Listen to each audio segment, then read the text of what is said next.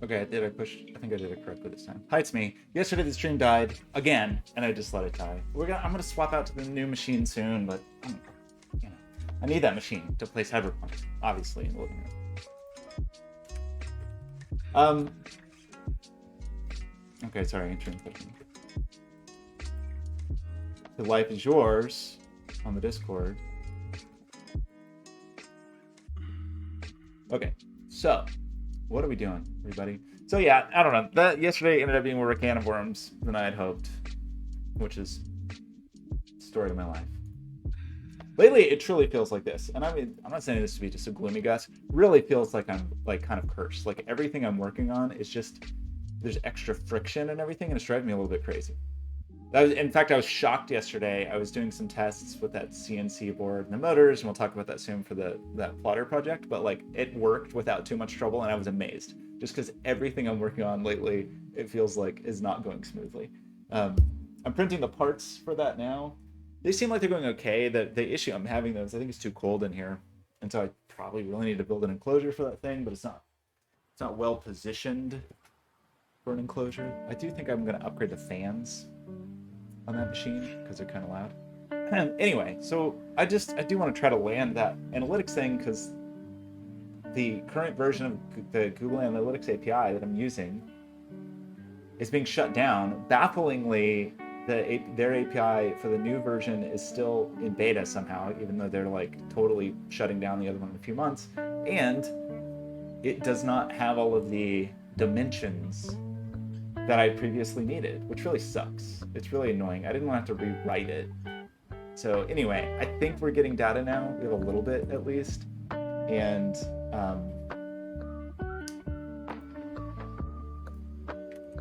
I have some thoughts on how to handle at least one of the issues, which is, so okay, just refresher. This is what we're looking at. So this is mission control. I've maintained it to some extent for like 10 years, updates here and there. Some fairly substantial updates like when we moved it to Netlify, but the underlying Google Analytics code was fine. That's not true anymore. And so in updating to the new API, whatever it is, like the Google Analytics Data API, whatever, no longer gives you the continent or subcontinent, which is just as dumb as all hell. And it's very irritating. And so I was not sure what to do about that. Like, at first I couldn't believe it. I was like, why would there be less, like, in your new API that you're demanding people migrate to, you would have fewer fields exposed? Like, I don't know. Anyway, seems very dumb. And then I was like, oh man, don't you use some other API or some other endpoint? And then it's a multi-stage query, and it just was really bumming me out. And then I realized, like, oh, well, there's not that many countries in the world, and they don't change that often. So that could probably just be a static list. So I was looking at like UN countries and regions.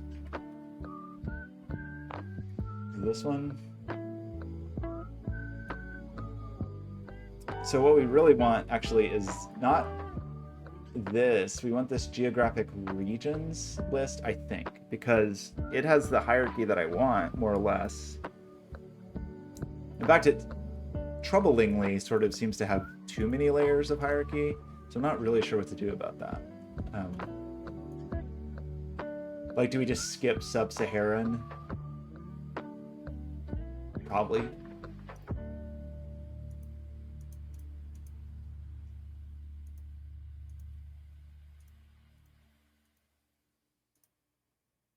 Well, this is actually weirder than I thought, though, because looking at this, I was thinking that the highest levels would be, that the highest levels would all be continents.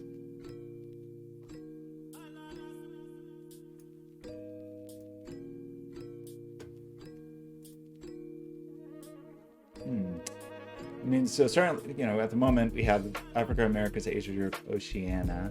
I don't really expect anybody from Antarctica.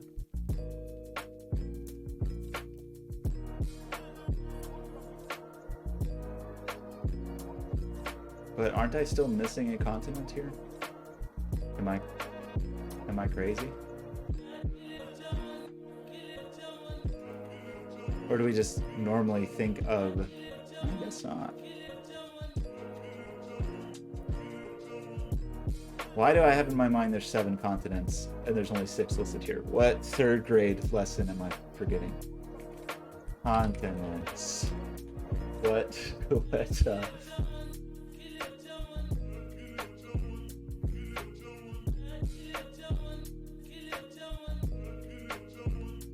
I see. Okay, so maybe just when I was a kid, we learned it with North America. Okay, I see. So 7 continents splits North and South America. 6 continents. You just have America or you have Eurasia. So it seems like the spec that I have, it looks like we have the Americas and then a subcontinent. So that's fine.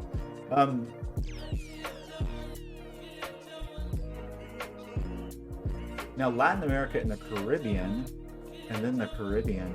So there's a concern here, I guess, is like, I do need, obviously, a consistent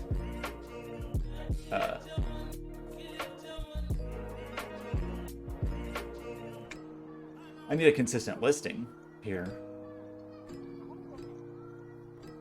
Or a consistent hierarchy, I guess, is a better way to put it. Like, as far as, like, what is a region, what is not a region.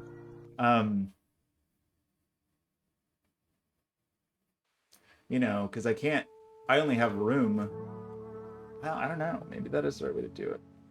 I don't think so, because I only have room for, like, a continent and a subcontinent.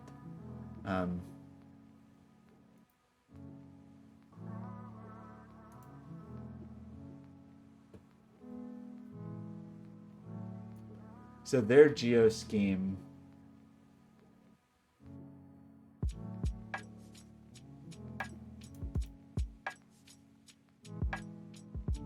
I see.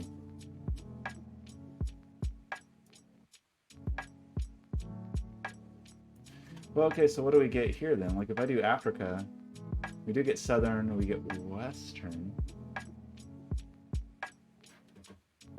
So it's almost like I would need logic to say, like, hey, if there is an intermediate region, use the intermediate region. If not, don't. Latin America and the Caribbean.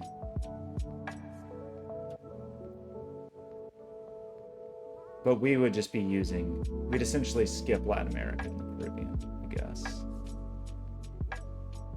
Because I want intermediate region, I think, whenever it's available. And if there's not intermediate region, then we would go 1 level up.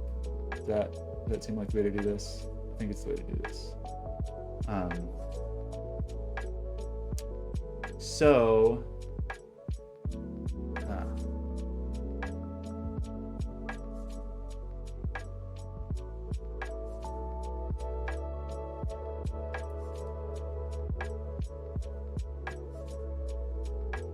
So that's the most specificity. I'm trying to think of how to parse this, you know? Like, what is the right?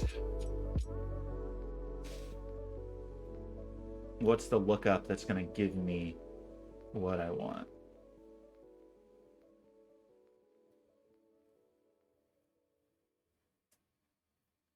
I guess I essentially just want...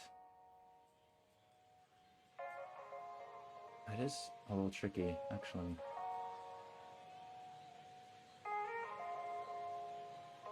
Like, if there's more hierarchy, I guess I always want continent and country, but then the question here is, like, the layer, you know, the level of specificity that I have here. So it would be nice to have a table like this that already had the... I guess I could create the table, but I don't really want to.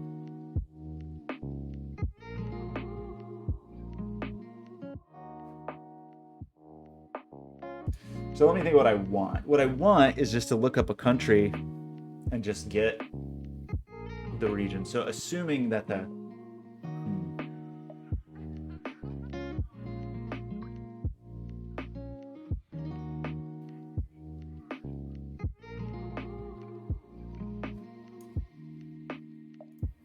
If I can get, like, United nations, geoscheme, JSON. Like if I get a JSON file, is this guy my hero? I haven't updated it in 6 years, but well, and also there's no country codes, so I would prefer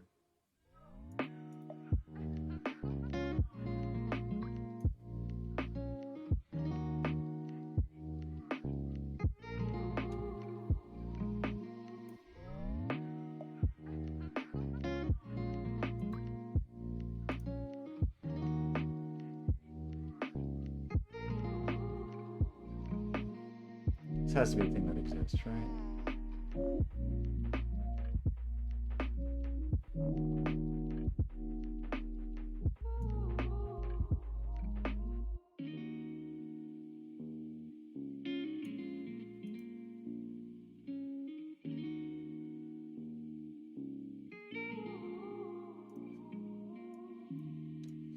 I'm actually surprised.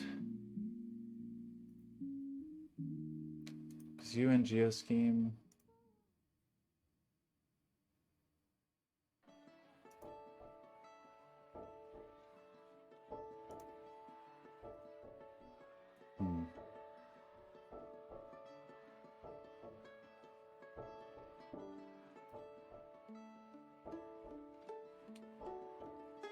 But what does this tell me though? You know, like how do I know?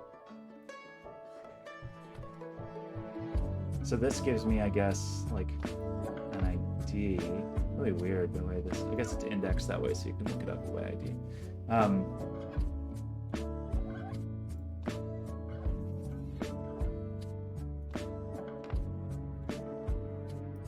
So this maps like what country you are into what region you are, and this gets a sub-region. So sort of lame that you'd have to iterate, right? Like it's especially weird because the countries you could look up by index, but here it just tells you what the sub-regions are. So then there's the sub-regions.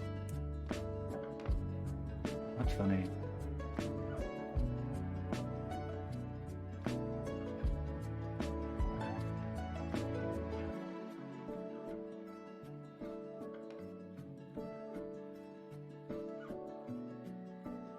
So based on the M49 coding classification, the thing though, so we have country regions and country, is this the region that we're in? Like what are the regions? Okay, that's the region, and then sub-regions. This actually looks like what I do want.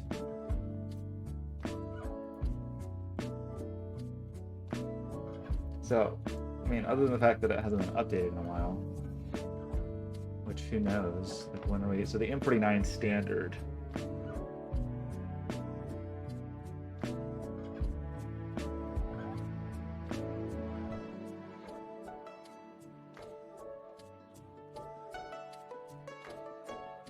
So this is as of December 2021.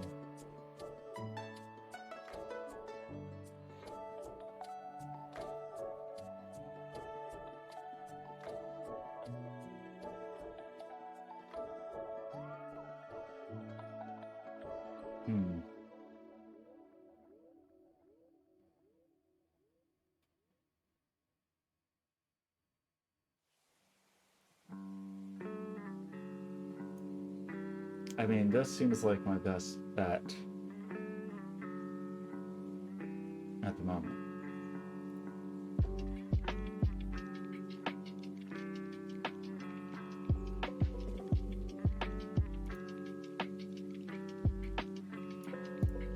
Yeah, I just wish the indexing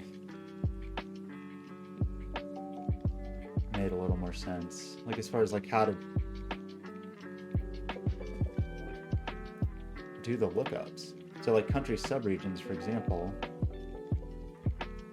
you just have to iterate through this, right? I mean, I guess I could build a map of this to start with.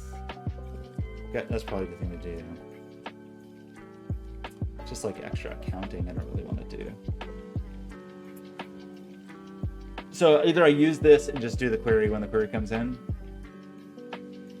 or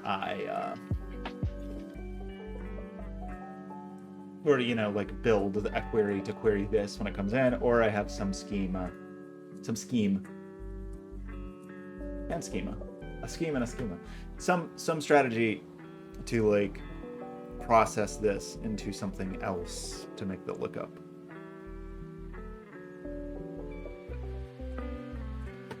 A little easier.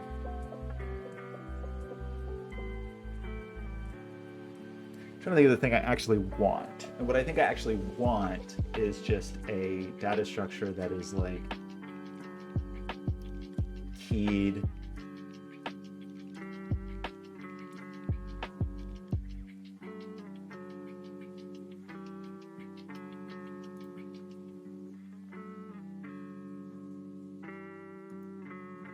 maybe it really is just easier to just do this every time, even though that seems crazy and it's extra work. I mean, it's extra work during every query.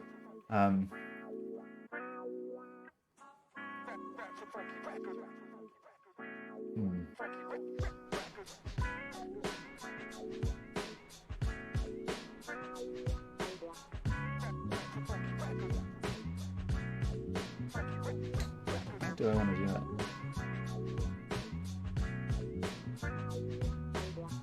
I mean, I could just, I guess, use this and build a quick little tool to generate the data set that I want, which would look kind of like this. No, it wouldn't. It would look kind of like this.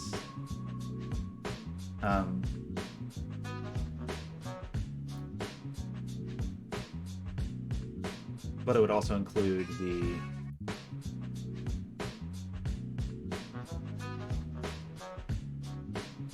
basically here it would include the comment and subcomment, basically.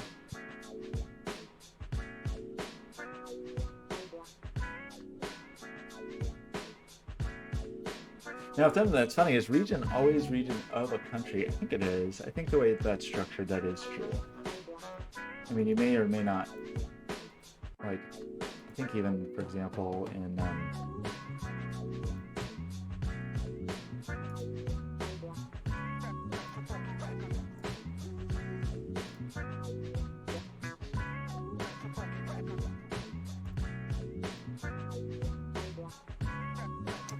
funny because my current query doesn't seem to return that properly. So let's see what we get for that. So where is that project?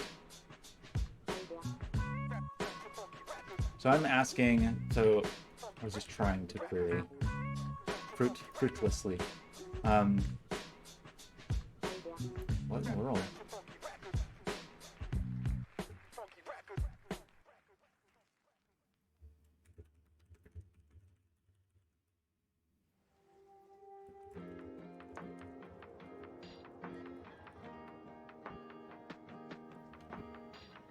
Anywho, like this kind of query.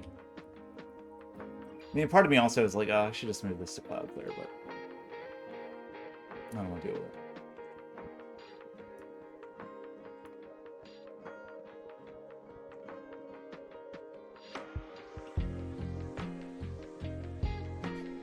it. Okay, so currently I'm getting nothing. Is to be expected. Like, this is a weird one. Like, why don't I get Paris here, for example? Definitely asking for country, region, and city. Country, region, city. That gets me down to Portland, but it's weird. It's like I get... You would think that this is Paris, right?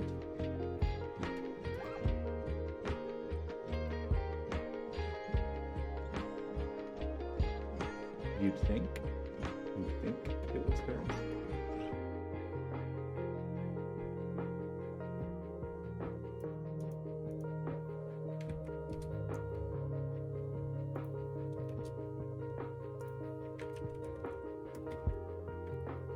Like, cities.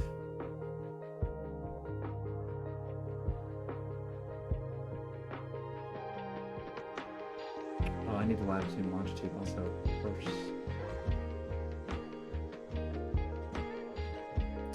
That's potentially a concern. So ask for latitude and longitude here. Oh man, please give me that.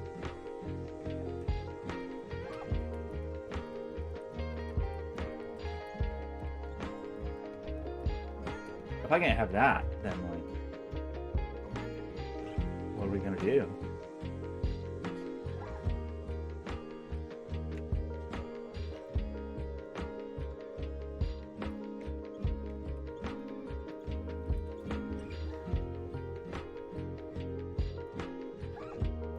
Wow, really?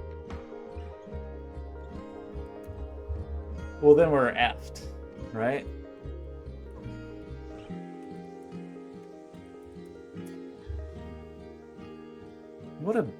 What a bummer.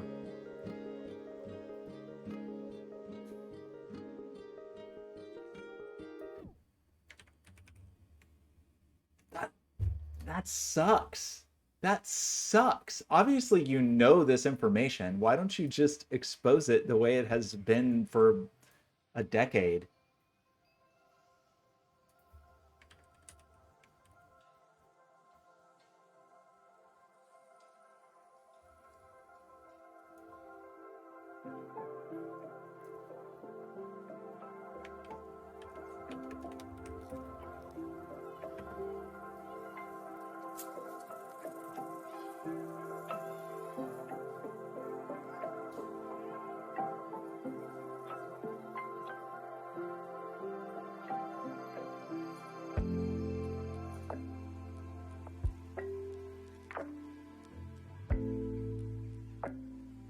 This guy have a cool globe too. This guy had the exact same problem as me.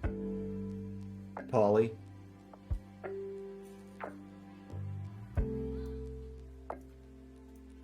It's a cool globe, Paulie.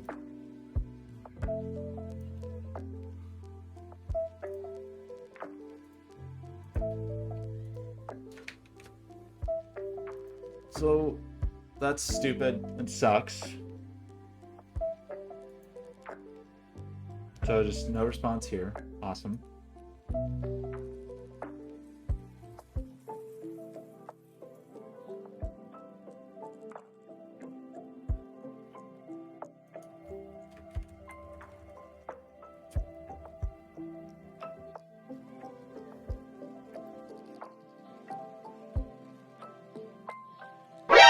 Whoa, Dracklin, how's it going? I'm cranky. Why did everything? Because nothing works, and I'm mad at it. This is very frustrating. Dracklin, are you getting a 3D printer? Why am I so cranky all the time? It's because I think I just continually make myself do things that make me cranky. The problem is like, I think there's things that I do want to do, just there's a big cranky factor with a lot of them. So here's what we're trying to do. You know, I built this thing a long time ago, and I still like it, and I still want it to work. Not so much to ask, right? So Google is sunsetting the API that I've been using for 10 years plus to make this work, and requiring everyone to move to their new API. And it just turns out, yesterday I realized like, oh, well, the new API just doesn't give me access to some of the fields that I need. I need these fields.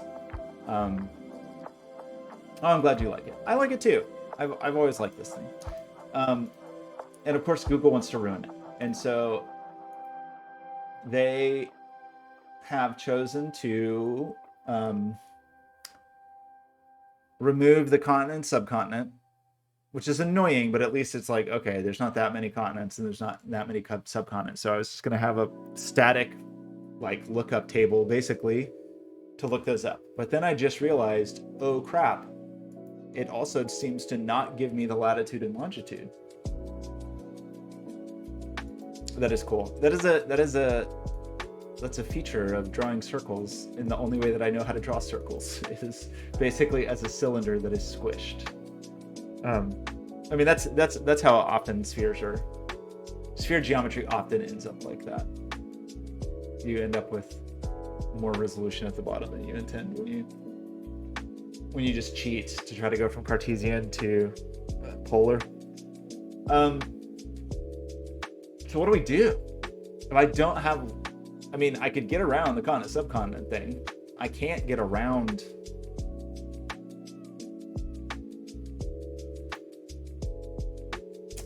I can't get around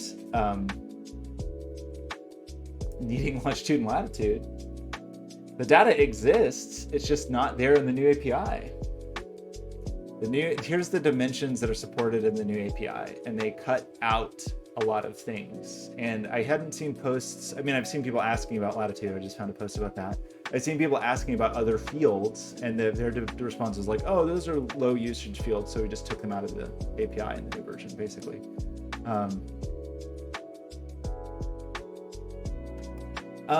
There's two things that they have. There's metrics and there's dimensions. I don't exactly understand their distinctions.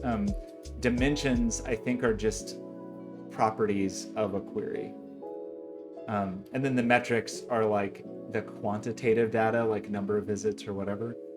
I'm sure there's a better way to put it, but it's essentially like, for my purposes, these are the columns for the row that I'm going to get. And in the old version of the API that's been around forever, it's very easy to query latitude and longitude and other geospatial data. Yeah, so previously these are my dimensions, and I could ask for a continent, subcontinent, so forth. So this was my original query with the old API.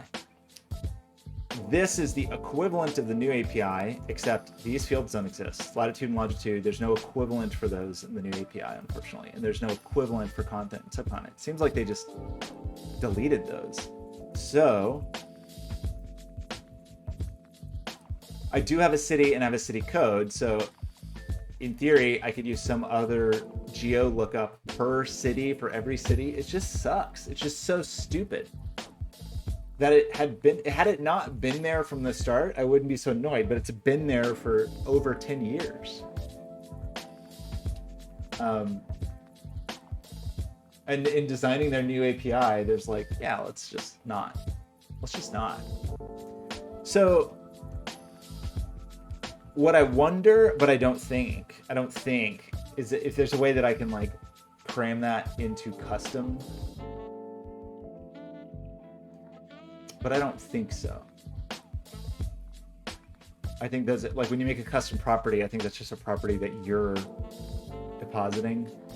Like when you call the API on the front end, you just say like, and I want to stick this property in there. I don't think there's like a dynamic property. The data definitely exists and you can see it. Like they show it on a map.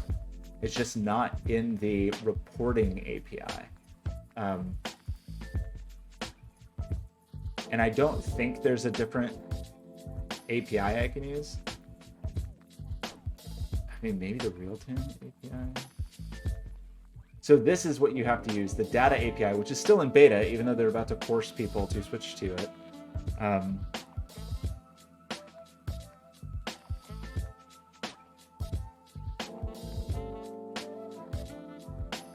Like, as near as I can tell, this will be deprecated soon.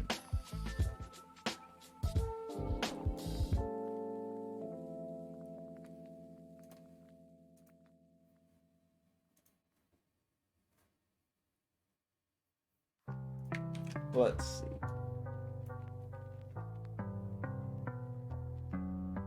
So this is the real-time reporting API, and I don't think that's what I want because I need I mean, maybe there's some way to do it, but I think this is really for like the last 30 minutes or something. Well, let me see. Maybe there's a way. Oh, did that finish? Wow, look at that.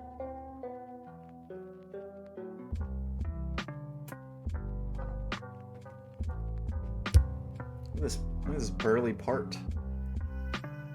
I'm getting like a little bit of like peeling up on the sides that I'm not very happy with, that I think is, I mean, it's got to just be temperature related in here. I'm hoping that doesn't, I mean, I'm hoping it's just like a little bit of warping and the flatness on the other side is okay. I don't know if that statement made sense. It's a little hard to say. I think you would get a kick out of a 3D printer, personally, because I just like with the kinds of things you like to tinker with. You could tinker with them in a physical world. It's not very expensive. They're not super fussy. I mean, they're definitely fussy if you want really nice prints, and I've never had what I really consider to be a nice print. I think this is a very good print, but I think there's problems with it. I would ask Grimbone about that. He had resin and then went to filament. Resin seems like if you want to do like little miniatures and one of them like really high fidelity, I think that might be worth it.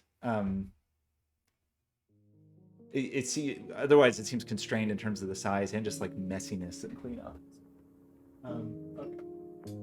Well, hopefully that is flat enough for me to actually use.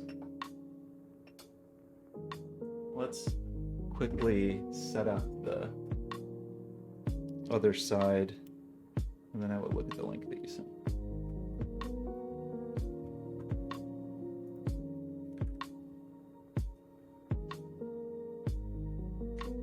I think this Ender 3 V2 is like totally for how little it costs. I think it's reasonable. If you really did want something that was a bit more like an appliance, so this is actually let's just look at this. Best 3D printer 2022. So I have a Creality Ender 3 V2. There are definitely newer ones. So there's this Ender 3 S1. Press-up printers, I think, are very nice, and if you want it, but they're more expensive. I think they're a little bit more like an appliance that might be a little less fussy. I don't actually know much about that. What's its face though? The S1.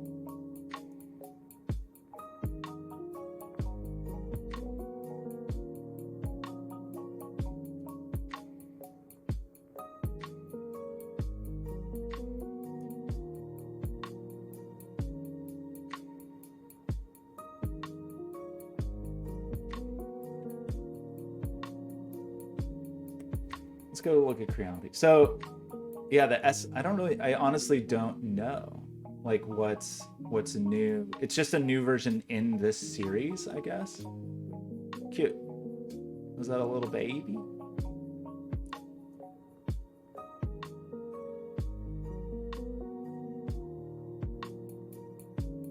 There's too many of these. I have this. I have an Ender 3 V2. And it's totally good. It may be outdated now. It looks maybe like the Ender 3 S1 is maybe the more modern equivalent. And then there's these like Pro and Plus that have other bells and whistles that I'm sure just make them cost money.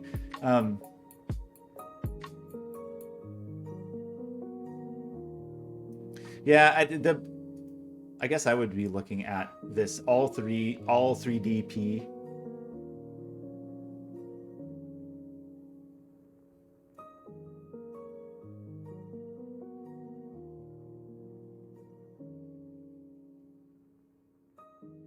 So many printers on this list.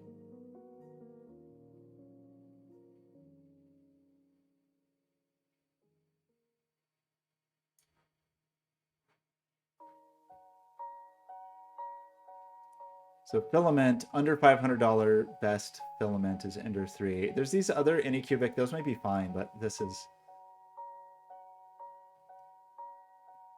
the closest to something I've experienced with. I wonder what is...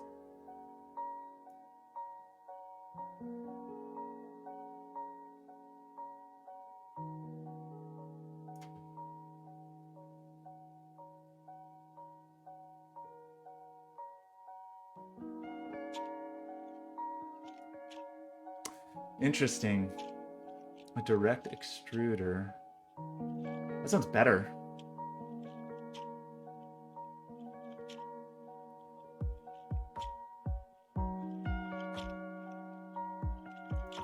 How much is this? $350. Life is yours. How's it going? We're all buying 3D printers now. So this has CR Touch already built in. and direct extruding, which is interesting. So the filament is just going straight into the head instead of... That just sounds weird.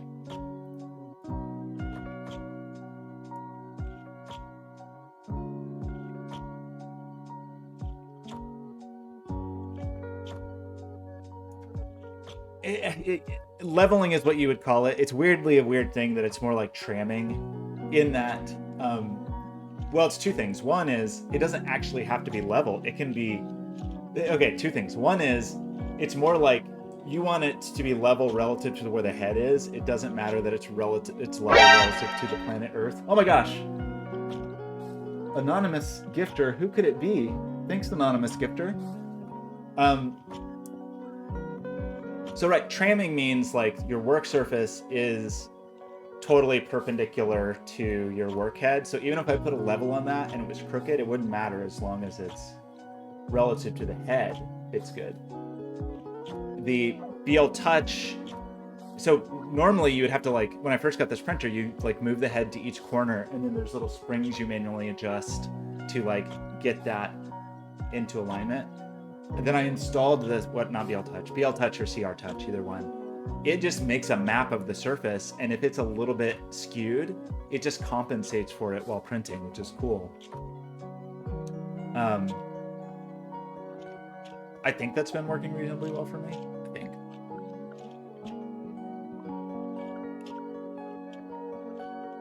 Yeah, I'm curious about this direct extruder.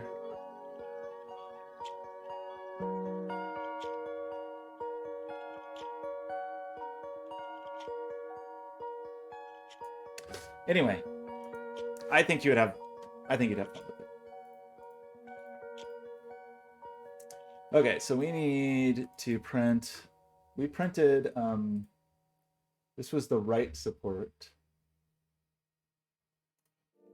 I hope I don't have to reprint these. I'm just a little worried because there is like some peeling on the edges because it's so cold in here, but I think it's still going to be okay. This cute little part. Yeah, we'll see it on screen in a second when I find the... I need to print its brother. So this is the right support and the left support. It's not bad. It turned out pretty well, other than this, like, it's even a little hard to describe, but basically this bottom is not totally flat. It like curves up just a little bit. But I think it's not that it warps up and that this is warped up, if it makes sense. I think this is just like a little curvy on the bottom, but it is still flat on top.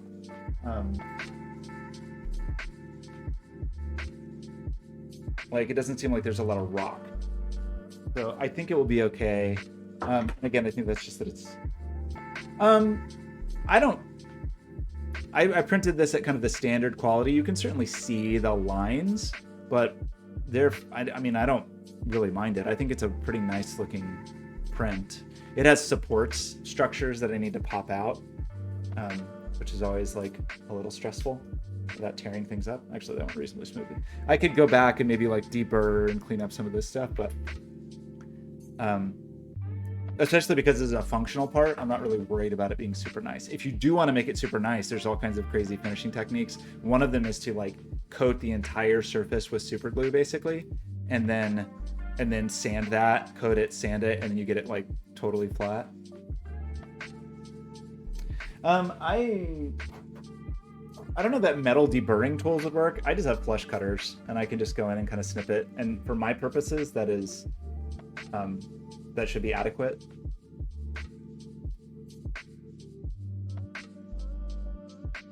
Your phone just wrote did it. Okay, I keep getting, okay, we printed the right support. We are now printing the left support, and we want to print this face down. I think I have all my PLA settings. We're doing 70% infill, which is way more than I normally do, but I just want these to be strong. A 5-hour print. Really that long? So long. Okay. I think this is all good. I think it's gonna be okay.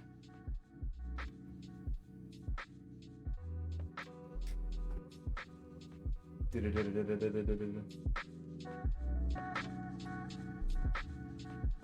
so let's print this. And this is the L die. I think actually here, so none of it really matters, but. Or, I mean, not even mirrored, just truly symmetrical and rotated. If it was mirrored, it could still matter.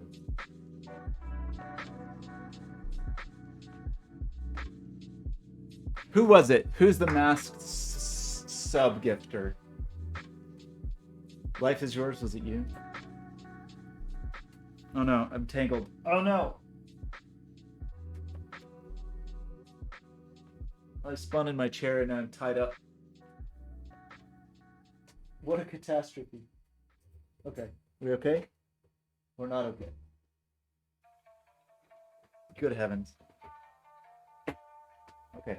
Oh. Whew. I gotta finish this. Ah, your app gave its life to give a gift to us. I appreciate it.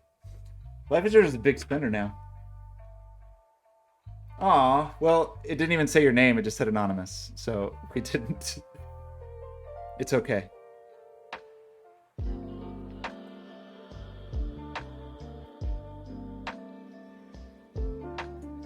Smart. Oh, I could have just claimed it. I could have said that I'm gifting subs.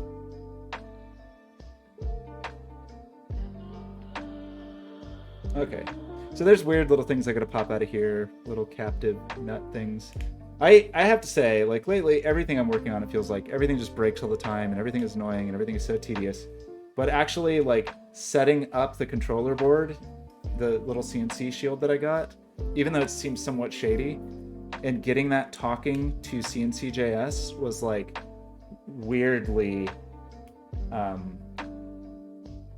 easy. I mean, granted, I have no idea if it's actually accurate yet, and I will not know if it's actually, like, it's truly functional until I have the machine built.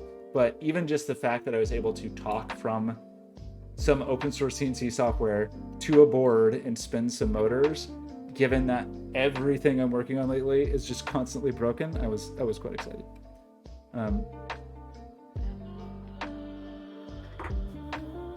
Okay, look at you two. Draklin, life is yours. It's been like 5 years of us now. Have we known each other for 5 years now? Okay, let's print this and then get back to that annoying thing.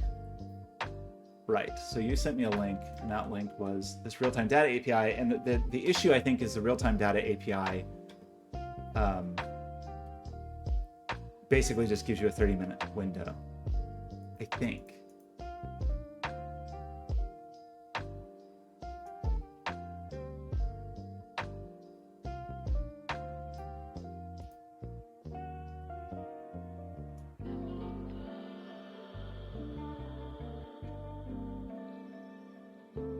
Yeah, I mean, it's this kind of thing. It's say like, hey, some people are looking at this product right now. You should buy it. I don't think you can use it for reporting, for like longer term reporting, unfortunately. Aww.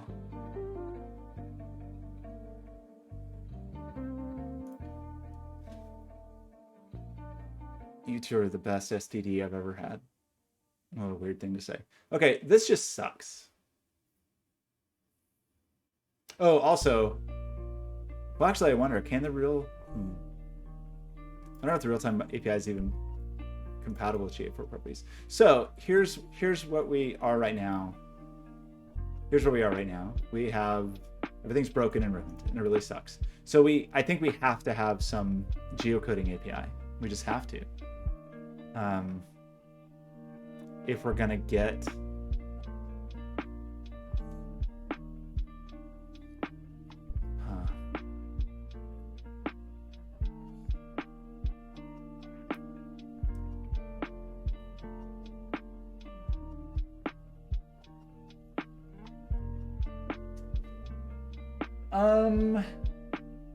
I don't think so.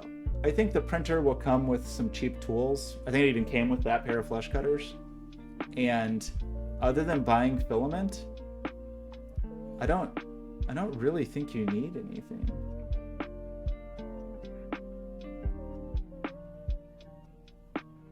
I mean, if there's something that seems useful, but I don't know that there's anything think you need. Okay.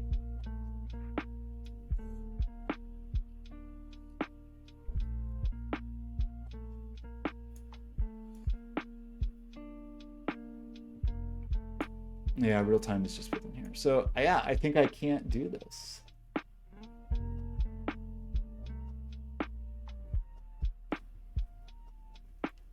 What are we gonna do? I don't have to do like a secondary geocode lookup, especially not on Netlify where we can't have any like derivative storage. So are we gonna end up porting this to Cloudflare Workers?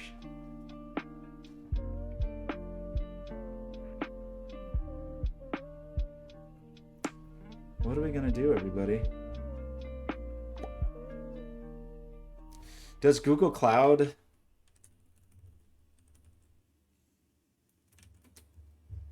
Oops, Google Cloud. Since I have to use stupid cloud anyway, is there like a... So there's a geolocation API. It's not what I want.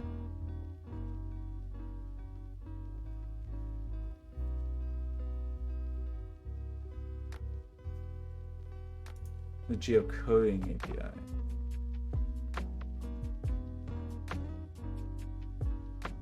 Problem is, I'm actually worried that I'm gonna like hit limits.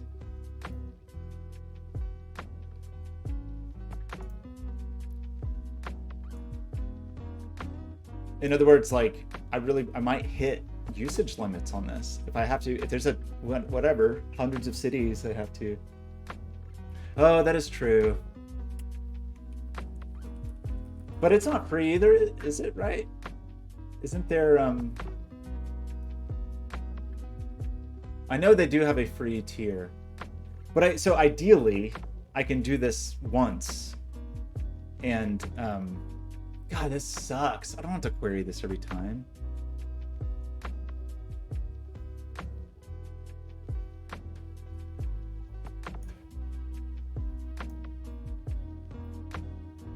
Like one, I'm not exactly sure that I'm going to get all the data I want here.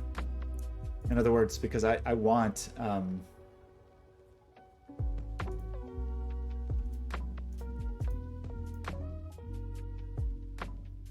I want continent, I see. Maybe it would technically be manually triggered. Unfortunately, this doesn't give me... It still doesn't give me continent.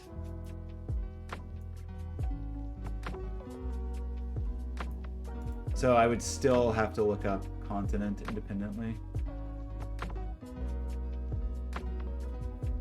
The other thing that's really weird is I just want it based on a country. No, it's not. I'll have a city code. So what do I actually have? What do I actually know about? This is so irritating.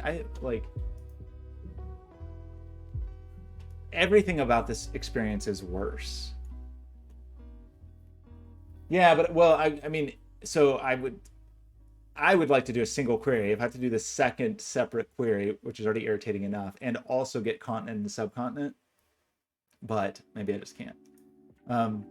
Everything about this experience is worse. The Google Cloud stuff is worse. The authentication stuff is worse. I mean, it sucked before. OAuth sucks, so it's not like it was good before, but like making this a worse experience and removing functionality is a real kick in the pants. So we need the stupid data API. So what can we actually have? So a dimension that we can have. Oops, not that.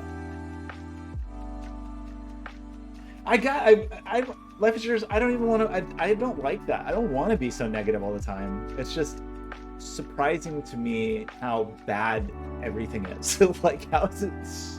It's like so surprisingly. If it, when it's bad, it's bad. That's fine. It's bad, but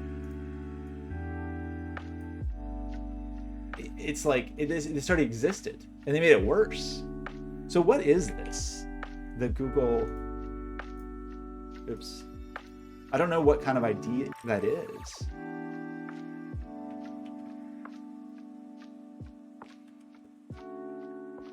What if there was a thing that was just didn't suck?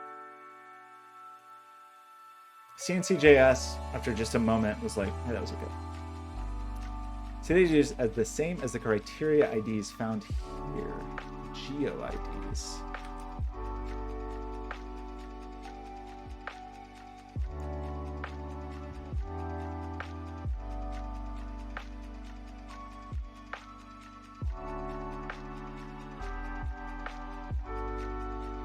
But what? So is this not like an actual real ID that the world uses? This is just some made up. Okay, what did that just say? The criteria ID? What is that?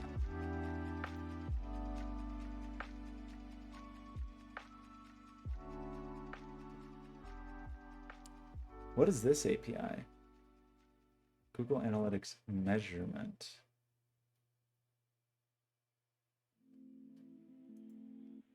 But this is for Universal Analytics. I can't use that. Are you doing it? Oh, Draklin, I hope you like it. I hope you have a great time with it. It just feels like a thing that I think you will have fun with. You know what I need to get is like a nice little set of picks and hooks to get out some of these supports. Some of them just kind of pop out. I like 3D printing-ish. It's just so slow. That's my main complaint, is that it's so outrageously slow.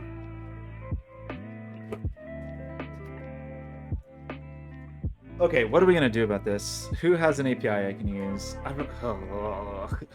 So, you know, I'm tempted. Here's my current temptation, is to offline this and just run it like as a scheduled Cloudflare worker or something. Because there's no reason to do all of this work while just on every query.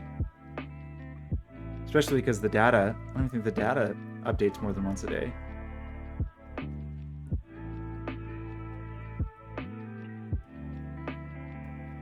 I need more needle-nosed flyers.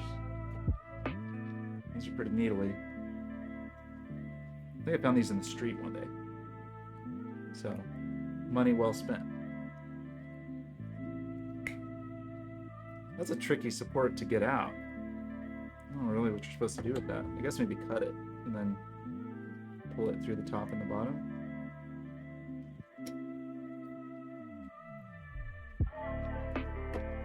Tricky.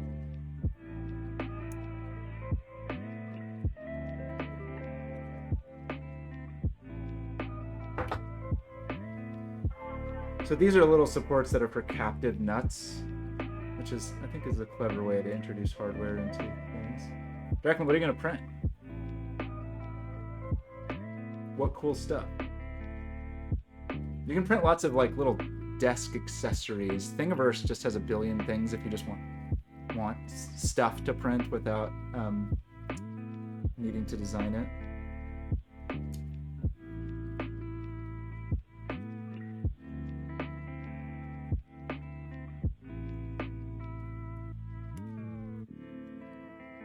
You know, the biggest bummer about this is like something I've been meaning to do for 10 years is update this so that anybody could just put in their credentials and just be like, hey, I want to see my website on this cool globe. And I was thinking to myself, like, well, maybe this is the time to do that. Maybe, like, since I'm doing these updates anyway, maybe it's time to just get in there and do it. But now if it's going to be even more broken and require multiple queries and not really work offline, like, I don't think that's going to happen.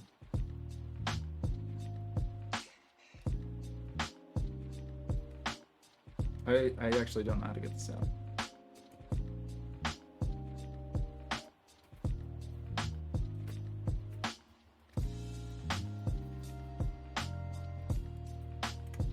So, what do we do, everybody? I don't really care about using a Google API other than we'll already be authenticated for Google Cloud stuff, you know? So, like, from that perspective, it probably makes sense to just use a Google API.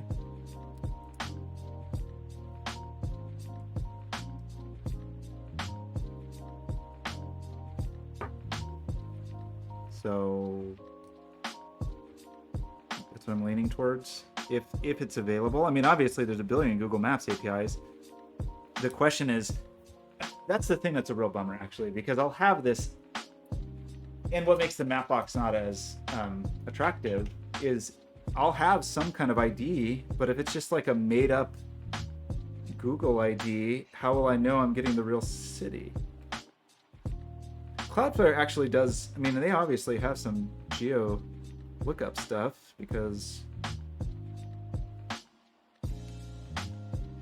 they just put it in the header of their request, even like whatever latitude and longitude of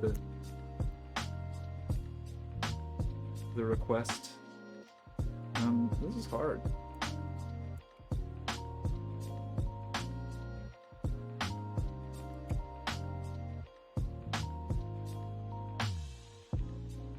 I might just have to drill that one out.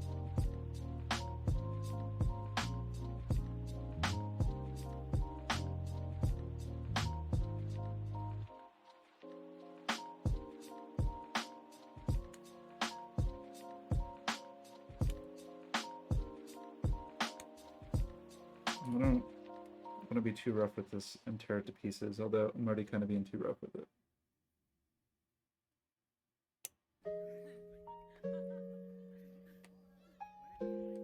I should probably switch to tweezers instead of pliers.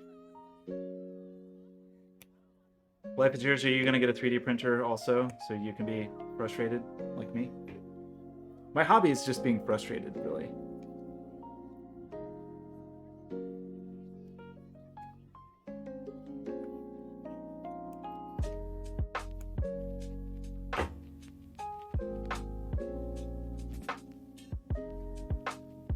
Draclin, I bet you'll find a million things like that on Thingiverse. There's lots of cool little, especially like, one of the things I like, I don't ever really print them, but I do like that they exist, is that there will just be really hyper-specific things that people will print. That it's like, oh yeah, I printed this bracket for this specific thing. So you might even find, like, somebody has printed a holder for a very specific spice rack or something like that. Or like very specific spices.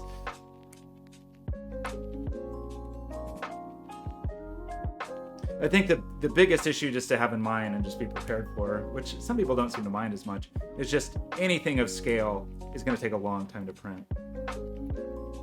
Like anything above a certain size is just going to be freaking slow.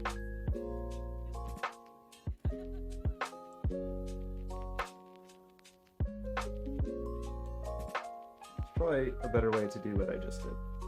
I do need to get like a little... So I got that cute little weird tool, I think I posted on Discord, to fix the little organ, the chord organ I got for someone for Christmas. And it's a cute, weird little specialized tool. And that company, Moody, makes all kinds of like little precision hooks and picks and stuff like that. So thinking about getting some more hardware from them. Okay, I think I got it, kind of.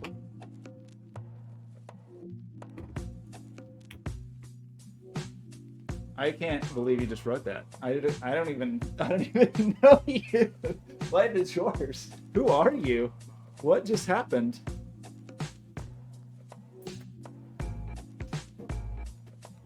Oh, I'm shocked. Shocked at what you just exposed my eyes to. Okay, look at this thing. He's pretty good. Pretty clean.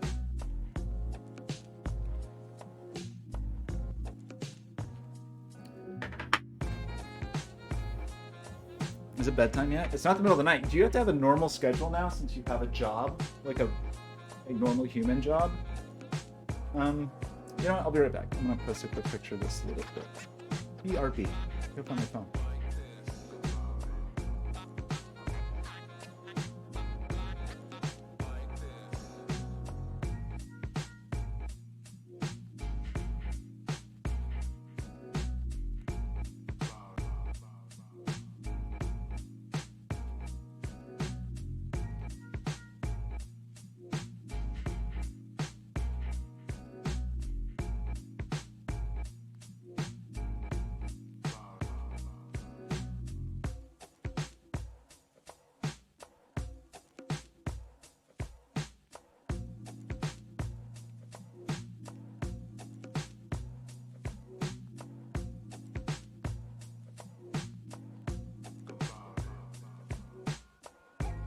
It is cool that it exists now.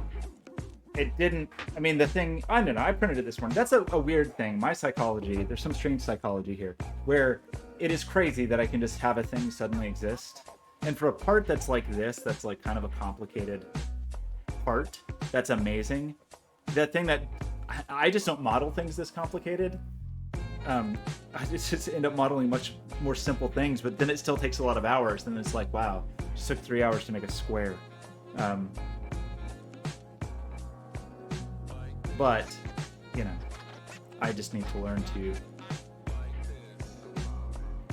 do better. Okay, I'm put a picture in the Discord. Not the best picture.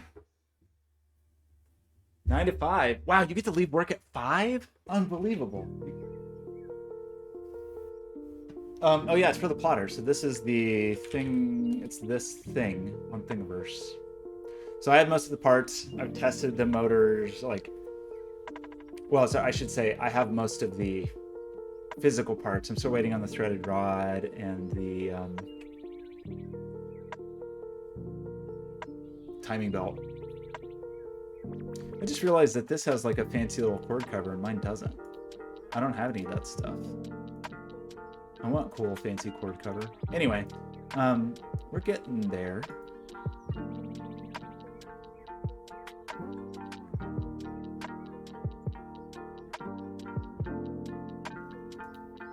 Well, yeah, I mean, I don't mean to, it is a miracle. It is just this marvel of modern technology that we can even do this. I guess my complaint more is like with my skill level of the things that I make that are so simple, that are often just like a square or a cylinder or whatever. If I just had a little shop with like a lathe or a bandsaw or whatever, I could just make it out of wood in 20 seconds. Obviously, this would be harder. A weird thing though about the pieces in here, I wonder who made them. They're nicely made, but in my mind, they seem like they were designed not for, that they were not designed for 3D printing. They feel to me like they were more designed for injection molding, but maybe I don't know what I'm talking about. But that's just kind of how it seems to me, because they don't look like they were really printed. I mean, maybe the person who designed them really is just like a straight up engineer, because they're very solid. Like this is extremely solid. It's just with a long print and it's a big volume of plastic. So my strategy is way more like, okay, what is the absolute minimum amount of time? I absolutely want to get into machining, like true machining for sure. There's a little bit of a gateway drug here with that, like, because I did get that CNC with my friend Sean last year, and I've been doing stuff with that. So like wood CNC, but there are just plenty of things where it's like, oh man, if I just had a lathe, I could just put this on a lathe in no time. I think Mona Lisa, is that one of the files it comes with? I'm sure people do that. I mean, the generative plotter. Actually, Draclin, I feel like you would be really into this stuff. Did you look at the plotter art subreddit?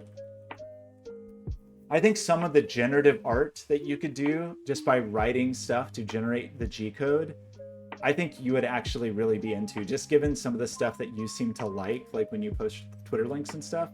I think you would, yeah. So I love this stuff. I'm pretty interested in it. David Lobser, my business partner, built a plotter like 10 years ago and did a lot of weird generative stuff, but then he was just writing straight G-code to do it. And then he got into just writing G-code to send G-code direct to the printer, like not use a slicer or anything. He was just controlling the head, and he was doing weird generative stuff. Let's see if I can find any of his old stuff. You know if he's... Yeah, so he was doing these generative, like weaving techniques. Well, you can definitely do spirography stuff. Yeah, he was doing all these crazy, like, weaving things just by not modeling it, just writing software to directly control the plotter. or sorry, in that case, control the printer. I'm not sure if he was controlling the head or if he did take these through his slicer, but he was doing like zoetropes and all kinds of cool stuff. Very cool. I wonder if he still has his tileable art stuff up.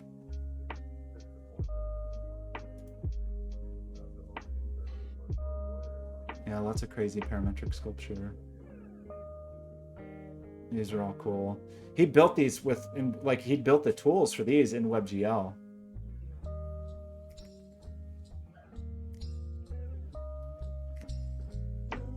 Well, that's one of the things I really love about this stuff is it's stuff that does not look like being drawn with the plotter just has a very, very different look than just printed with a printer.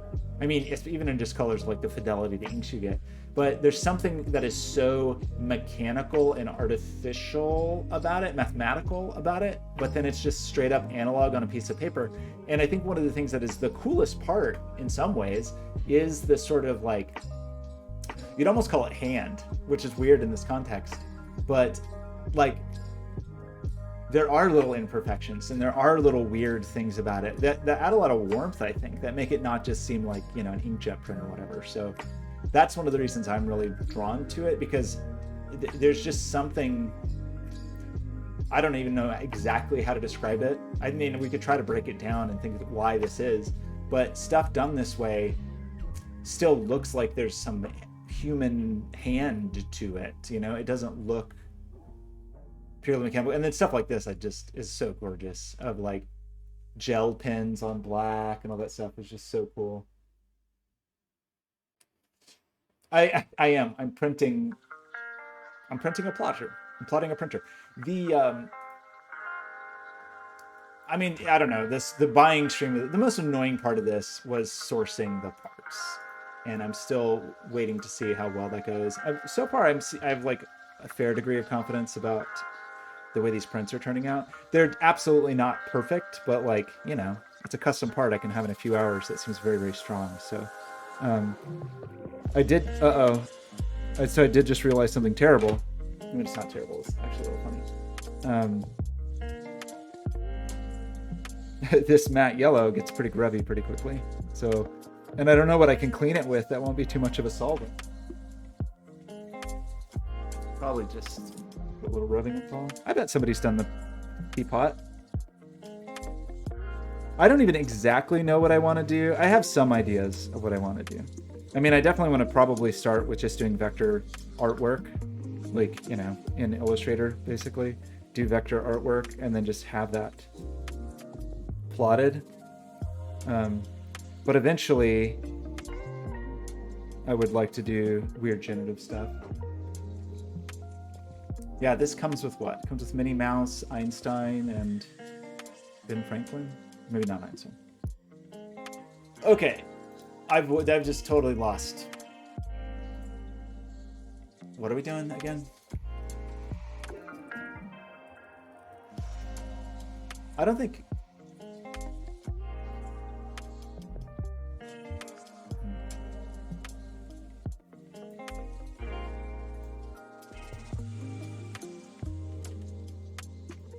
So we need like Google country from city API.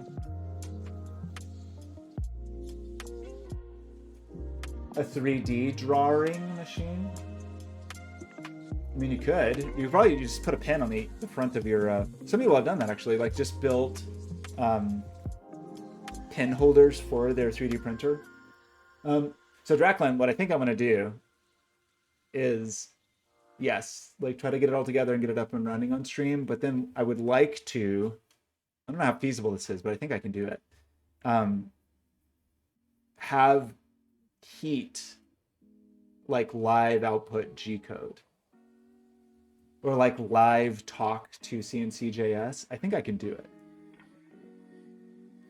But the idea being that you can like click around on Heat and draw on a piece of paper. I don't know, maybe that's a terrible idea, but I think it would be kind of funny.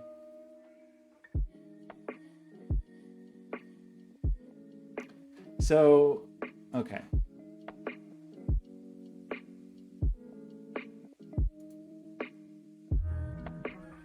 Well, I thought of you in particular. I thought of the old days when you used to come early on with Heat and find every way you possibly could to break and exploit it while I was working on it. So, does this still exist? Google Places API?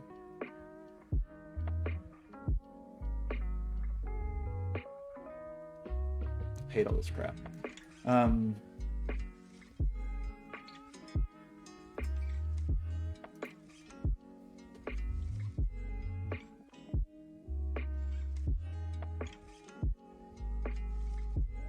Like, if I could get the details.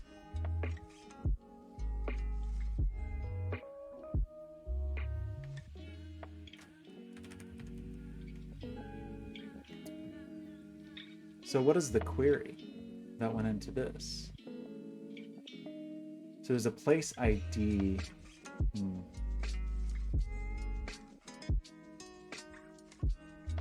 I mean, this is not bad. This is giving me like, ugh. I mean, we're getting weird, like administrative level, locality, all of these things. It's not really what I'm looking for.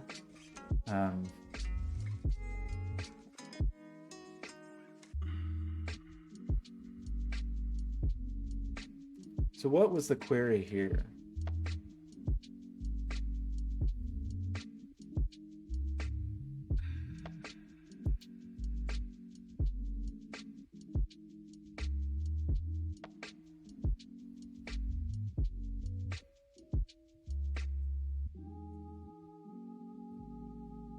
Okay, well, yeah.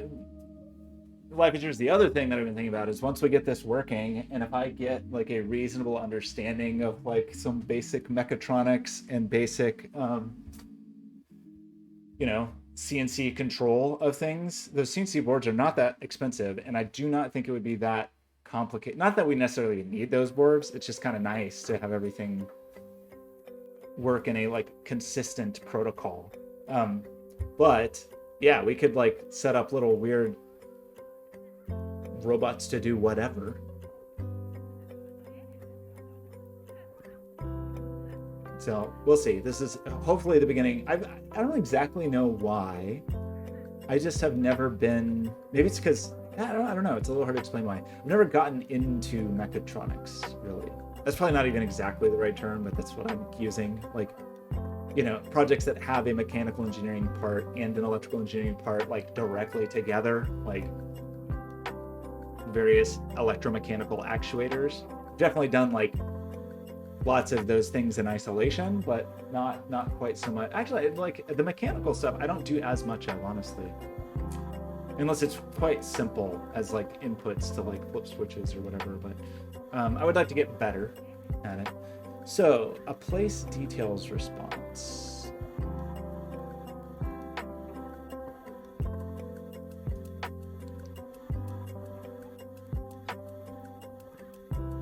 So the thing that I really just don't understand is I guess we just have to try it. So like city ID. My issue is I don't know what ID. I don't really know what I have available to me here. It's really annoying that this is going to be so much more work than I wanted it to be, but I guess I shouldn't be surprised. Where was that?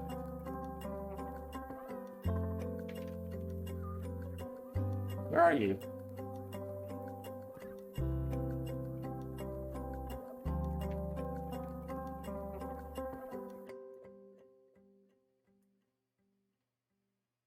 So did that work? I see city ID.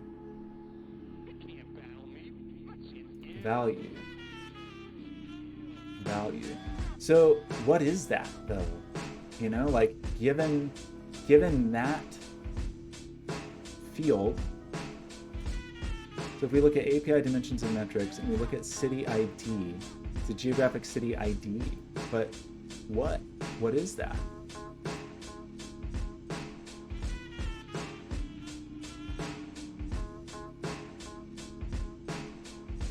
Is that the secret?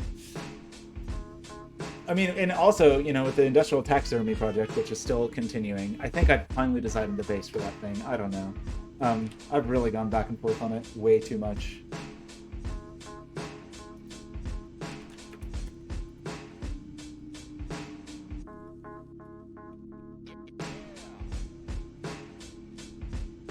Okay, so is it gonna work? Come on, buddy. It's gonna crash the stream. So my last few streams have just crashed. It seems to be like memory related, but not in a way that is easy to diagnose. It just feels like it was like page file. Whoa, 30% off monthly and yearly subscriptions. Should I do that? Oh man, I should probably do that. Why do it?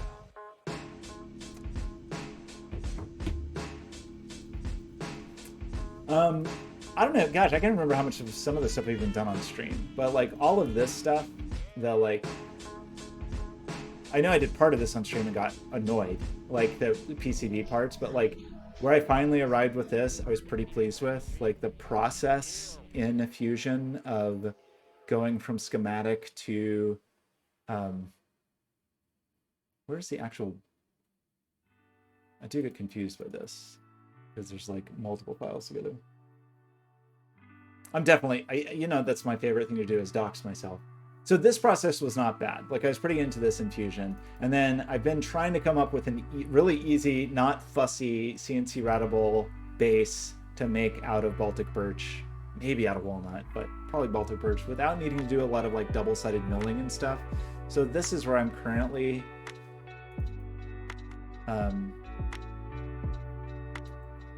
leaning.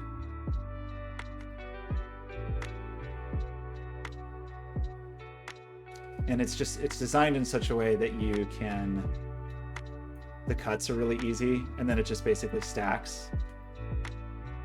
So I don't know. I mean, it's a hard thing because these are all new things that I'm learning, and I've learned definitely a lot in the last year in regards to like CAD and CAM. It's easy for me to get frustrated with myself to just, you know, and this is, even though I know this, like it's hard as an adult to not be good at something.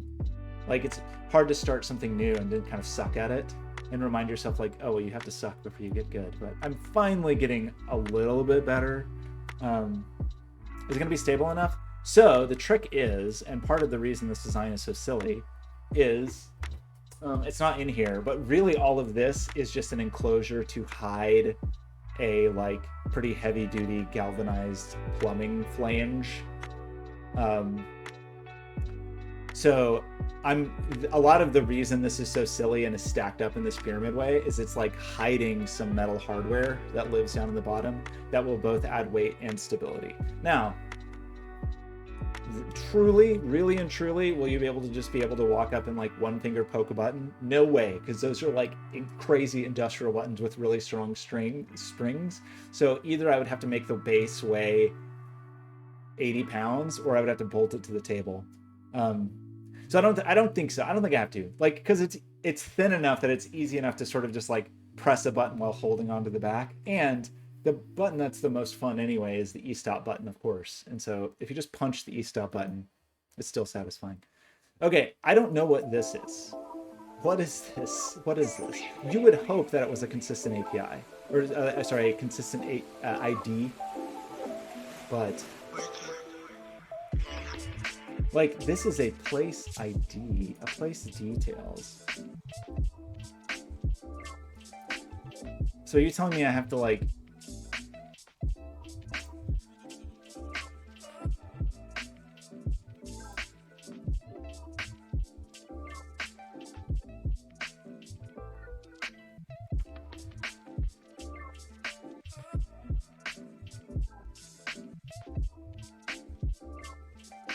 so I don't have this. I don't know this information. God, this sucks. What is the right answer here? Okay, so as it stands, I just have some like arbitrary unique ID for cities that doesn't seem to be a standardized thing. Maybe I'm wrong about that, but it doesn't seem to be.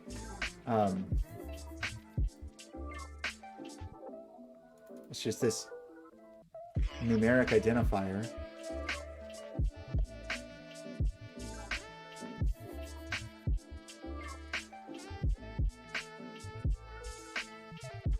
I thought one of the, I guess this isn't being served as JSON, and that's fine. I thought browsers would format this now.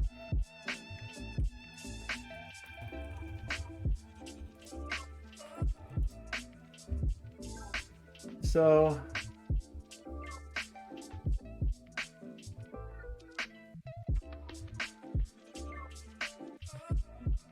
isn't this weird that I don't get more detail than this?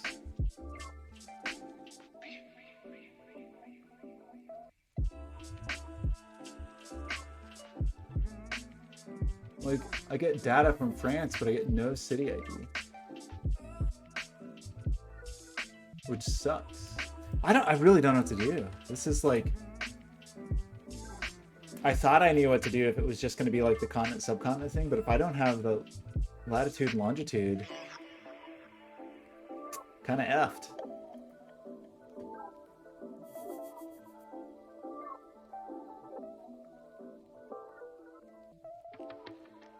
What makes no sense to me at all is why I can't, like, even if they're saying like, oh, those fields are low use, we don't list them, whatever.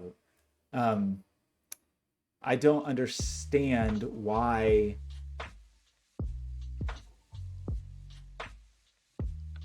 Can I get like users by city or something? Users by what? Users by.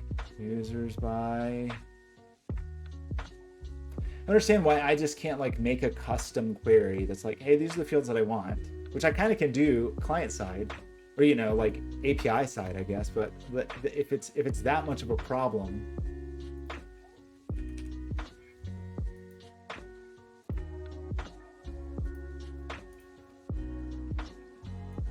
I also only needed to update like once a day or something.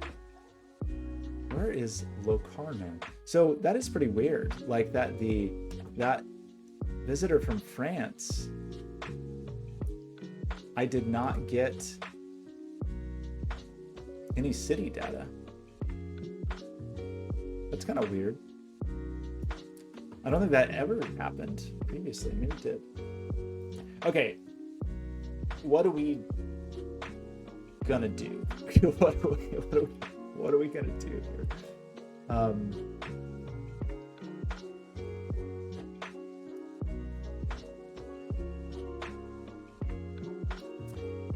With the understanding that it seems we cannot get any kind of meaningful geo data beyond like city, region, country.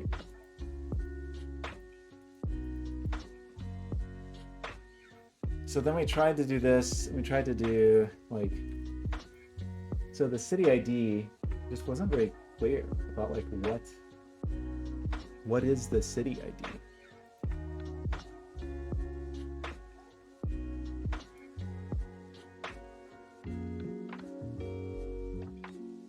The same as the criteria IDs. Guides collection protocol geo ID. But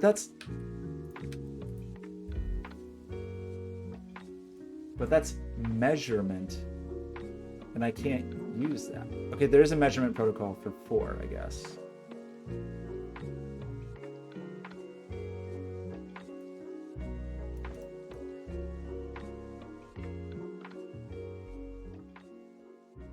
Google Analytics measurement protocol allows developers to enhance web and app streams by sending events directly to Google Analytics servers. That's not what I want to do.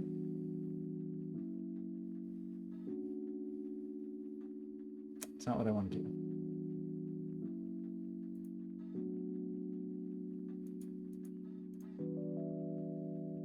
And it does not seem to mention those IDs here. Does it?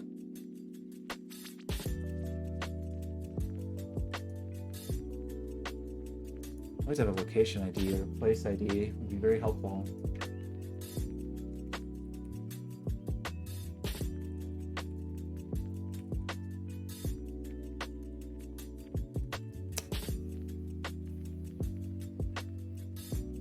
What do we do? How do I, so it seems like I'm gonna have to do a secondary query, so that's stupid, but okay. But then what?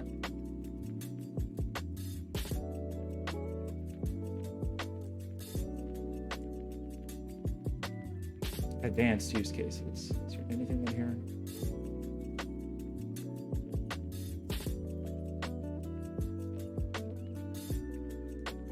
Have registered custom dimensions.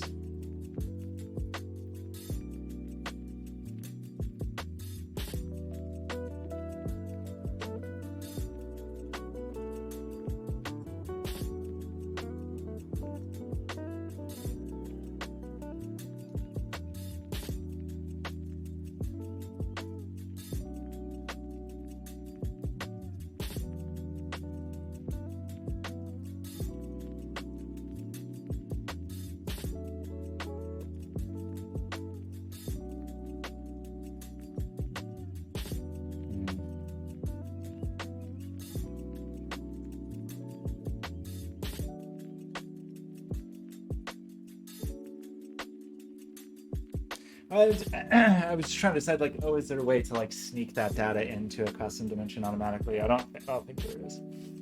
So this is stupid and I hate it. But what is okay? What is it? What do they call that ID again? Was like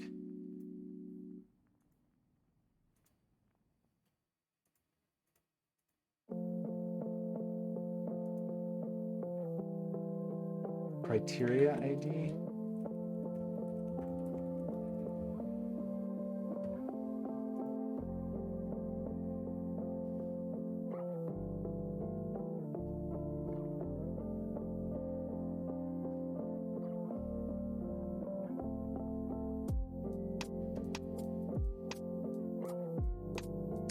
Interesting. Dimension. Okay, so for example, we were in United States. We made the country dimension. You get a state ID. California. I was hoping to be hierarchical. Does not appear to be hierarchical.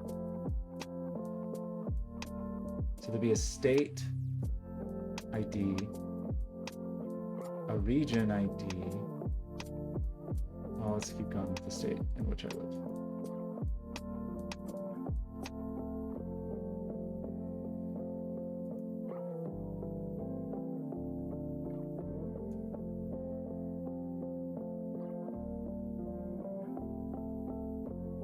District. Okay, so it just seems like there's no hierarchy above the country codes. That's fine. But then the city ID, can I not get...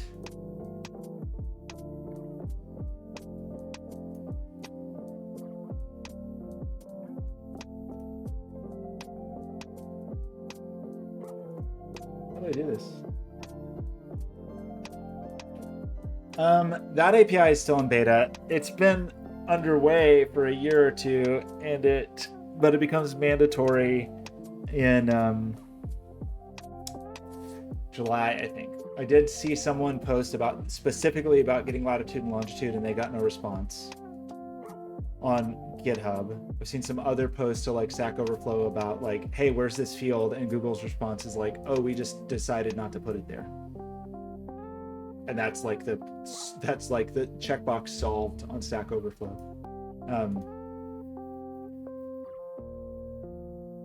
If I can find what this ID means, like, does this ID mean something?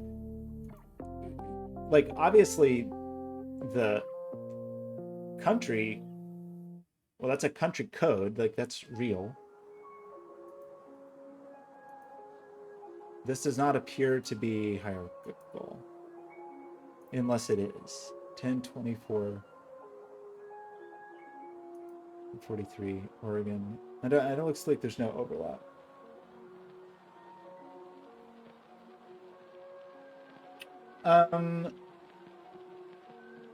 Yes, potentially. I just need to figure out what the lookup is. Well, I mean, at the city level, probably not. I can't realistically just cache every city on Earth.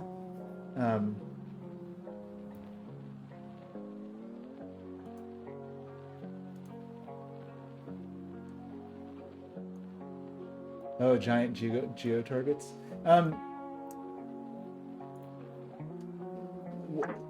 I mean, you've got the right idea. I just need to, I think I have to build that or query it elsewhere. So first, I think it's just fair to say I'm not going to get the data that I want from Google Analytics. And that's okay for the country, whatever, the continent and subcontinent. I can just have a local cache of that. I don't know that I can realistically have like a cache for every city. But I shouldn't need it if I can use this number. I just don't know what this number is. If it's like this.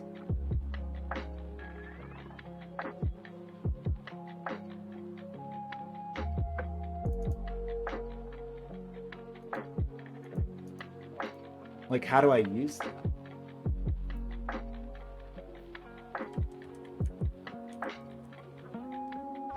A geographical criteria ID. Oh, I see. Sorry, Declan. You're saying that's literally what this is. This link is? I'm sorry. I understand now. And it's just broken. Okay. You're a step ahead of me. I'm sorry.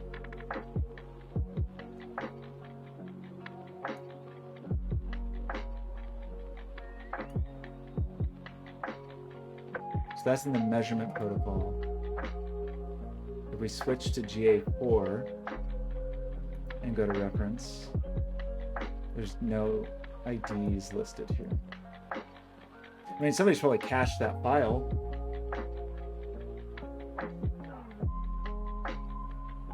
There's no way to query that.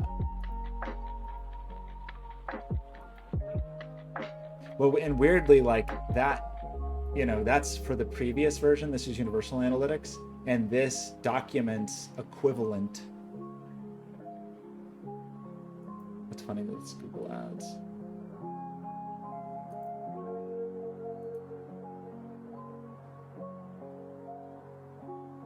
Country code, subcontinent code. But this is all still UA. But I think the ideas are the same.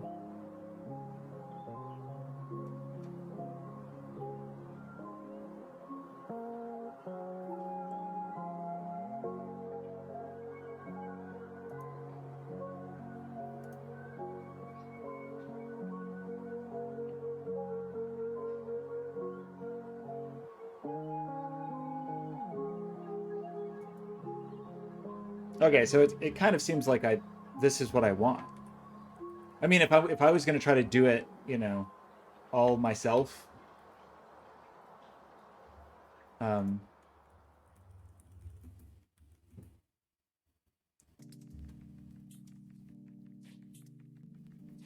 there's the stupid.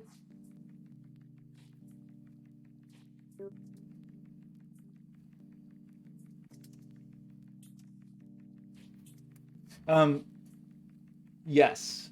I wonder how big that file is. Is that file going to be like a gig?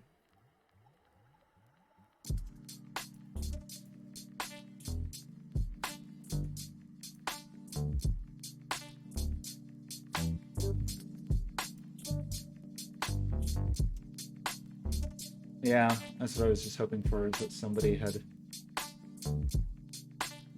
cached it somewhere.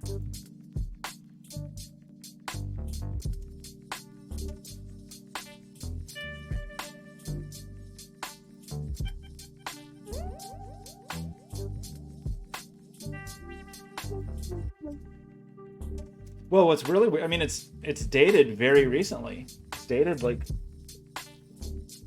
less than a month ago. Both of them are. Okay, I guess one thing is this. Can't do nothing. This is the Google Ads API, which is unusual.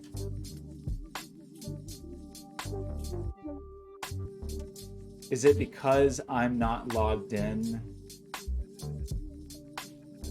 the right way or something? Like, is it because I can't look at Google Ads or something like that?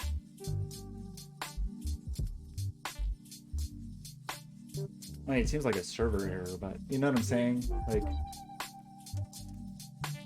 maybe it's not that the file may be available. It may just be that we don't have access to it and they're throwing a bad error.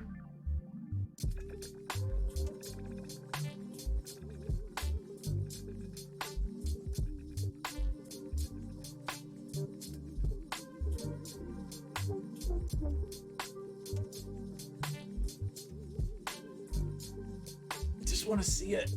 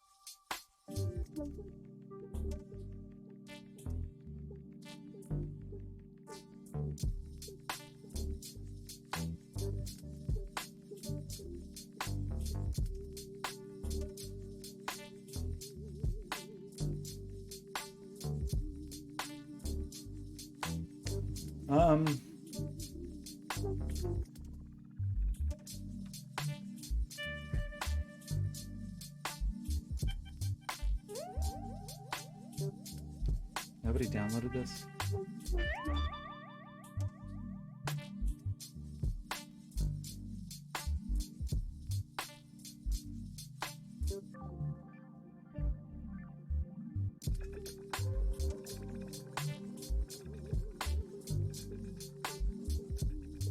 There's a lot of, this is a big file.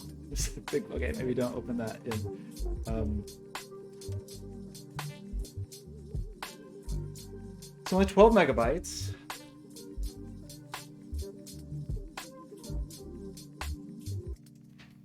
But I don't, like, I want to be able to query this. Well, I'm not sure this is exactly the right one. I just found some, like,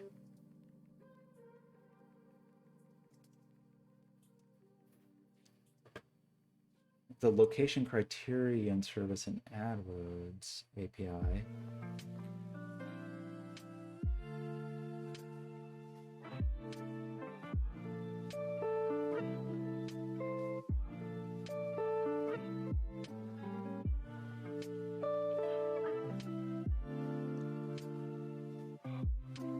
It's really weird that that's...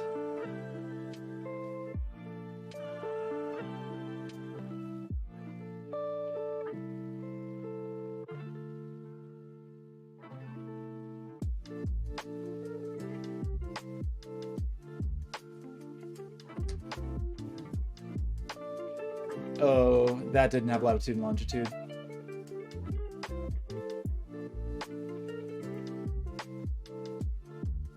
I see. Well, that's a bummer because I basically have this information already. I mean, maybe it is the same thing I'm looking at because I don't really see.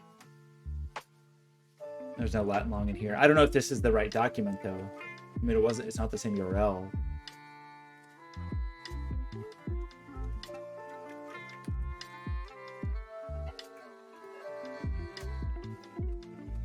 This is so obnoxious.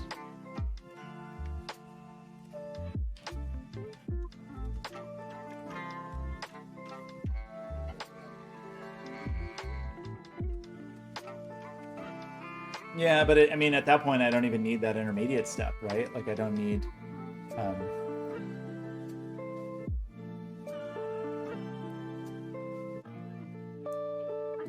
Oh, Looker Studio. What the heck is that?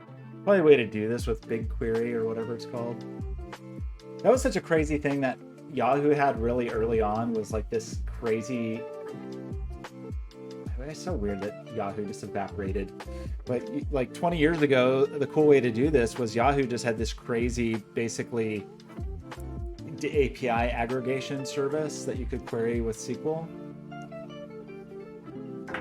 Or something SQL-like, YQL or something.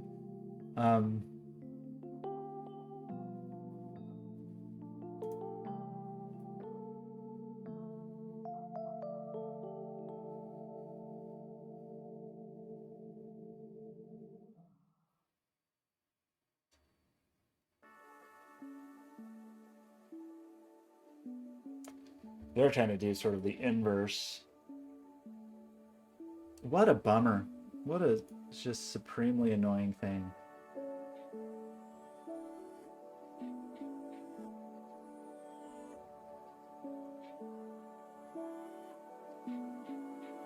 Right now, because it used to be very lightweight, it was just a single query that got processed. So there was no like secondary processing. Um, it just runs on every hit. We just made a cloud. It's. I rewrote it recently to be a cloud. No, sorry, Netlify function. We did that like last year or the year before on stream. But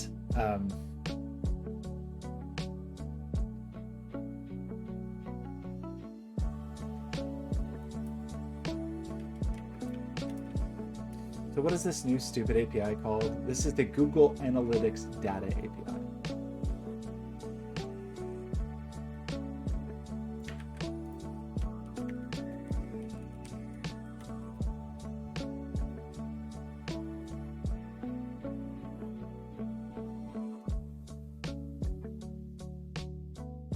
Well, unless I can find a more reasonable way to do this.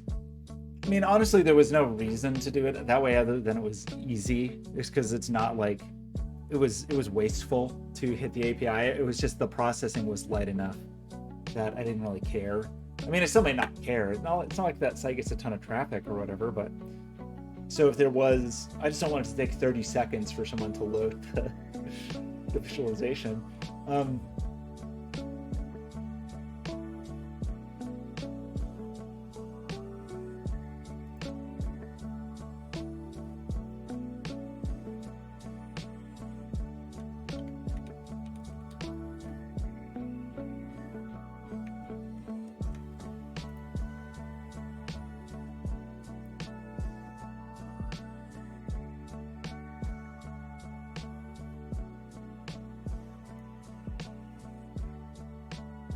Like this was the guy that I saw who was, maybe this guy figured it out though. You figured it out? You figured it out, guy?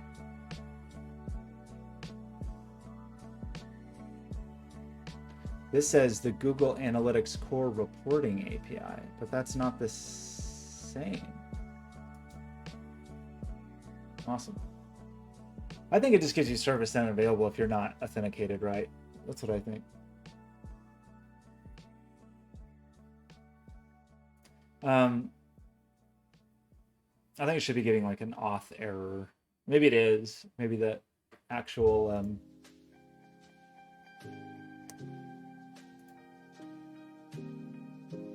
this site, this is just some dude's site, but I found this because he was posting the same question on what's its face. But the Google Analytics Core Reporting API, I think, is not compatible.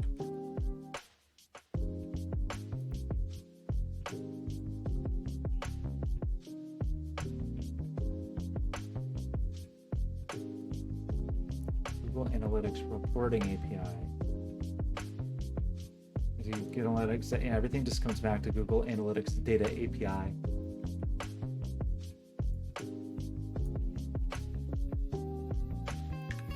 Oh, you want to be on that guy's map? Well, maybe it won't work.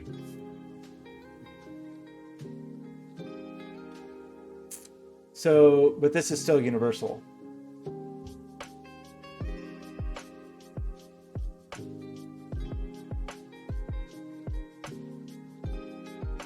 Oh, you're just saying, yeah, this is, I was trying to get, I had found this and was trying to get there from here. I don't know if you can, weirdly, this page does not exist in the GA4 documentation. Just feels sloppy. Feels just really badly done.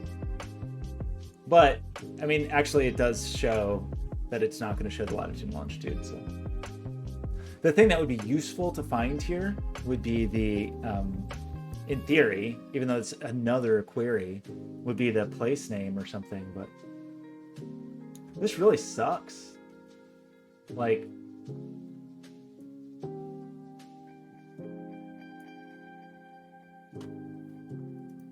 I don't know. I really don't even know what. The best idea I have at the moment, which is not a good idea, is per city doing some query that's just like, you know, map query just to try to find the city.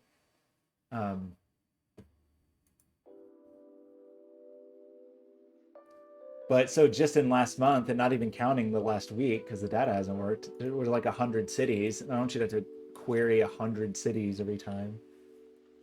I mean, I could build a cache over that, but then I need some persistent data store. I guess I could stick it in whatever. Cloudflare KV or something. I don't really want to do that. What a bunch of crap. What a bunch of stupid crap.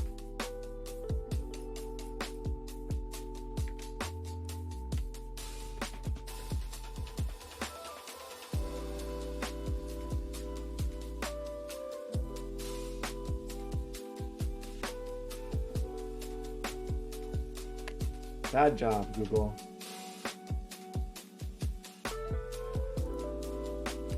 Like,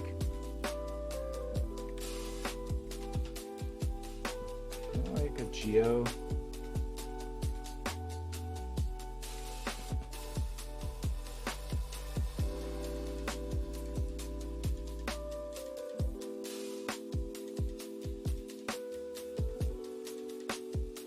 Ugh.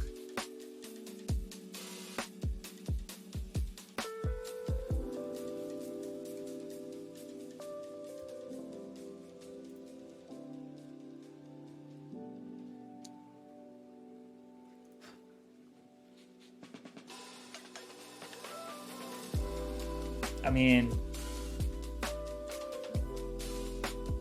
I'm not opposed to that. The biggest problem with that actually is just like memory footprint, because I think these functions have a pretty limited memory footprint.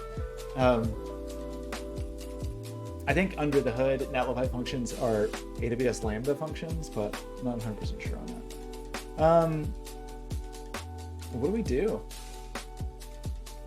Have they just like truly broken this? I mean, there's an idea that it's like once a night, it runs through and it's slow as all F and does all the queries or whatever. And I just like have that run on a cron job or something somewhere, or as a scheduled Cloudflare worker.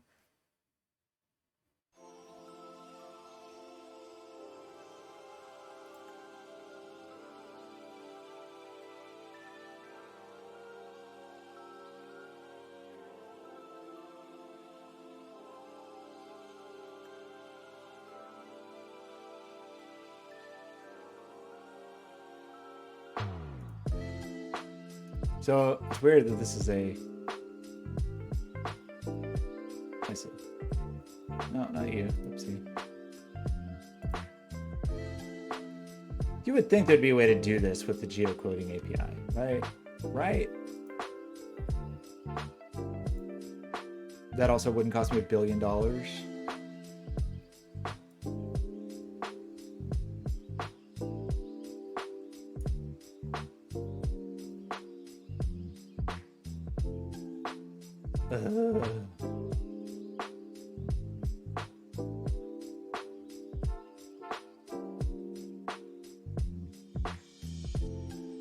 I don't like.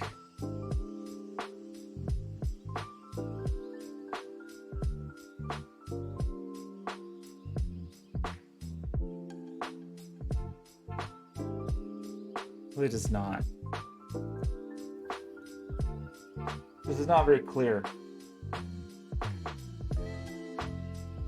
as far as the pricing.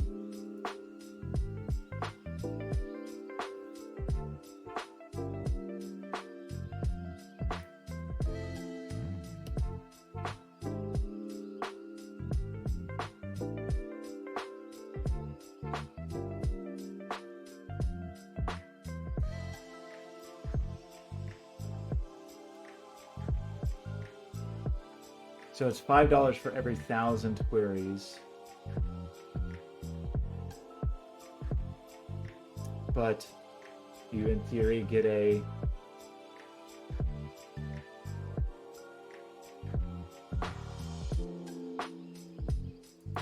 credit, $200 a month. So what?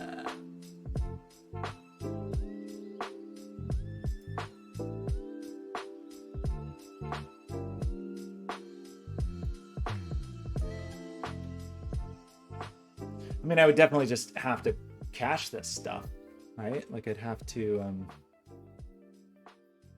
Where is the geolocation?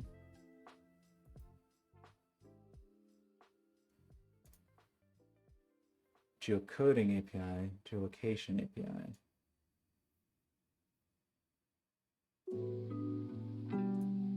So I could do 50,000 queries for, no, it's 200 a month, sorry.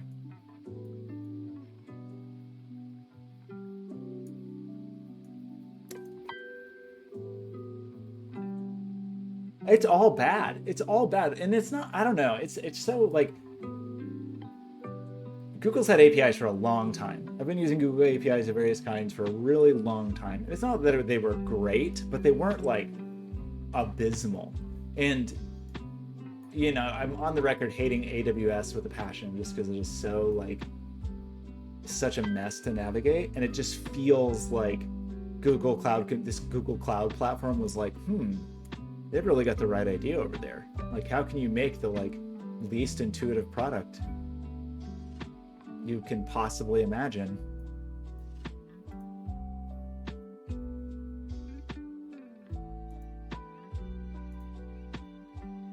So this is geocoding. Convert addresses or physical plate. Convert addresses or place IDs to latitude and longitude coordinates and vice versa. This sucks. This just sucks so much. So not only do I have to have a secondary API, which sucks for sure, it's substantial enough because I have to query per city that I probably need to do that offline. And if I'm going to do it offline, I probably need to cache the results somewhere so I don't.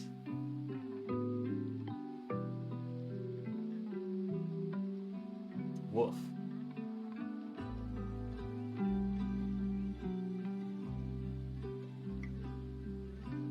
So then where do I store that data? In a Cloudflare KV? Do we just rewrite this whole thing? I mean, I just don't know that I care enough about this thing to this like this much work on it. It should not be this much work.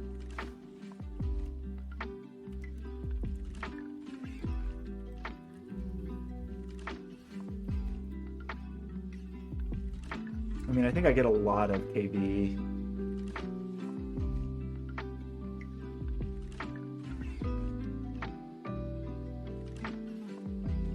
I get a lot of reads.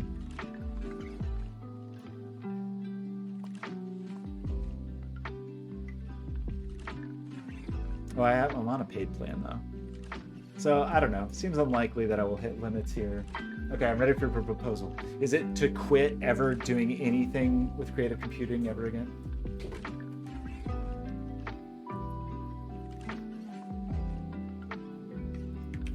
Wait, what do you got here? Simplemaps.com?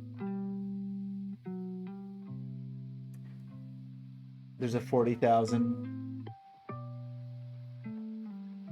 I mean, you know, it's not like this is a critical piece of infrastructure. It's more just like, I'm on record with the idea of like, hey, I think it's good to maintain your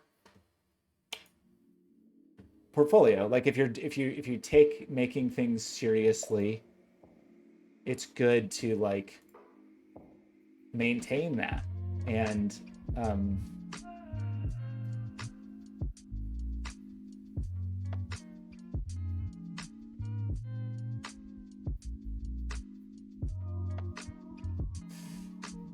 but you know, maintaining and like completely re-architecting, I think are really different.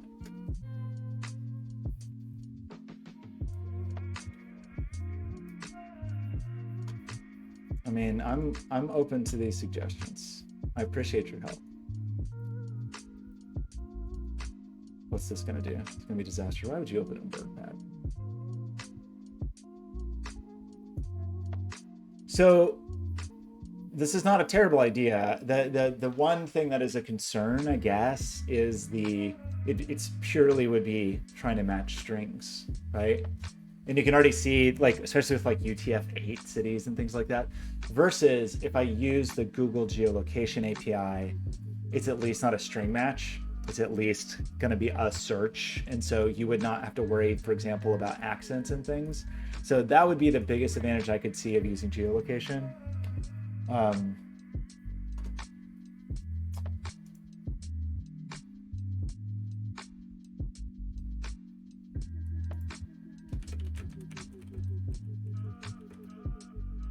really probably should not be in here with the door closed with these fumes. Is it the fumes? I feel a little lightheaded. Okay, so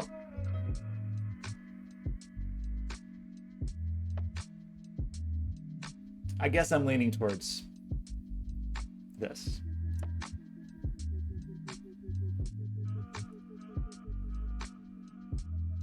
Am I? Am I leaning towards this? So, because the thing that I thought that I wasn't necessarily getting. So we tried this. Didn't we try this? Wasn't there like a fun... So say it's Tokyo. And we just say like, give me the first result.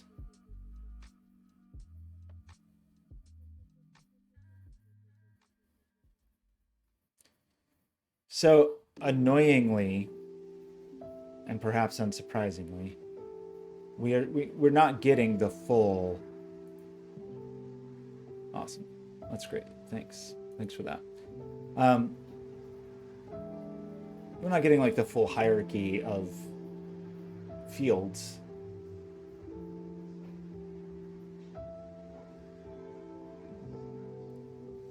Axio.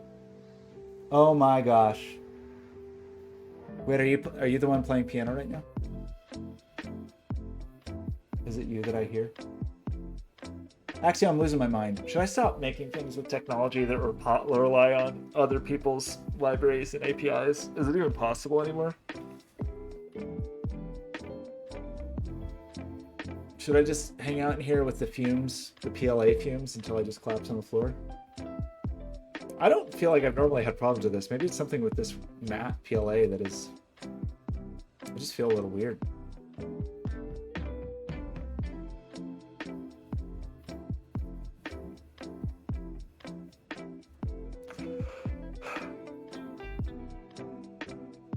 Am I poisoning myself? I should probably open the door a little bit.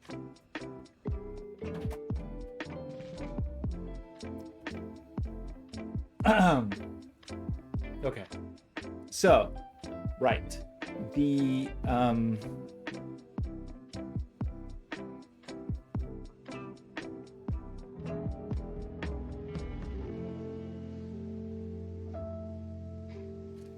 so I would like to...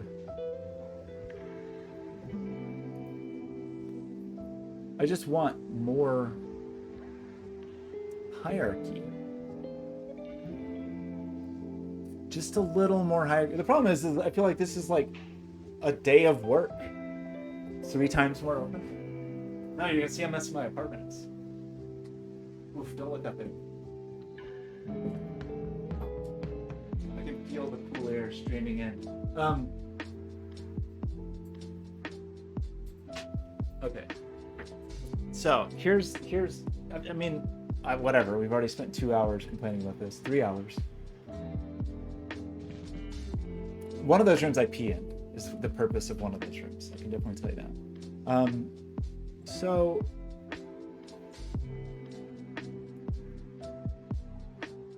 this is really weird, like administrative area level, like these things. I just want to see the JSON response. But you're telling me I have to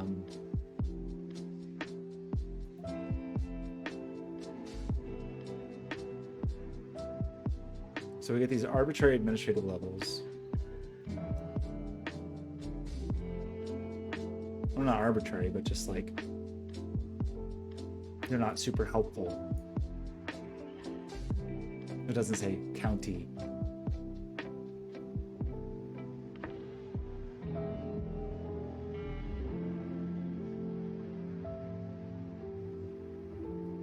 Okay, so what would this mean? This would mean we would have to like just write some software that would get the stupid data from the stupid service. Step 1. Step 2, it would go city by city and make queries to get the latitude and longitude of those cities.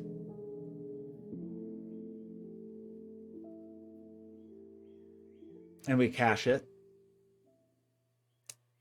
And then step 3, because seemingly the continent, subcontinent stuff isn't in here.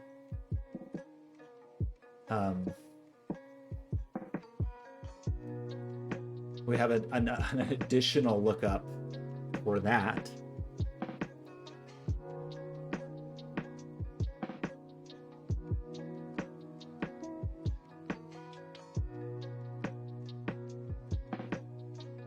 Have I printed a Benchy? I have. It's been a while. There's even there's like a plotter Benchy, like 2D plotter Benchy, that is sort of like a plotter benchmark, which I think is funny.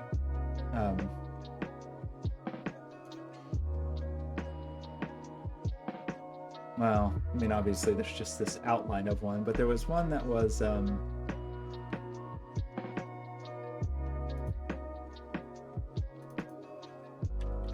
just the same idea, just to draw like a little calibration doodad.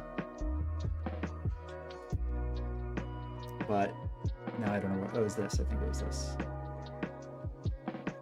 Generative Benchy. It's cute.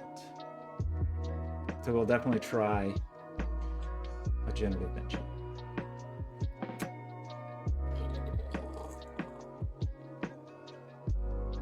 I'm very disappointed in this whole situation. We go from just like a single simple query to data display, which has worked fine for 10 years, to like this dramatically more obnoxious and complicated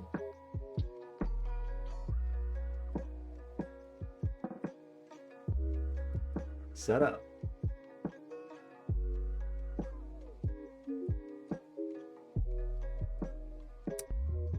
So very high level, a lot of people, especially in that subreddit, seem to just buy this thing, which to me is just way too expensive. It's like, it's unjustifiably expensive, in my opinion. It costs like over twice the cost of your 3D printer with like simpler, as a simpler machine. I mean, I get it. It's not just about the parts, but it's unjustifiable to me how expensive these are. I mean, even the where's the A4, the small one? I don't have an A4 anymore. I thought you did.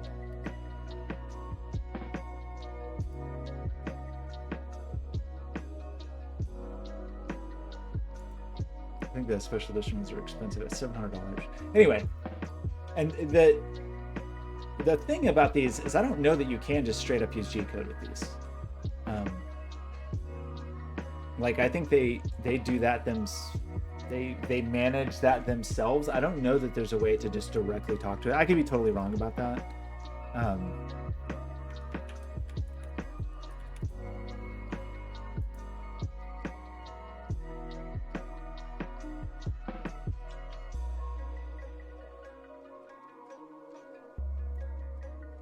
Yeah, so I think it's all proprietary. So they do have a command line client, and they do have an Inkscape plugin that it seems like a lot of people use. Well, that's another interesting question. Okay, so to fully answer your question, the first question, it seems like with the AxiDraw, for example, there's Inkspace plugins that will turn drawings into whatever. With the setup that I'm going to make, it's G-code driven, and so there's all kinds of existing tools that just will generate G-code. That's just like a machine code to move a CNC machine. So there's lots of tools to do that, either like convert an SVG or do some generative art and it will do the G-code manually, or like you can just send G-code to that machine, right? So when I set up Heat, I will probably try to do something where I'm just straight up sending G-code to the machine. Maybe, we'll see. For your question of the Dead Reckoning, so the way this 3D printer works, and the way lots of CNC devices work, is there are limit switches. And so it's basically just at the carriage that moves, or attached to the end, there's just a physical button basically. So when it goes to the edge, it presses the button. So when you get your printer, you'll see the X, Y, and Z axis of this have just physical buttons that when it hits the end, it will know it hits the end.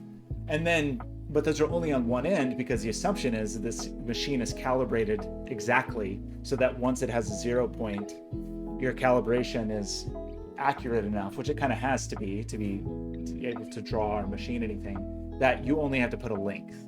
So in other words, you have a 0 point and you have whatever the length of the run is.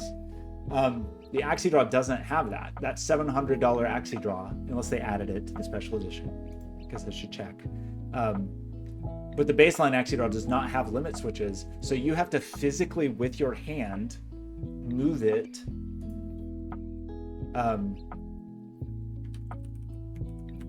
like reset it when you want to draw again. You have to home it yourself by dragging it, which is another reason that I cannot believe it costs as much money as it costs. I mean, I don't know. They do software work too, whatever. Like, I'm not like, I think it's a nice device and it does nice work. It just is, it's, to me, if you can like, if you're somewhat technical person, it's just unjustifiably expensive. I think it's crazy. I do like this little zigzaggy ribbon cable, or cable management ribbon. That's kind of cool.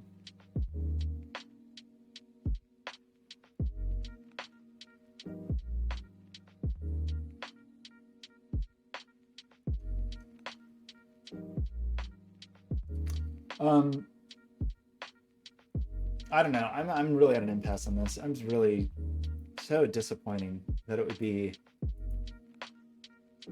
especially because it had always been my goal over 10 years to be like, oh, I should rewrite this at some point so anybody can just put in their Google credentials and use it. But that's no longer true. Now it's extra hard to do that for so many reasons, not just with the authentication, but with the multiple step thing. Like I just don't know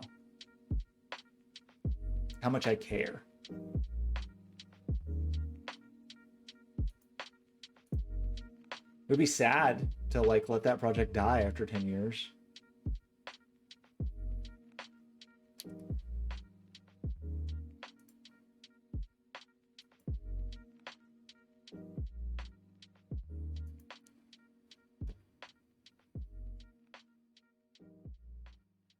I miss the early days of APIs before there was any security.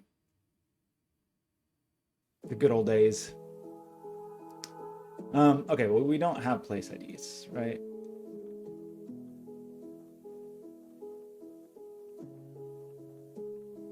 Geocoding API, right?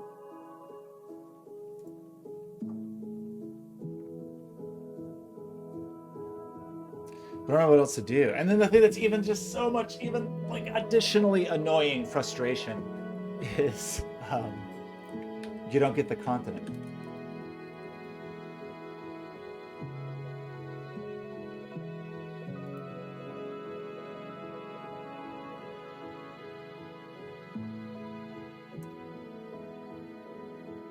Yeah, they're just saying maintain a lookup table,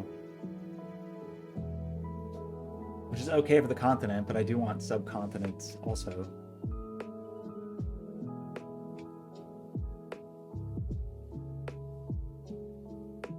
Annoying.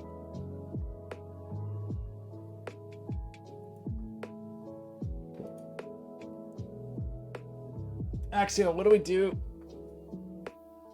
I mean, I feel like I have to rewrite this thing.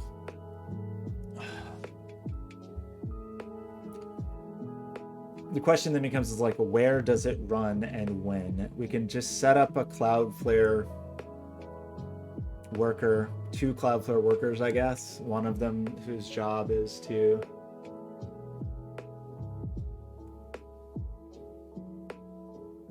do the scheduled processing, and the other's that his job to just serve up the data and cache it in some way.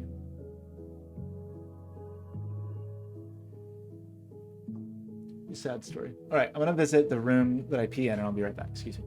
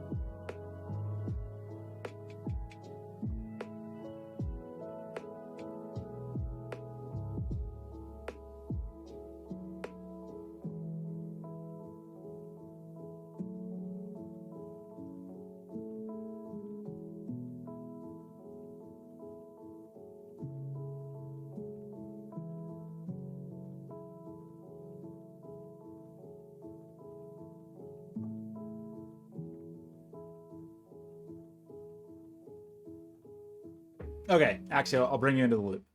Are you ready? Prepare to be looped. I just ran over mine. I gotta do something about this head. Okay. Here's the loop. Like 11, 12, 13 years ago, whenever it was, I made this project with Lauren Judah, and it's just a traffic visualization. And it was just like, hey, it was like a really early Three.js project in general. I think it was like among the first Three.js projects that the world was somewhat attentive to. And it's still kind of a mess, but I've maintained it over the years. Like over time, I've like fixed it or migrated or whatever, like, because I believe like in like maintaining my old work. And so I've managed to do that. Like every few years I'll go back and like update old projects or whatever. And I can usually just like tune things up or whatever. Like this one, we did a fairly major change a couple years ago to move it to Netlify, but even then, fundamentally it was the same code. The big issue now is that after whatever, 10, 12, 13 years, Google is deprecating the old Google Analytics API that I used, and the new API just does not have the information I need. Like most obviously, it doesn't have latitude and longitude. And so I'm just like, I'm very irritated, and I apologize. I just feel like lately I'm so cranky on stream because everything is so annoying. So I'm gonna try to be less cranky. It's just stupid and I hate it. But it's just a real bummer that like something like this that's been fine and functional for 10 years is not only broken by an API change, which you just expect that to happen. It just happens. But that the new API just does not support anything. Okay, I know I'm cranky. I'm sorry. I really want to be less cranky. 2023, less cranky. How do we do it? How do we get less cranky? Well, so there's a few issues with that. So the dumbest thing is I know a specific city in terms of Google's knowledge of the city. It uses a weird arbitrary ID that is not used, that seemingly is not used in other contexts. And so I may have, it's an aggregate at the city level. So I'm not looking at individual people. Maybe I could, but I'm not. I mean, I certainly could if I wanted to, you know, with like my own little analytics bug or whatever. You know what? Wait a minute. Is that the secret? Did I just say the secret? Wait a minute. Axio, did you just solve all the problems? Axio, I think you might be a genius.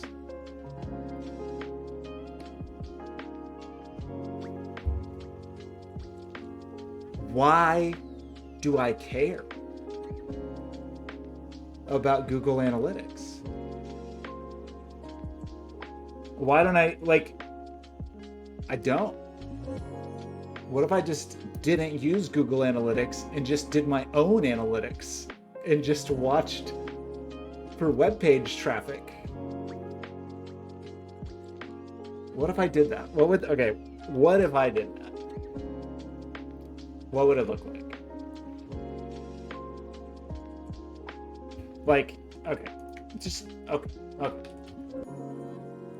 Does Cloudflare have any, like, they do have a web analytics package.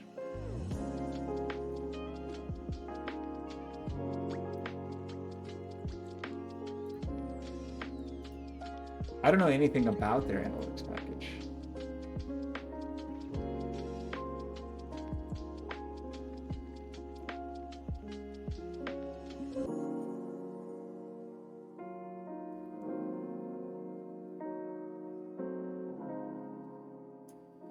Well, I mean, a route that I don't want to go down is like actually doing proper analytics or like trying to self-host that. What I want to do is like the fakest, simplest thing because I don't care really about any traffic beyond, an aggregate monthly city count. So here's the real question, I guess. Oh no, it's GraphQL. Okay, that's okay because Life is Yours is an expert.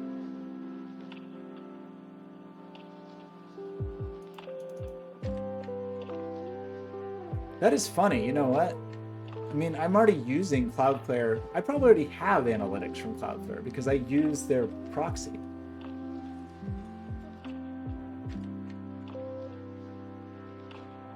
Right? Do I already?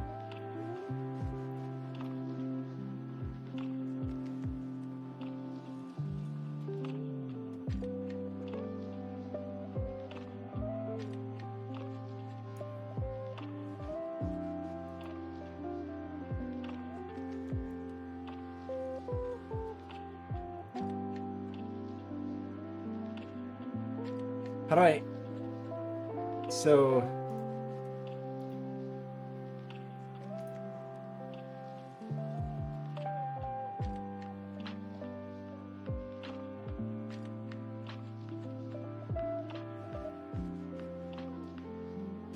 Actually, I don't even remember what you said that made me think of this, but you get a raise anyway.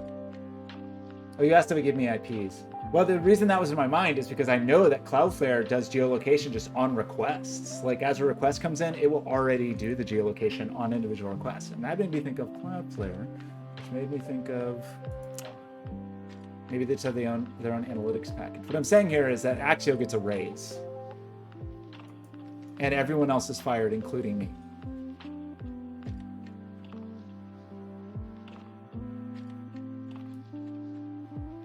I've never used GraphQL.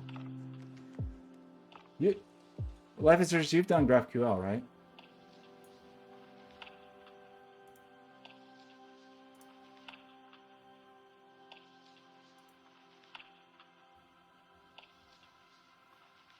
Well, you've done more than I have because I've done basically zero. I think I looked at it once and then decided to not use it for a job. So that makes you the expert. So how do I know?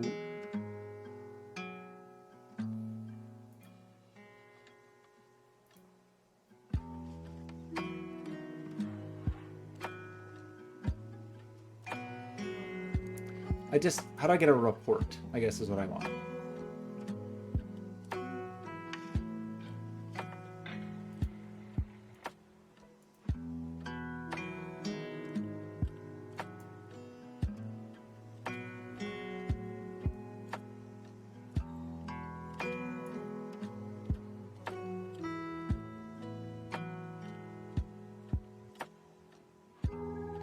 Start and end date. I hate the way this looks. Is there not like a...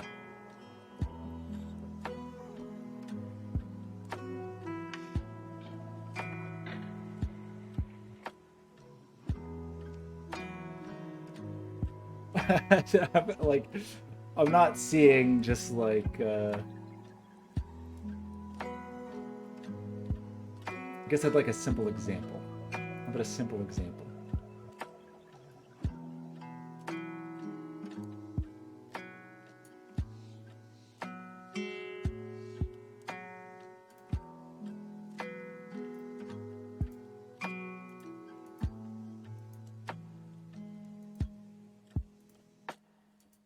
Okay, dimensions. So that's one thing I care about, right?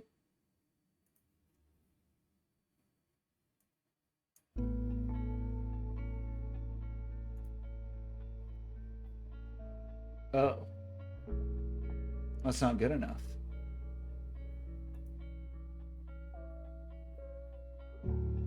Well, that sucks. Because I, at a minimum, want the city. So maybe we're sunk already. Okay, Axio, you're fired again. Sorry.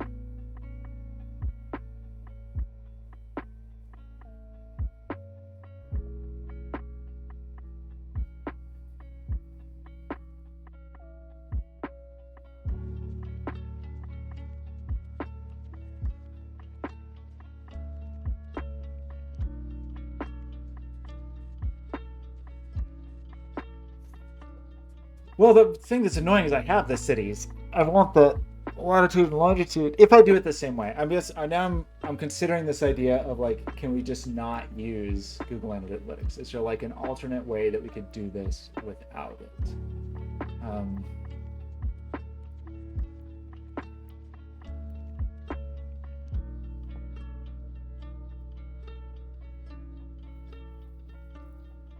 Because Google Analytics is like, we're not really getting anything from it other than annoyed.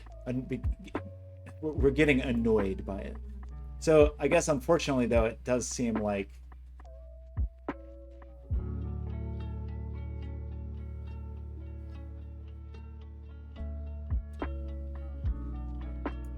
that we can't filter down to city.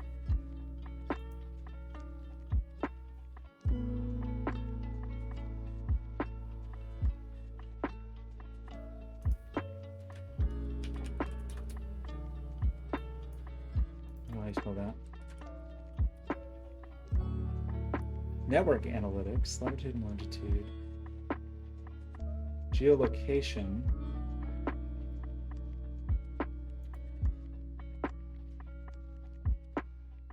Well, that's kind of interesting. Network analytics.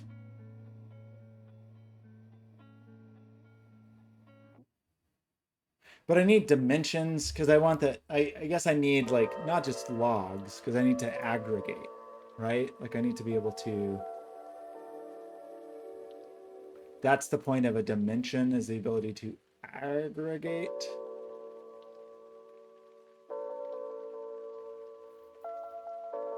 But I seemingly cannot do that.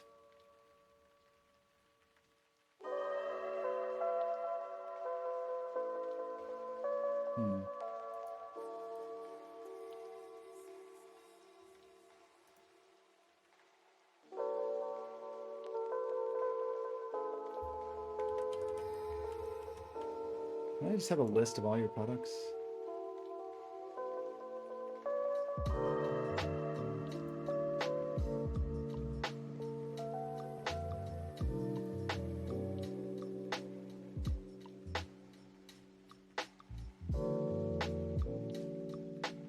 What about what's its face? The database dude. It's not there yet.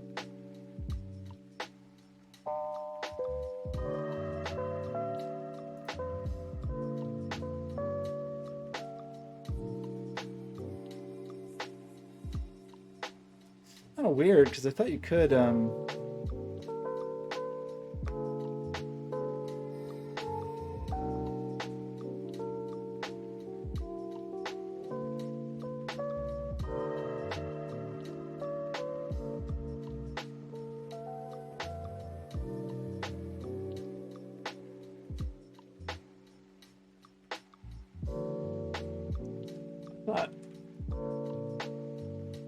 Is that just part of IP geolocation? So that does happen. It's not quite what I want though. I want like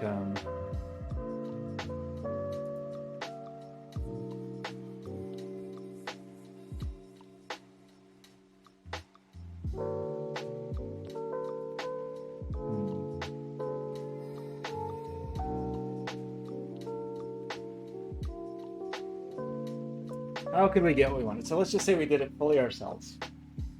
And in those queries, we know a lot, I think. Let's see.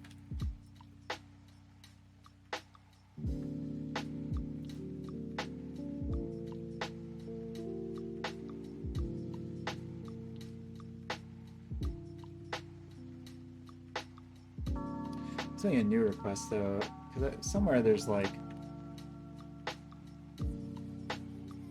yeah, so you get latitude and longitude, you get postal code, metro code, you get quite a lot of data. You do get the continent.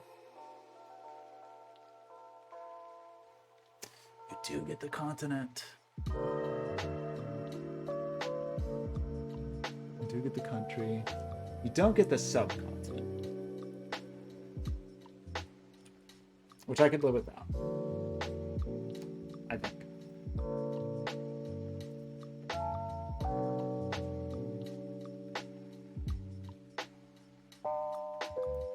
If known, the region. Such region of a country?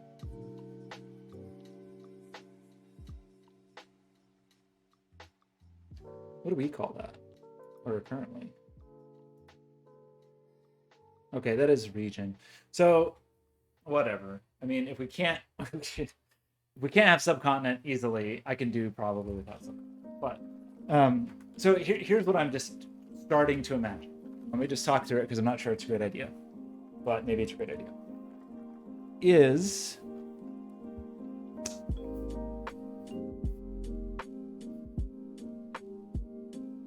as requests come in, because we know this data, we'd need like a worker to do it or something. I don't know exactly what to do then. What if we could pull Cloudflare logs?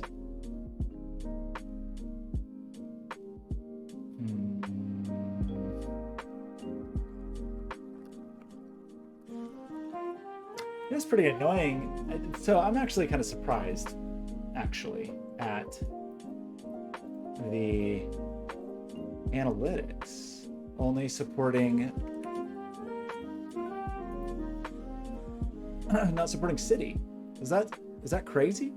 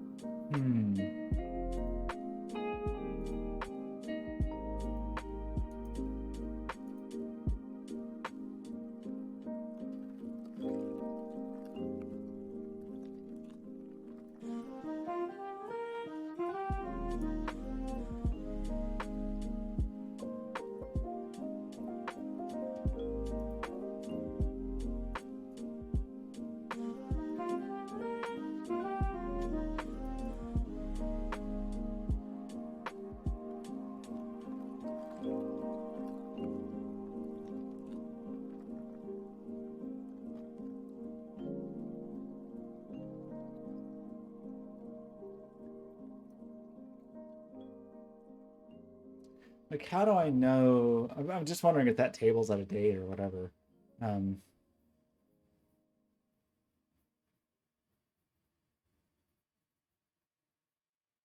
I would be fine switching to Cloudflare Analytics if I thought I could get what I wanted to know.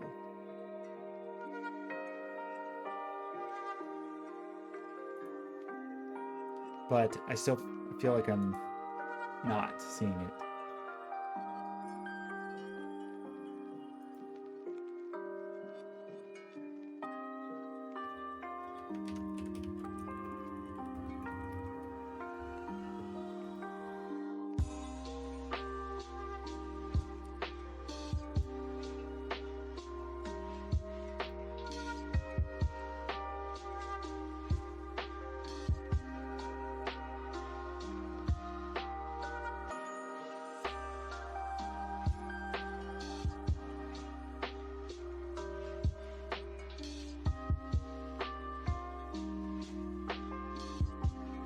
Matomo? Is that what I should use?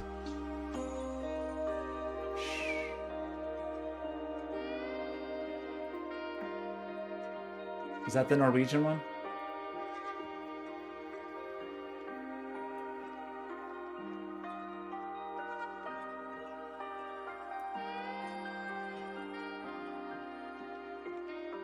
Why Matomo?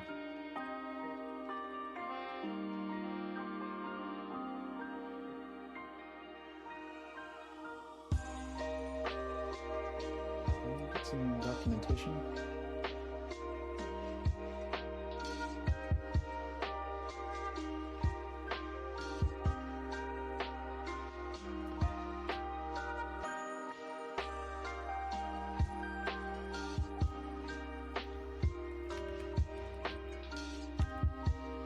Matomo.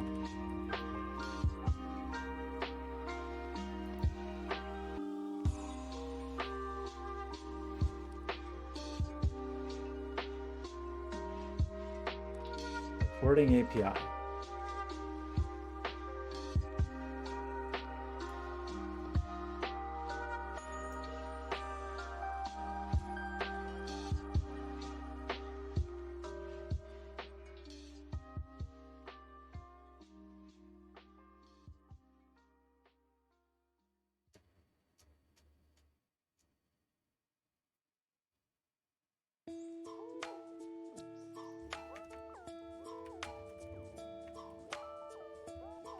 Custom dimension. How do I know the dimensions?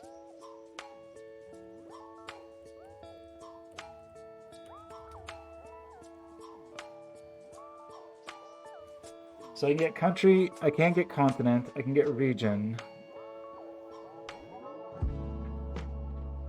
Get location from IP.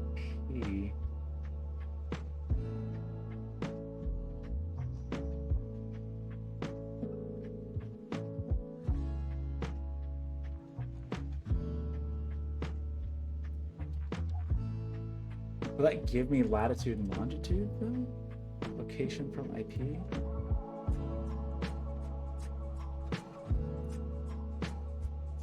Appears to be latitude and longitude. Gives me continent.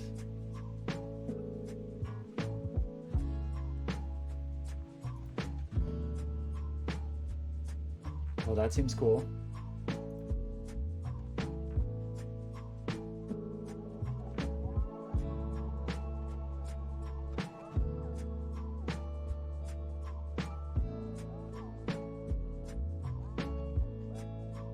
Oh wait, is that literally just... Oh. That's an individual query. That's not what I want. I want it as part of a report.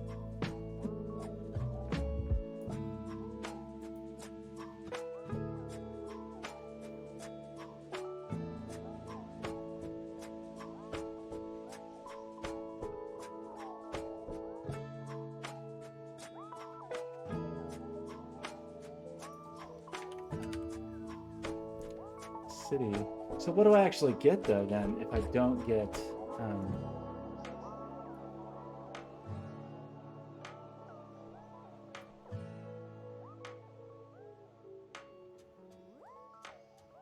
not confused about this.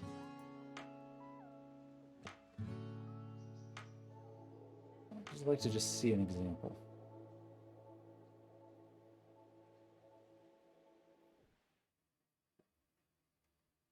How do I know the dimensions? Those are metrics.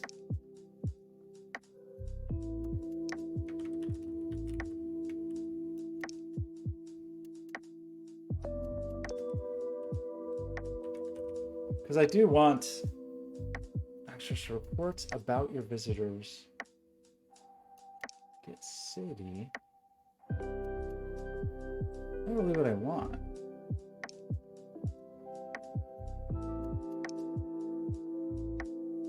Oh, life is yours. I really appreciate you hanging out. Missed you. Sorry to complain the whole time.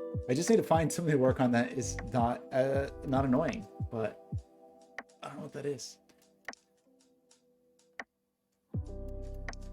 I don't really understand what I'm looking at here, if I'm being honest. like, I'm trying to make, just want to see a report example.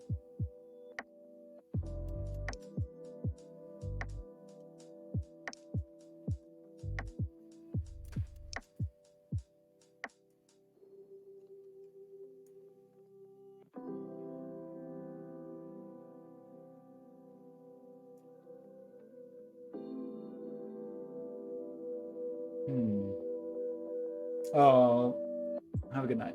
Sweet dreams. If available, segmentation documentation for available dimensions and metrics.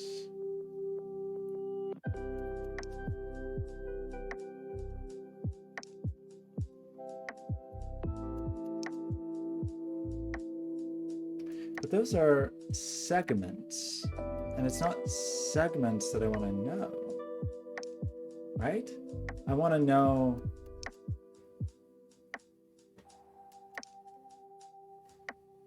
it's kind of annoying. Okay, this said, let's avail.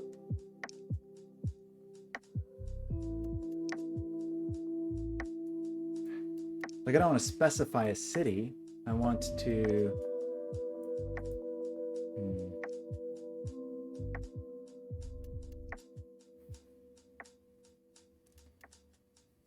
Okay, top countries. Oh, I see. Oh, so you can. Interesting.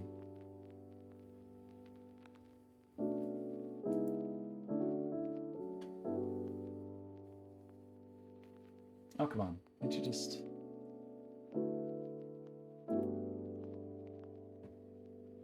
Cue your demo. virtualdrums.com. Okay, that makes a little more sense.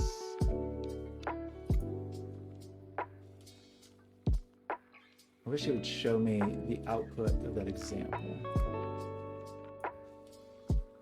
I mean, I think I'm supposed to see the output of that example, it just doesn't work.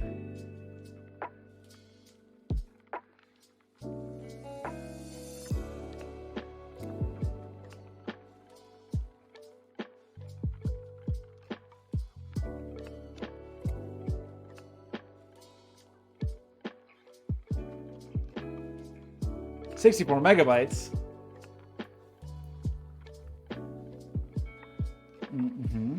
I like this. This is kind of crazy with the translations.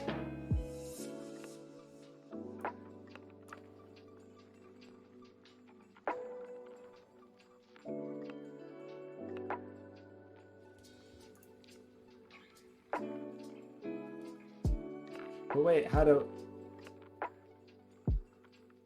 Where's this? The city name? Does this cascade down to city? Is it like continent, then country, then...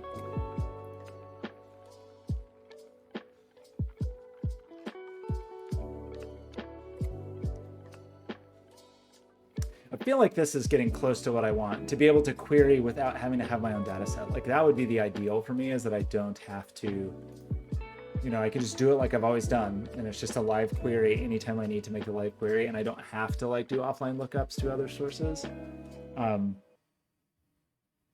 It kind of looks like I can do that, sort of. The thing I'm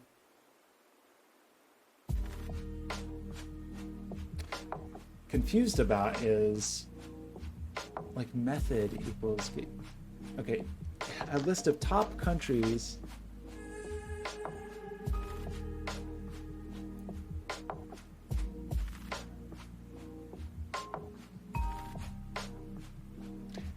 I wish I could see what that is, like what the actual output is.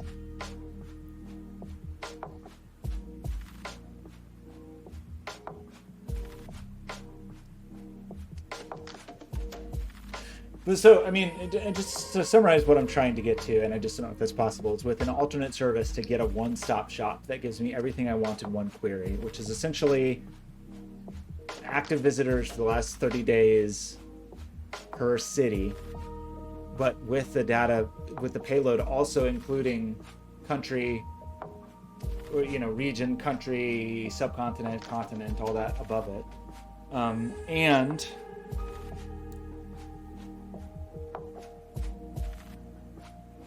sorry, the latitude and longitude of the city, not necessarily the visitor. I mean, it could be of the, no, it should be of the city. And if I have to have a secondary data source for that, then I do. Then I just do. I just have to have a secondary data source for that. But I was just hoping.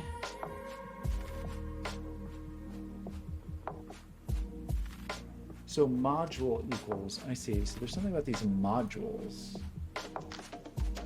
So do these modules...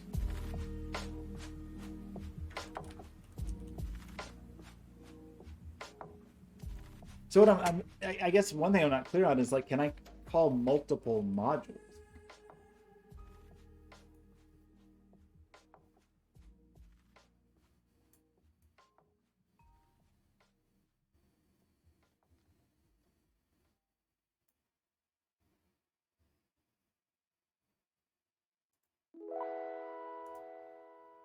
Whoa. So this is like get last visits detail. Get last visits details.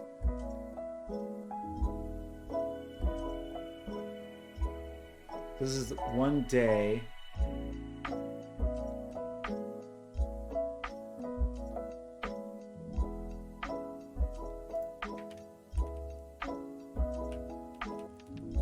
I do see latitude and longitude. Like, can I do that?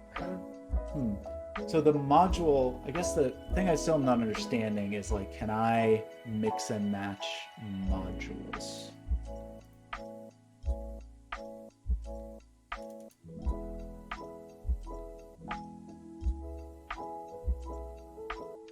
Or, like, the method. Can I have multiple methods?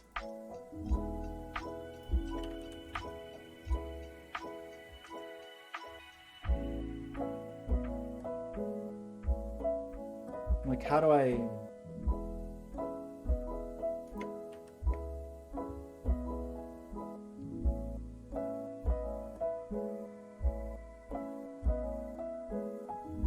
Passing an array of data as a parameter.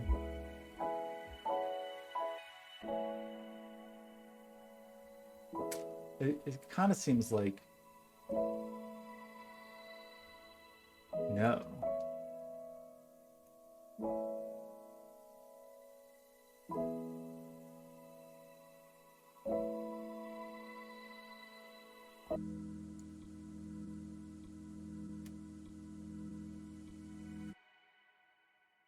I see. So there's like an array of methods. This does seem kind of annoying.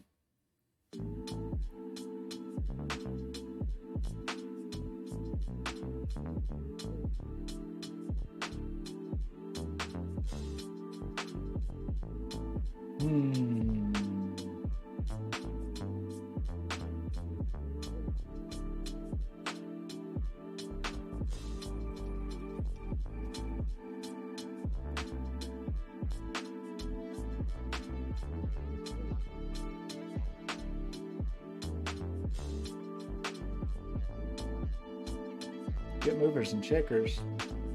So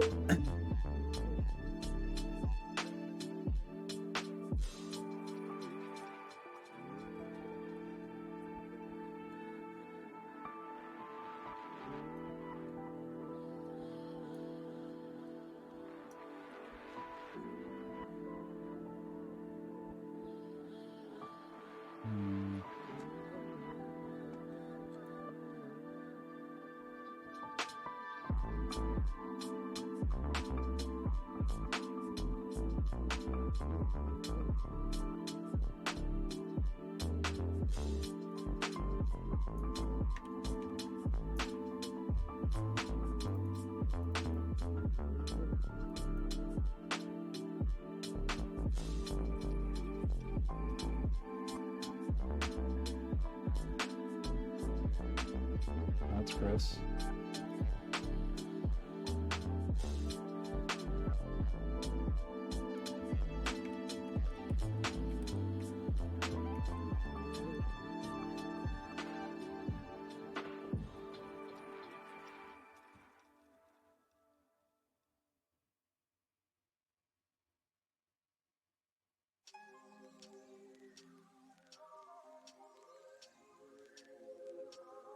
seems kind of close.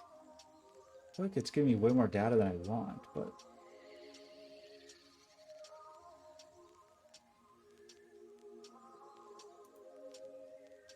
so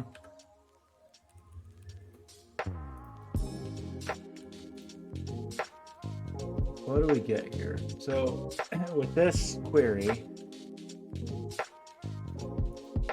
which was like, we said get city, we gave it a site, we gave it a period.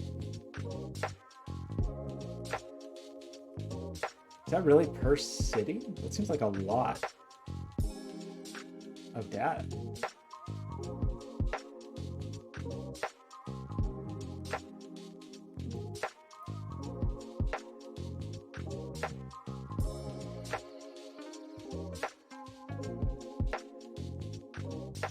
So that if they were unknown, I see. So otherwise, we would have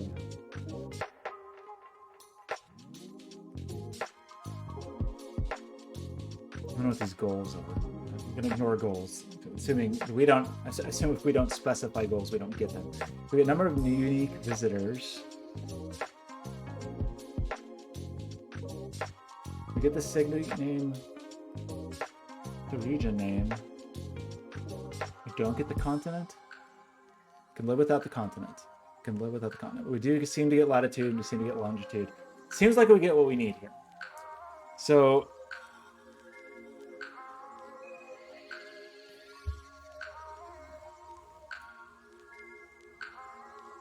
So do we do this instead and just throw away Google Analytics forever?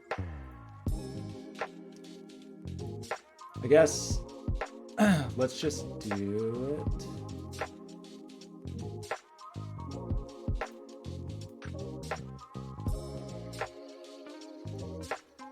Let's just do it. And if we like it, well, so in other words, let's just, I probably need to stop streaming soon. Let's just add it.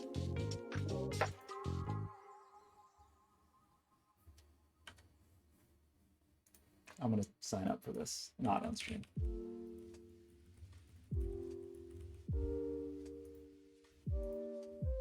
Start improving your website now. What is it? Actually, it should really, what's the pricing here?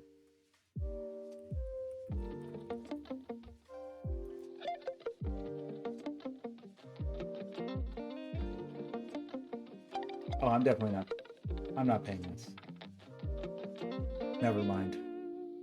Shoot. It's $23 a month.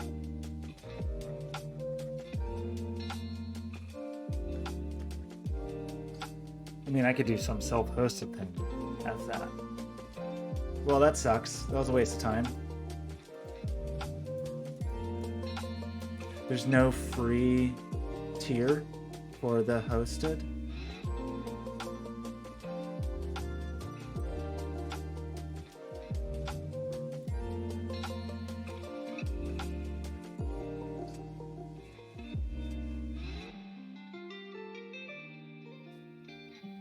I misunderstood. I thought there was a free tier. I mean, if I host it myself, which I could, so I want to do that.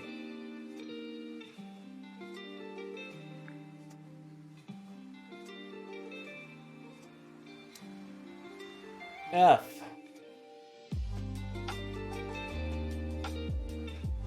The city segment. I mean, we could try the. Okay, well, forget this.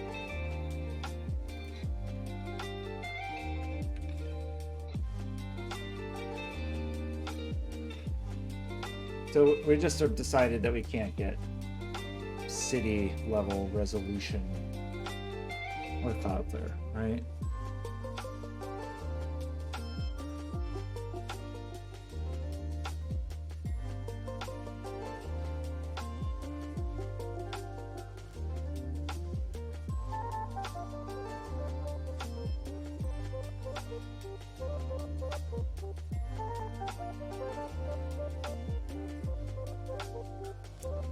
Well, lame. Everything's lame. Everything sucks. So, okay, the other route that I was thinking of, and let's just think through it briefly, is just don't use any analytics. Just don't. And just store the data ourselves when hits come in. If a hit comes in, it just gets the counter for the city goes up.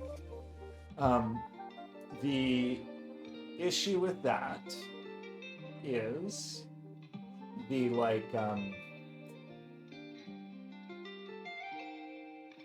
well, a few things. One, like incrementing data, unfortunately, Cloudflare Worker sucks. There's not like atomic operations for KV, so we couldn't easily use KV for that. We could maybe use their database service.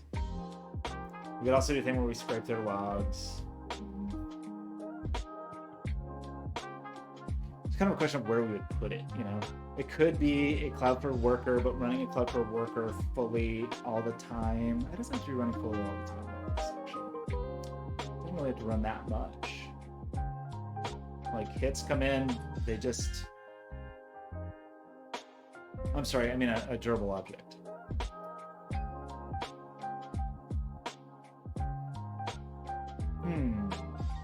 Durable object is not the worst idea. Because the other problem I was going to say is like, how do you deal with it if you only want like the last 30 days or whatever. I'd be willing to just give up on that and say instead, it just refreshes every month because who cares? That'd be actually kind of cool because then you could know like previous months or whatever. So we'd have a durable object.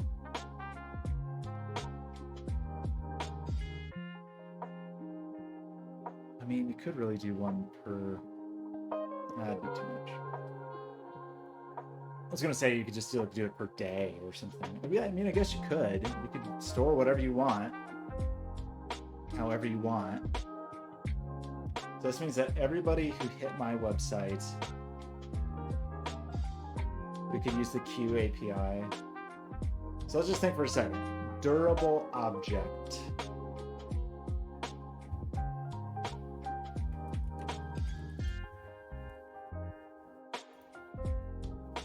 Sad story.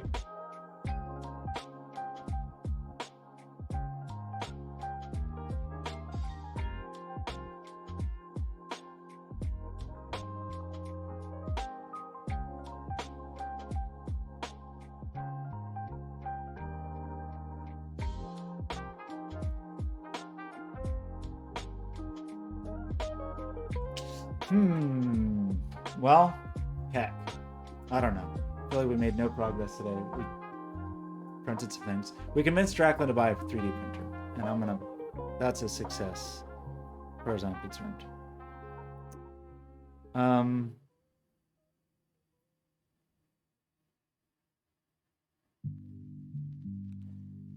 just don't know, everybody. What do you think about this? Well, stick around. We're just warming up, baby. I mean, analytics sucks. All I really want is to just put some points on it. And if I know... Wow. So that it's still not exactly right, actually.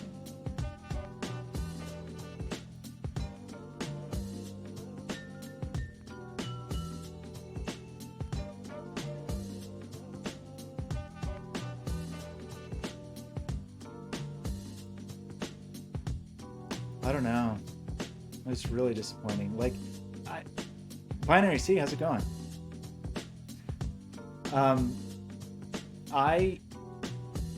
I mean, there's obviously a way I could do this with Google Cloud Platform. We'd have to do it offline, and we'd have to get the analytics data periodically. We'd have to do all the geo lookup, and it would all suck and be super annoying. And we have to use stupid Google Cloud Platform, which sucks, and I hate it. So I don't really want to do that. I don't know what other cloud service to use. That Matomo one seemed nice, but I'm definitely not paying for that. I don't really want to go through the trouble of self-hosting. Cloudflare Analytics seem to not have the city level. So, is it ludicrous to say that we would... I can't believe I'm building this. This is so annoying that they have done this to me. At least I didn't dishwash saran wrap. Oh no. So what happened when you did that? Did it just like melt plastic all over everything? Did you get a free plastic coating on everything? That sounds good. Okay, so like I could see a version of this. It's dumb and insane, but I could see a version of this where I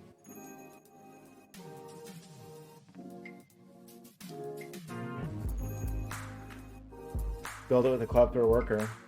I could use their database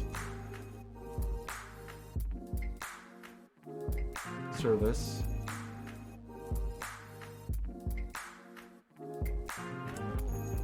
I'm just thinking, continuing to think.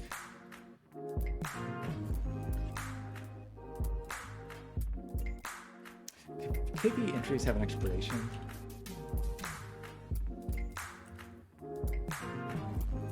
You can make them expire.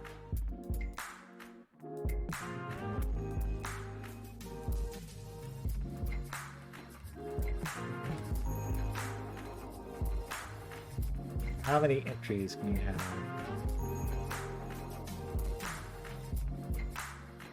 Like, I don't have that much traffic. What I'm trying to consider is like, do I just like log analytics in KD? Do I just like stick? It's really silly as far as being able to query that easily. We could just stick it all as a durable object, I guess.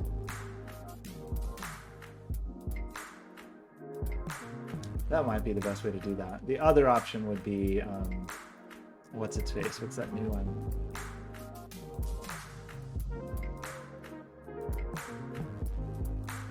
What's their new database thing? Oh, D1 is still private. I thought that went to public beta. Never mind.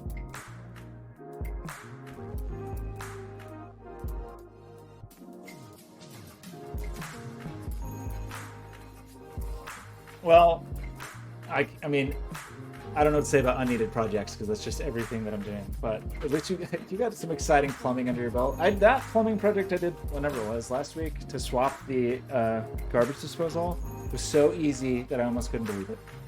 Like InSinkErator, hats off to you. You've done well. Okay, apparently we can't use D1. I don't even know what this is. Bring compute. Email.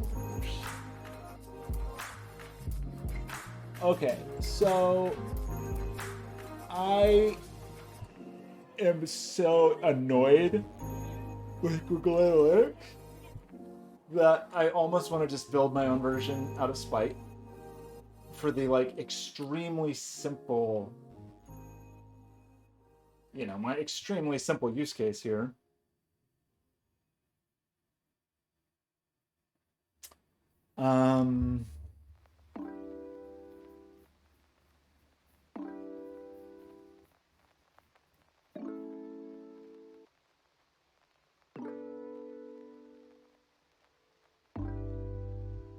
Oh, I don't know. I really have no idea. I mean, I assume that's if you have a grease trap. I guess my concern would be like, I feel like you do what you want in your apartment, but that's a case where if your plumbing decisions mess up something in the building, then that's a little worrisome. So, okay, I need to just think about this. What an annoying day. I thought I had it figured out, or like I thought I had the least annoying path forward figured out here.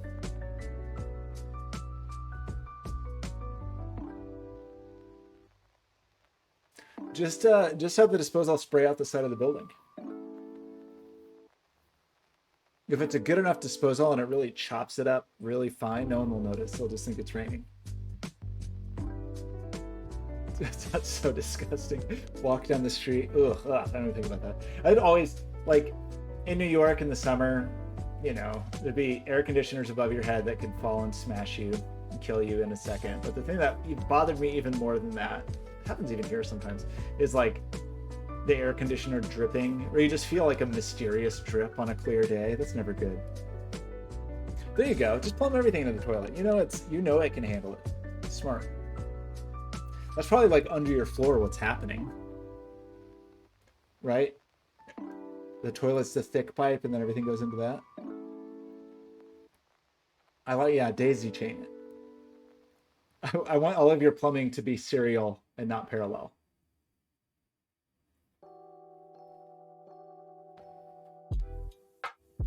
The toilet disposal is so disgusting. Also, disgusting. Toilet disposal. Okay. Well, I haven't made progress on anything in a long time because I'm just so stuck on how stupid and irritating this is. Let's just say I was going to write this myself.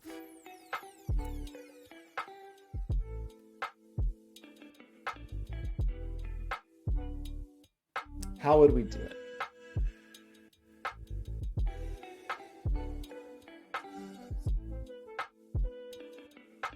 Yeah, you got to think hard about what is at the head of that chain and what is at the end of the chain. I mean, it's smart to have the disposal at the end because no matter what comes through, you know you can handle it. But I mean, the disposal I just installed, the dishwasher, it was serial. The dishwasher plugged into the pipe above the disposal. So weirdly, you could dispose. I mean, maybe that's not weird. So food debris from the dishwasher went into the disposal. Smart. So at the house I was working at, the washing machine was right next to the sink, but it wasn't plumbed in there. Seems like a wasted opportunity. Okay, so if I did something weird, like just had my own little counter script, is there a way I can do this and not have to? I thought they added a way to do this thing actually. Or is that a TCP worker? A way to like just trigger code based on.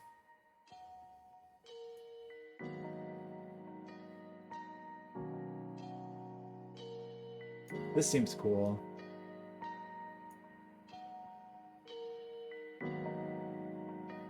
To just connect to anything from a worker, basically. But that's not what I want. I thought there was a way to like, while.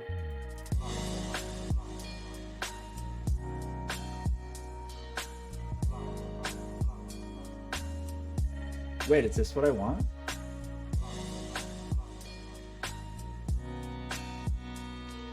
Wait, is this literally the thing that I want?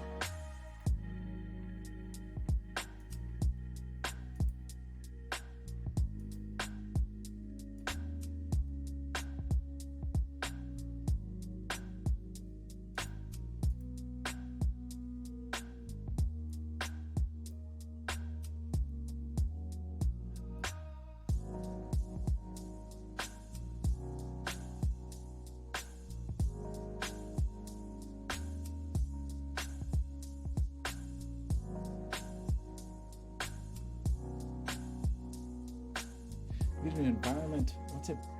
Okay, wait. Do what now?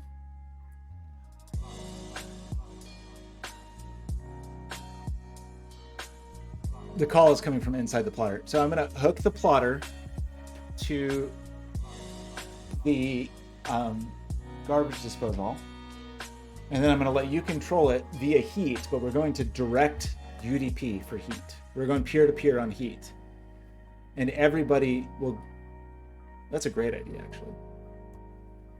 We're going to go straight peer-to-peer on heat, and then none of this server stuff anymore. Okay.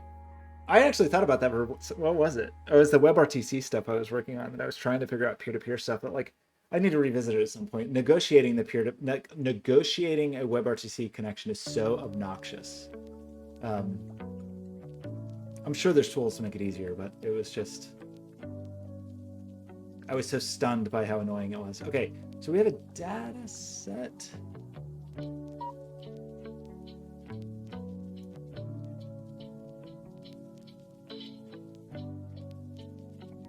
Oh, this is not quite what I want.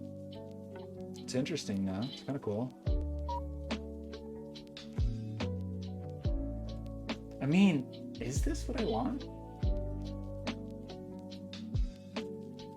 It might kind of be what I want.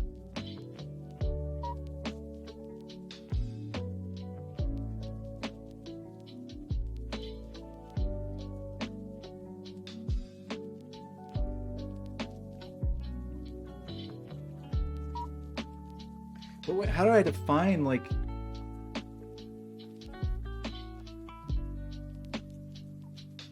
So this sort of gets me what I want. I just don't have to put it. It provides me a place to put the data, I guess. So I still have to have a worker that I hit. But then I can just write a data point.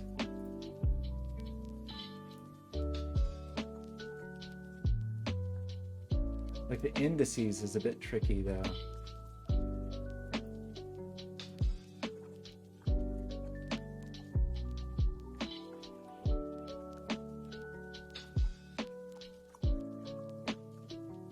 Oh, so this is a bit complicated. Or I mean, it's a little silly, like the way you write your data. That's funny. So, okay.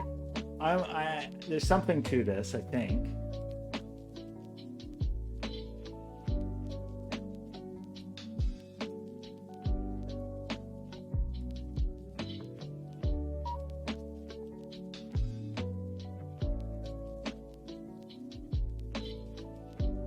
Highly simplified schema.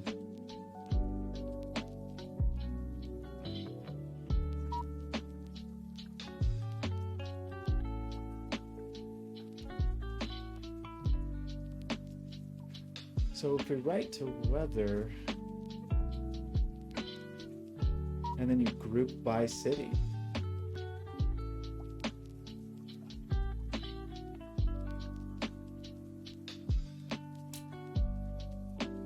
I mean, okay, the issue there is like, you know, the Paris, Texas problem. I can't just group by the city. I need, that's too bad.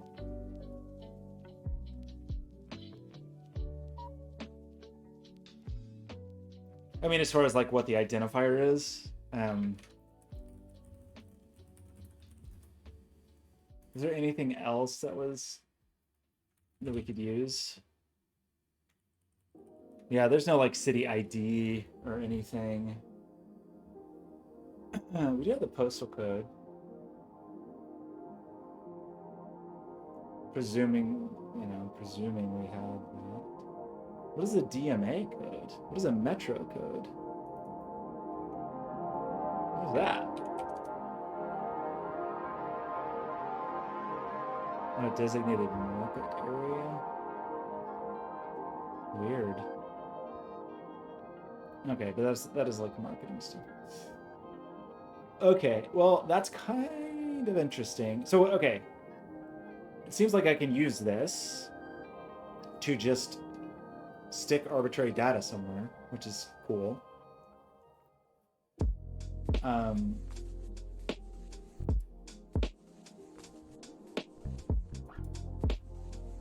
Yeah, the writing is pretty strange though.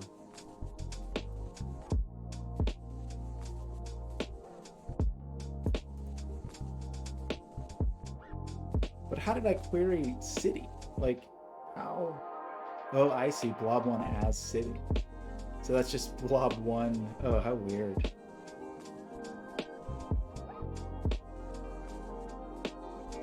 If we group by...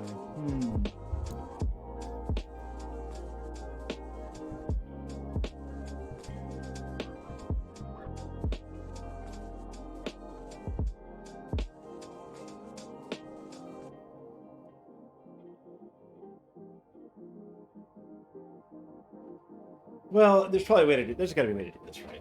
Like, it's just if it's SQL-ish, then we should be able to.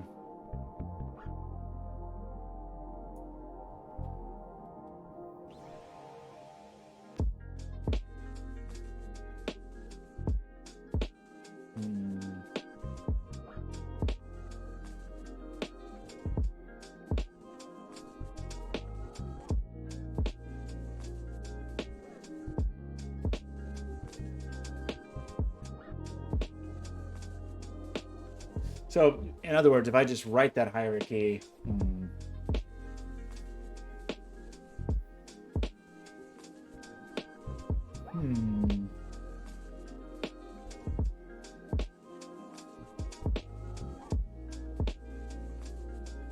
if I group by the hierarchy as it makes sense, by like city, region, whatever, I should know that a city's New York. I used to be really good at SQL, I feel like, and I haven't done it for so long that I'd have to like, just take me a minute to wrap my head around this, but it is a solvable problem. So, this seems...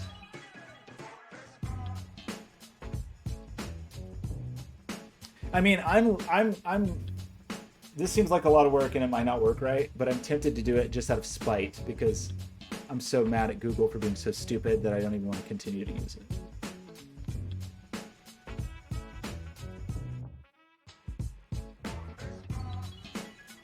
Right data point returns immediately, which is cool. So there's no delay on this, so it would be really fast.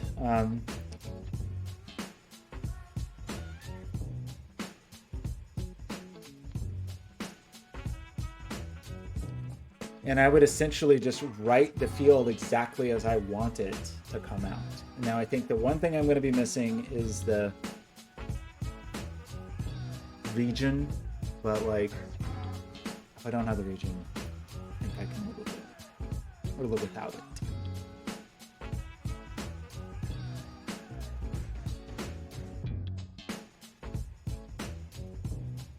It's really the only thing missing here. We can also add the lookup table. It's not that hard. I mean, okay, I'm definitely leaning towards this because, as we all know, I've never had any problems with using beta APIs from Cloudflare, and it has never affected me in a negative way. It's always been a fully positive experience. And so, of course I should do this. Right? Yeah, I mean, Axio says it's true. It's true. I've never been burned. I've never been burned by Cloudflare API. So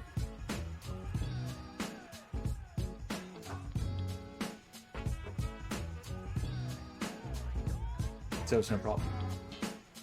I think I'm gonna do this. I actually think I will do this.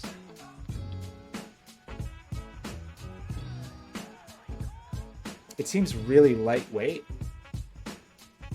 Well, wait, sorry, Axio, did you say is that true or that is true? Because I read it as that is true.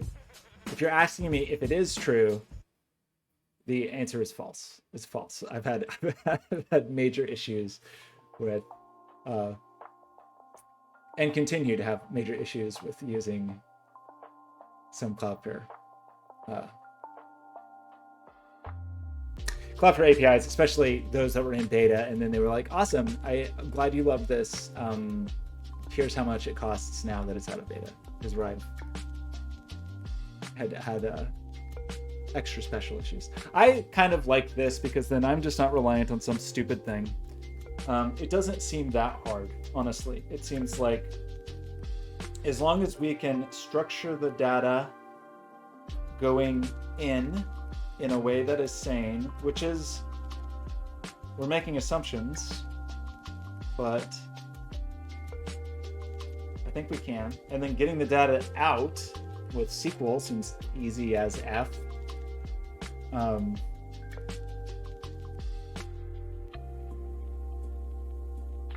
the weirdest thing is, actually though, that's actually kind of weird. So that there's just not like a worker's call to query.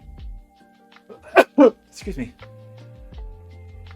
That seemed weird.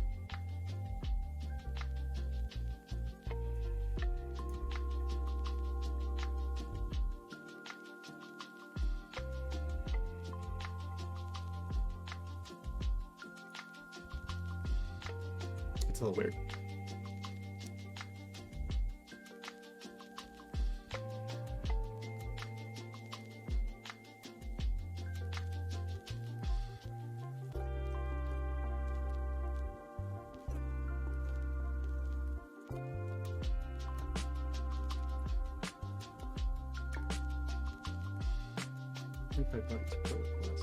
I don't know. This seems reasonable. It seems reasonable to me.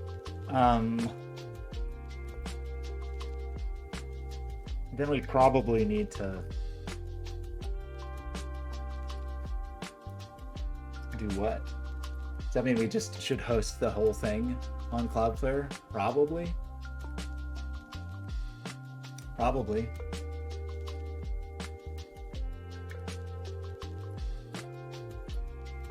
So what do we do? How do we... What's the right way to think about this?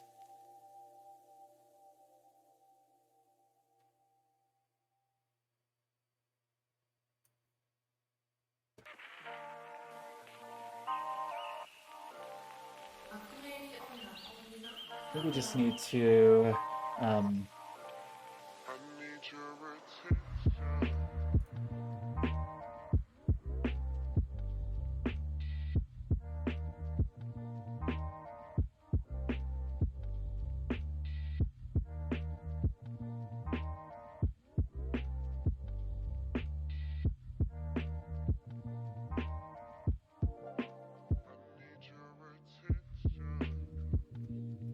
How's that thing going back there? Still a little bit of peel, even with the door closed.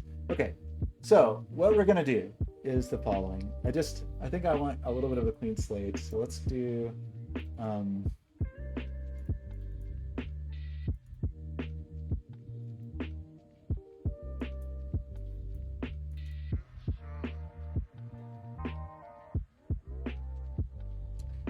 where's the mission control folder? Or should be, it's in Git. Oops.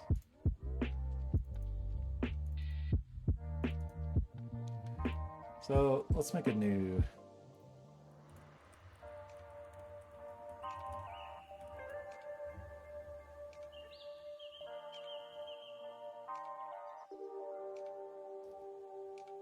Okay. I just don't remember how to do any of this stuff. So I've got a good feeling about this. I've got an okay feeling about this. I have a mediocre feeling about this.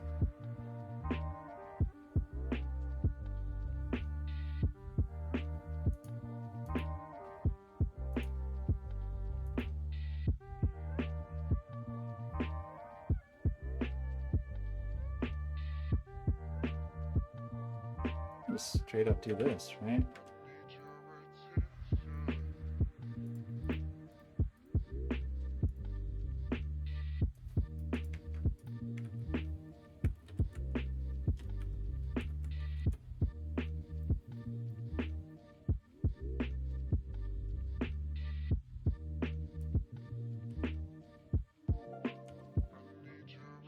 All right, I want to fetch handler. It's not, is this going to be module mode? I hope it is. Because I don't like the normal mode. I guess it doesn't really matter here because it's going to be so simple. In fact, maybe it's better to not be module mode. Great. Awesome.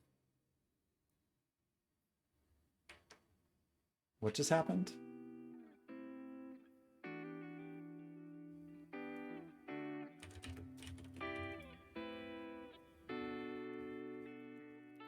What? Oops.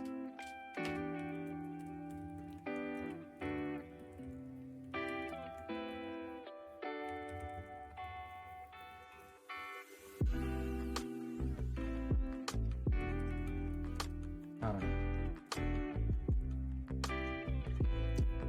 Okay. So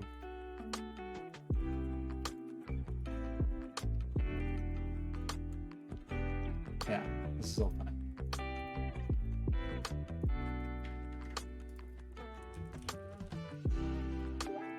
Oops.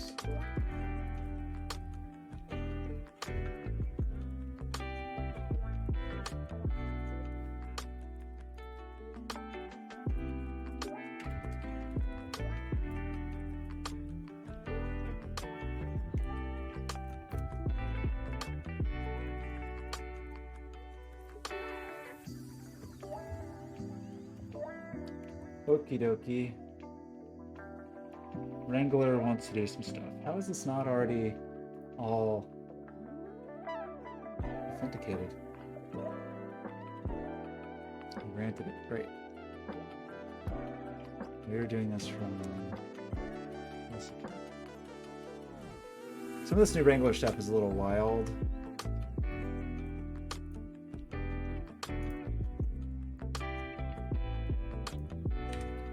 Okay, so we can open this. I'm just going to do nothing. Okay, so now we have a thing. What is the name of this?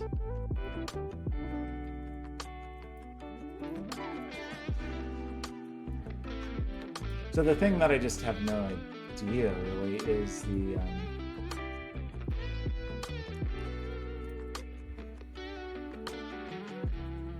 setup for this. So create a binding using Wrangler.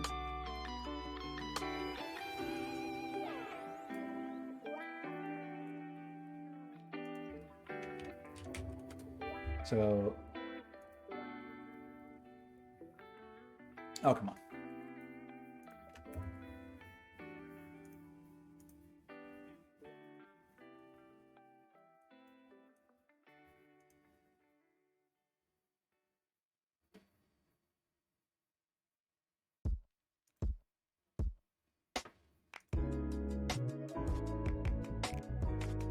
All right.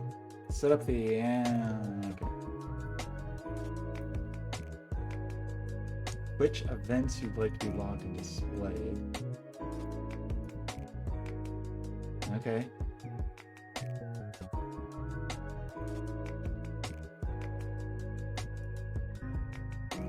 Logged events will be displayed here.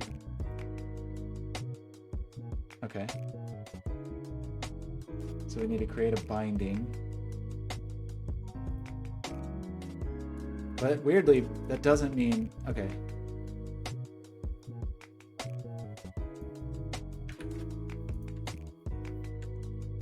This goes in my TOML file? Yeah. And this is presumably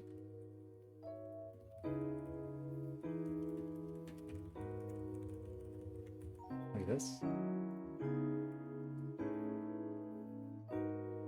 We're just gonna create that for me.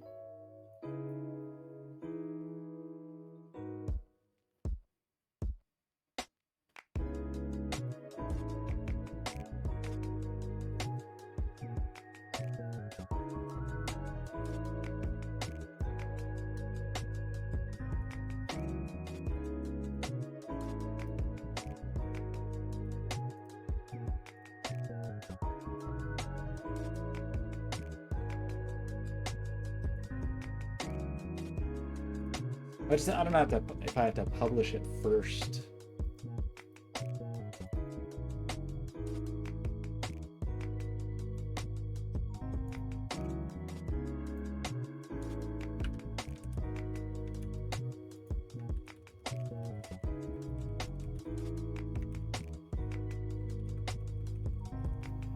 The nice thing about starting out a project is you just, oops. You don't care about publishing to prod. Prod doesn't even exist yet. Analytics engine datasets unknown. So probably my version of Wrangler is too old.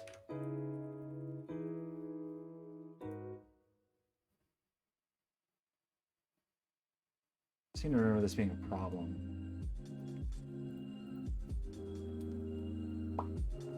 Like I think I had to downgrade it to 2.3.0 for reasons I don't recall. Something to do with heat, maybe? I don't know.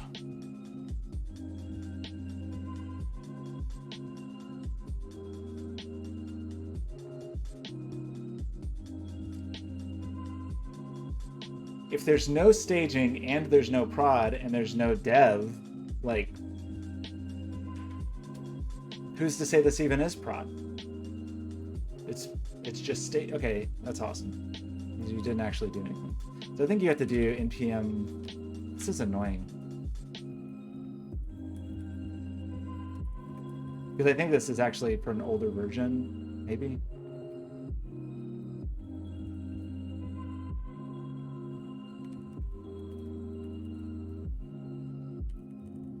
Ugh, where is? Awesome.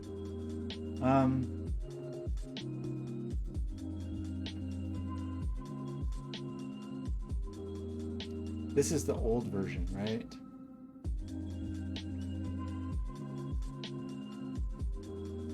Wrangler 2 is what I want.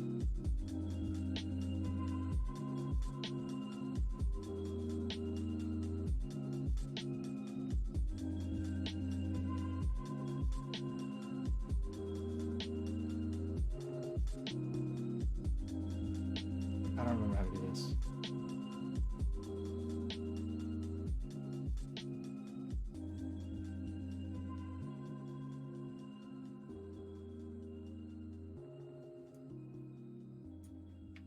Like, do I not want it globally anymore?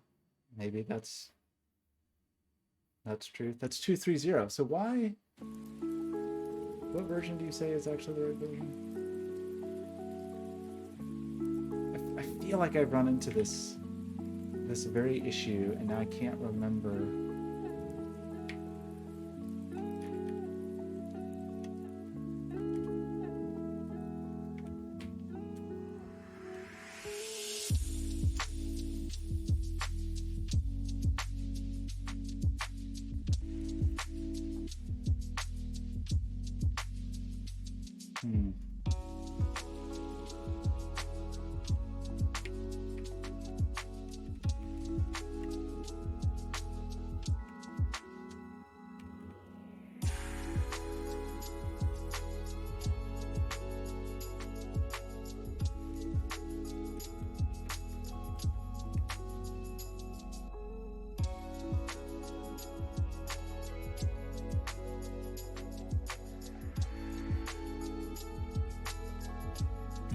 I don't think I really want it to win stuff.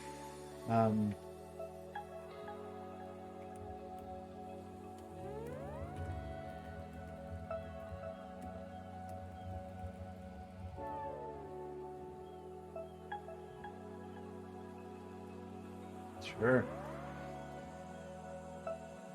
Okay, I think that worked.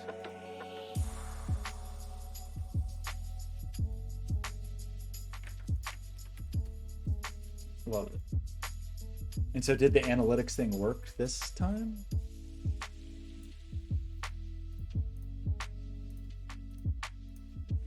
No, I don't know. I don't remember what it was. Workers, analytic engine. It's enabled.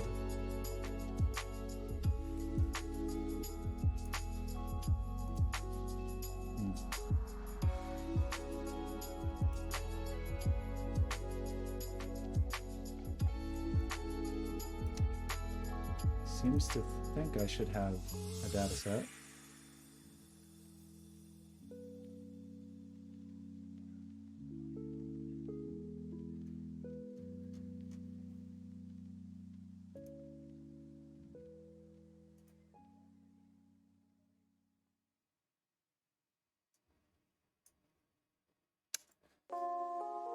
So, if I were going to write some data, what would my schema be like?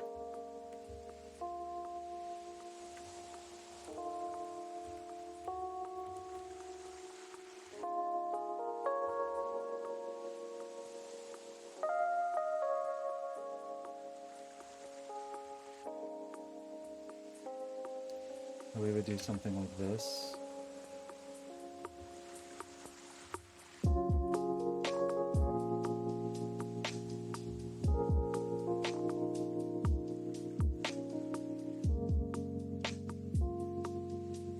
Maybe I didn't do the binding right.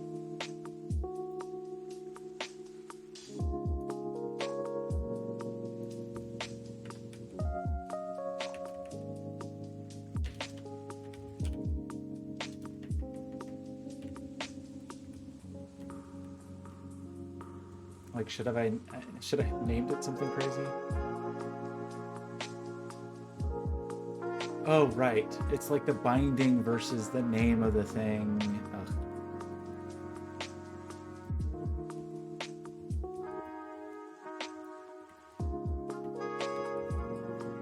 I don't know what the type of this is.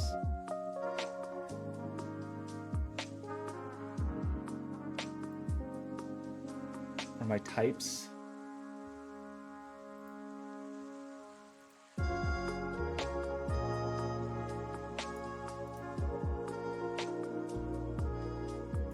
Like a Cloudflare types that I end up with this thing.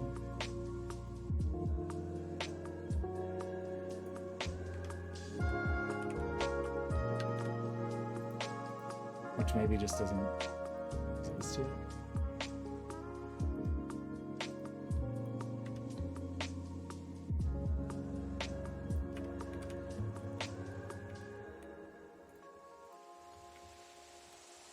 Why do I have no types?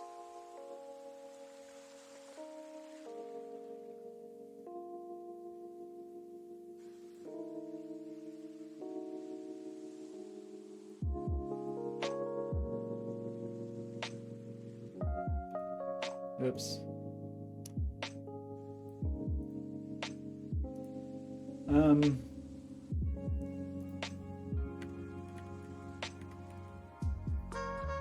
Indices. Do I need an index?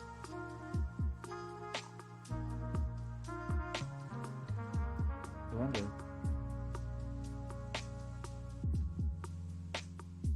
I don't really have one. I don't think. Anyway. So what I do have, though, in fact, let's just start with this.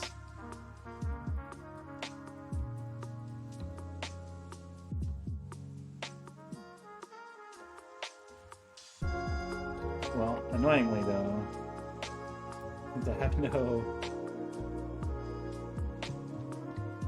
types,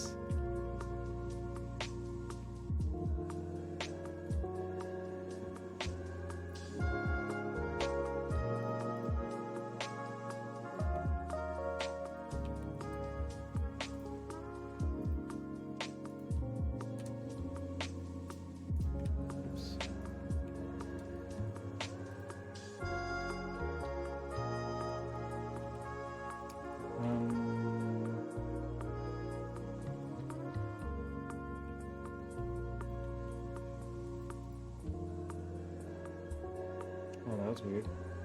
There's nothing in my request. What?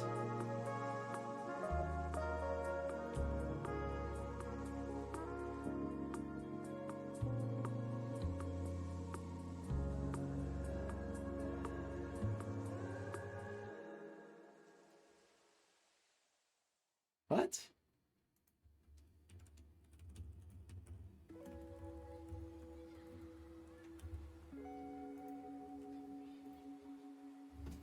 This is an empty analytics engine. And the request is empty.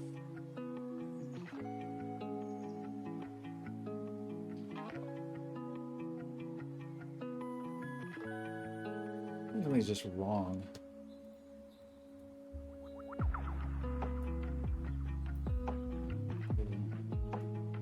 Process my TS config or something. My TS config says it's broken.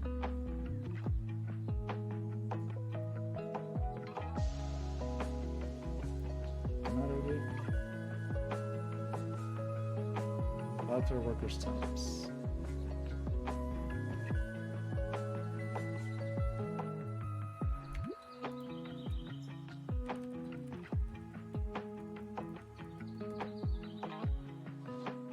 What is it? Is it this?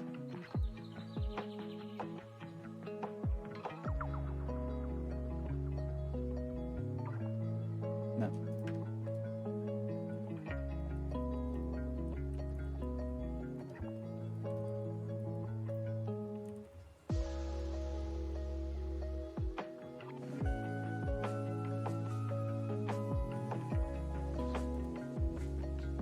This music's too relaxing. I put Life is Yours to sleep.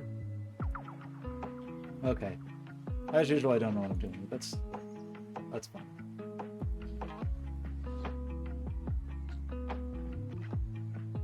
What are you? What's your problem? It's because I don't have Jest?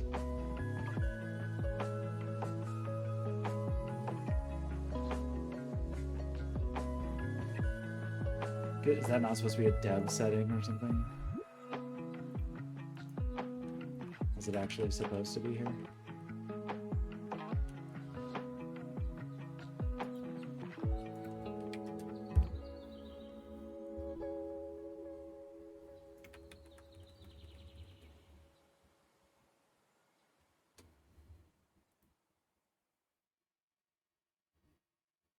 What's your problem?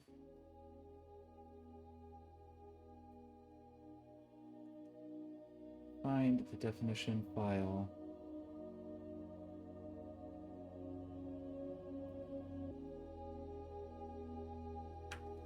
I don't know what you're talking about. Although I do suddenly have some types here, so maybe it's working.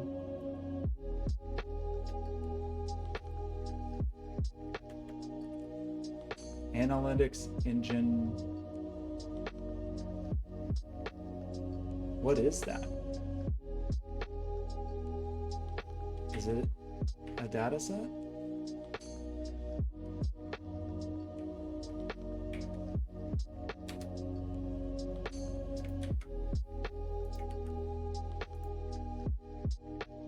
Why is my request empty? What? There's just some super obvious thing that I'm missing?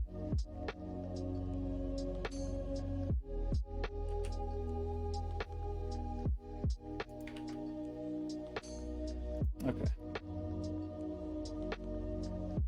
I don't know why I had to run it locally to get data.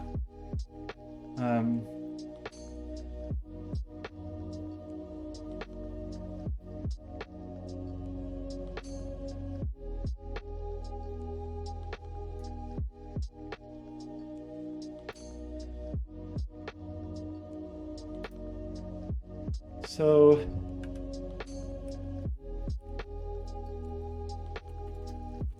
what do we have? We have continent, city, now continent, country, region, city. Is that right?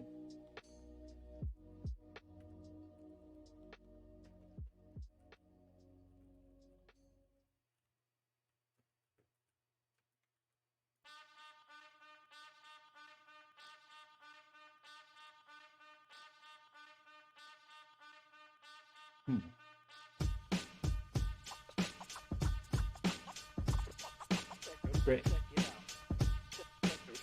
that like inside something else? .cf dot. Okay, request.cf.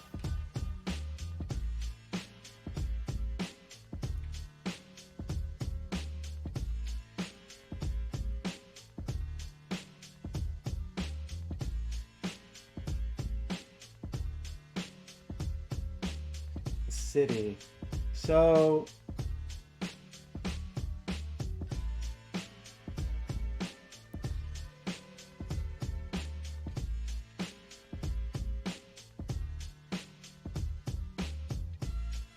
latitude and longitude is pretty weird here.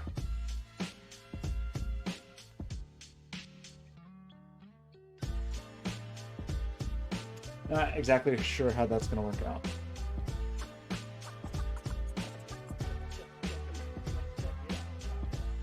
I mean, unless it really is. I just don't know how accurate it tries to be, right? Because I really just went to latitude and longitude for the city.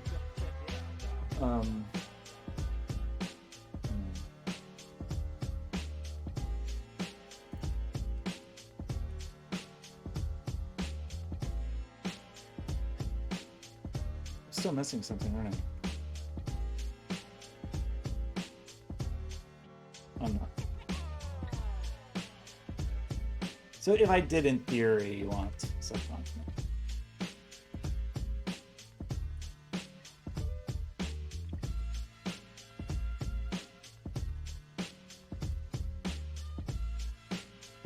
Good.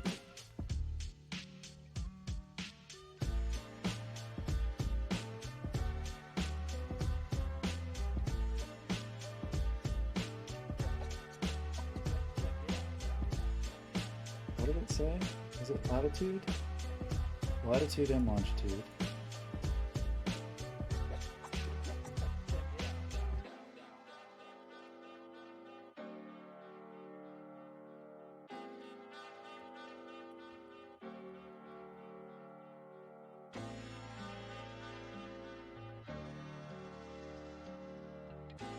So I get North America, US, Oregon, Portland, etc. So I would probably want to look up codes.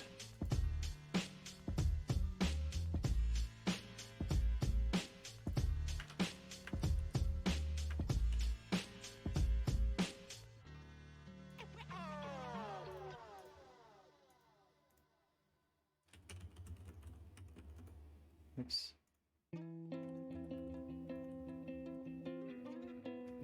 Continent. You guys have a table for that, but what's fun? Yeah, it's just a question of like when we do the lookups. It'd be nice to do them now.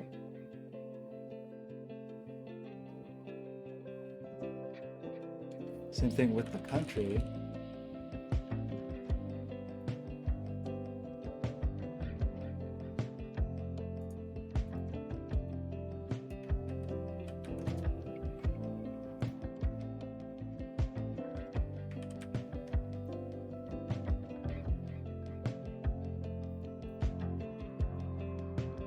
So this is Alpha 2 format for the country code.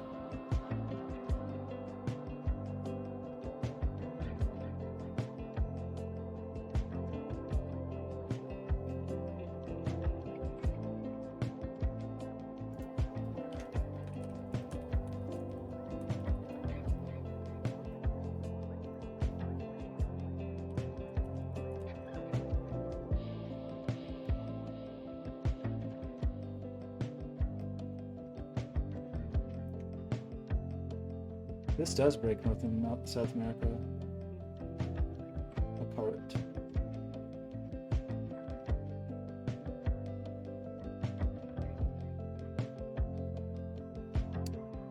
Interesting. So we need some.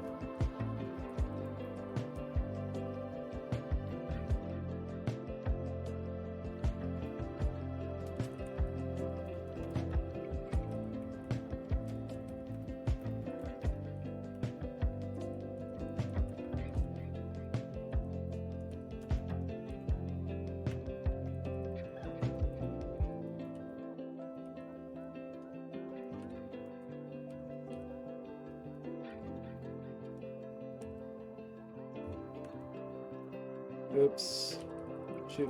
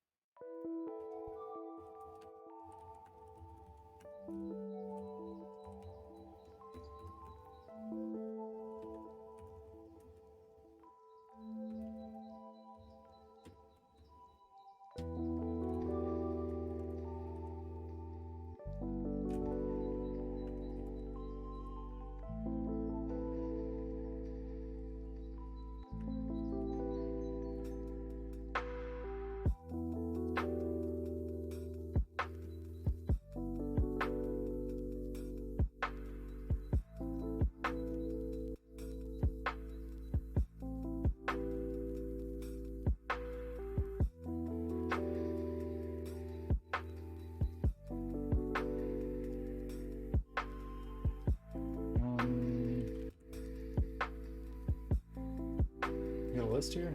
Ooh.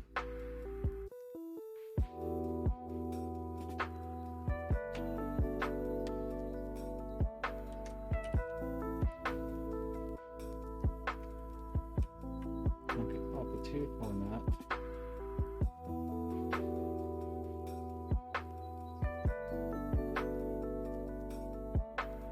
Holy crap, how many pages are there?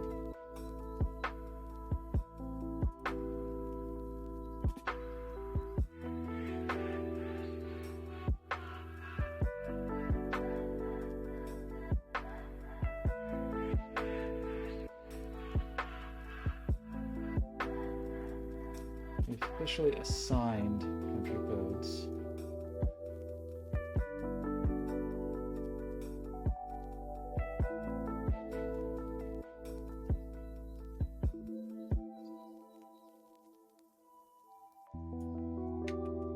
Okay.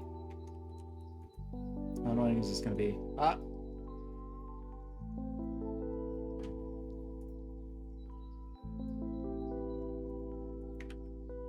Who knows what I might have had.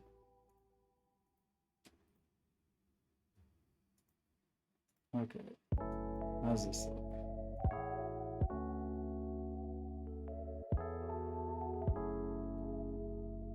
Seems okay.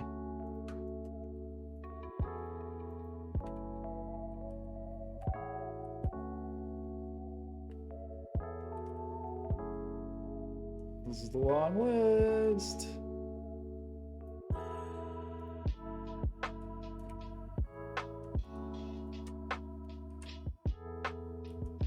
Oops.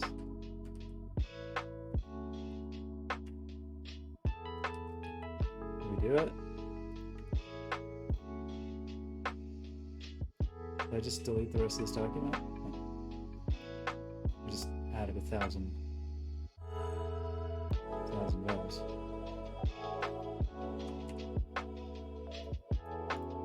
Just for kicks. Probably should pay attention to that before I pasted it, but oh well. Oh my gosh, Grimbone, how's it going? I specifically picked Australia just for you because I know how much you love Australia. That is my gift to you. Look at this print. Look at this. You probably already saw it on Discord.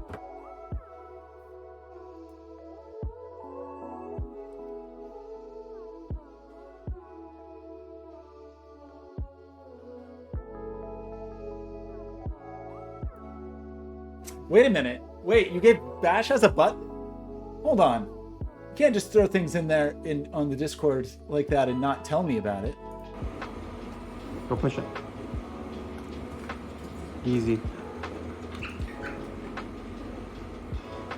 Well, okay, wait. What is it? What is that button hooked to? How do we get Bash on stream?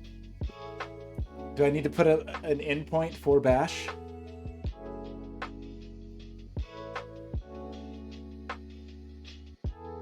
What kind of button is that? How about a treat launcher? Use my new mechatronic skills.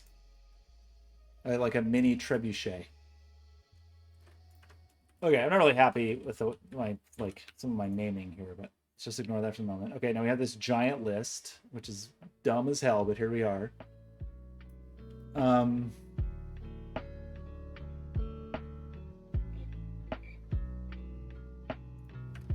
So country will be. Notice that there's no error checking, no sanity checks. Oh shoot! The region codes too. Like our region codes are going to be abbreviated, right? Probably. Uh-oh. What did I do? County. Country.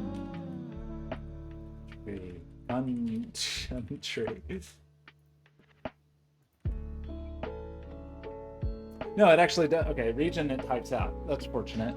That was gonna suck because I don't want like a lookup table of every region on Earth. That'd be something.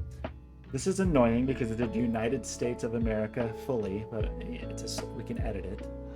We don't have the region, sub-region, just ignoring that for the moment. We have latitude, we have longitude. Is there anything else we need?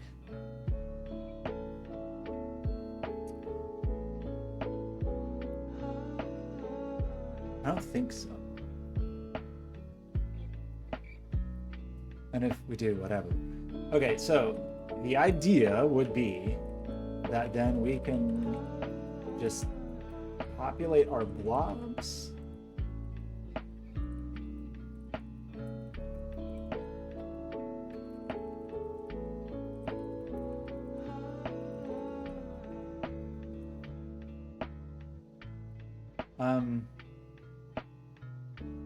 Really, you should do like the object has key or whatever it is. Like,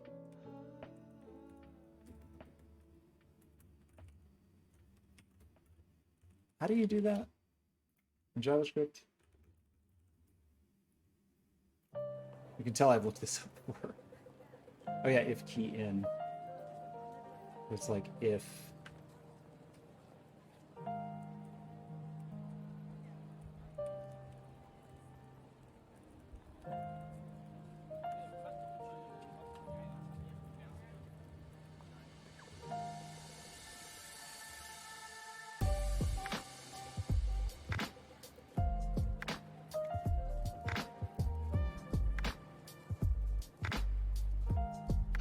Kind of annoyed by this request thing though. So how do we incoming request CF properties?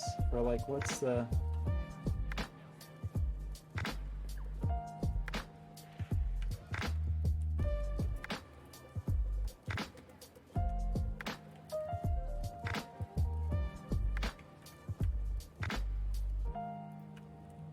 Can I do that?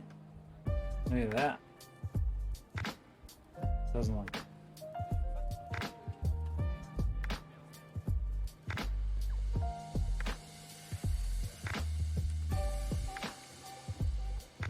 Are you telling me that longitude does not exist? Doesn't.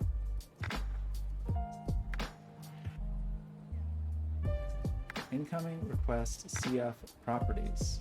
Literally. Country.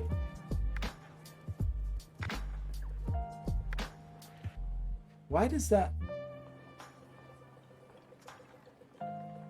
host metadata unknown? Why does that have a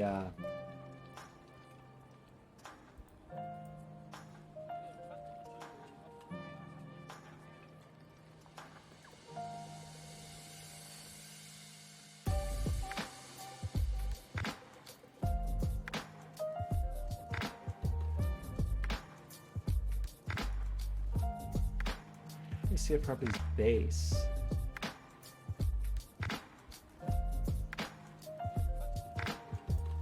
So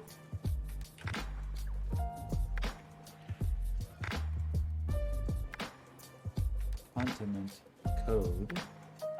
Field continent code. So this is incoming request properties geographic information.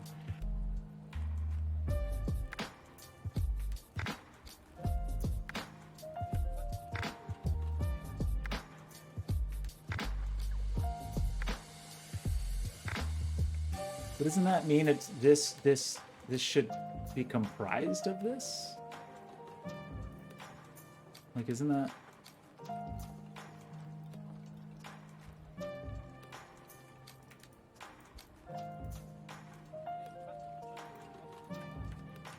Like,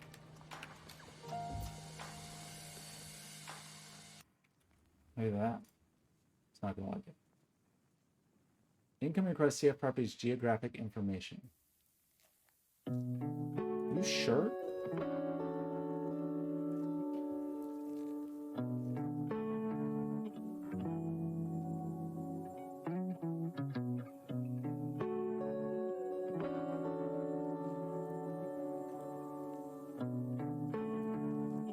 That's defined here.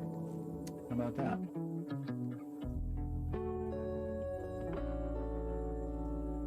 Oh, look at this. The countries are defined as well? Well, I wonder if I can have access to that. Okay, anyway, I still don't really understand this. Incoming request CF properties geographic type information.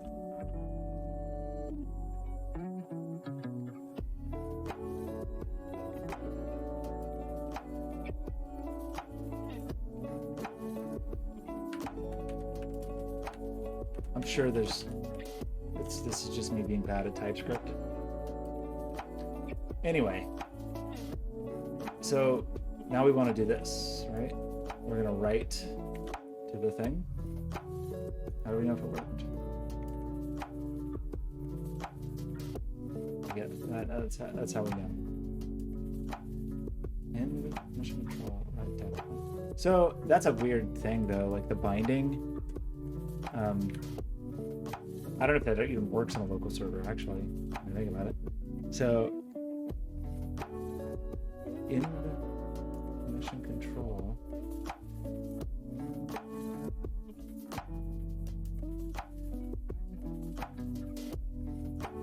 Did we need to do more than that?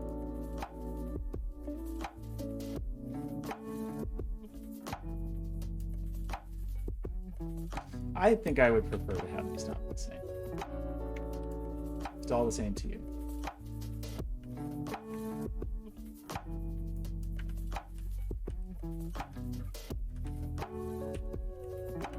Oops. Good grief.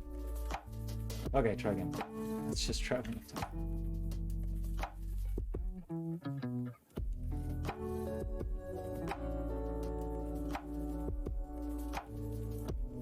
And the binding name can be, what do we call this?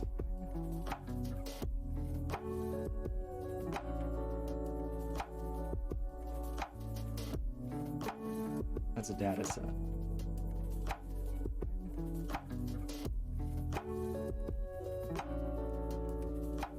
And then in here,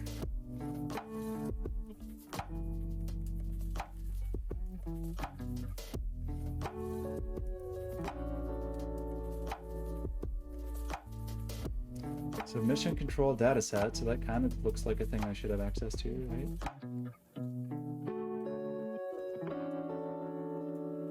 So a problem. Well, now it seems like it's not working at all. Oh, because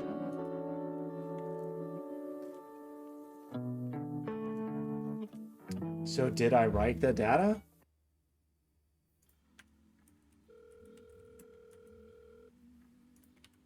Hey baby, it's How me. do I know? To chat with you a little bit. I miss you a lot.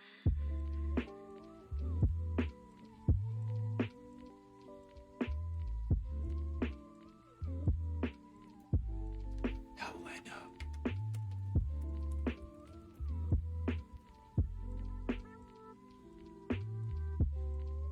So I have deployed. The deployment is here. But like, now what? Oops.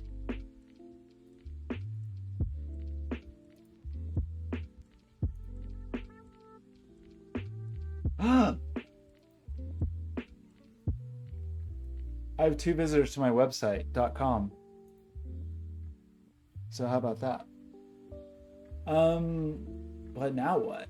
It's in the last week, last 30 minutes. Interesting. Bye, hon. Interesting.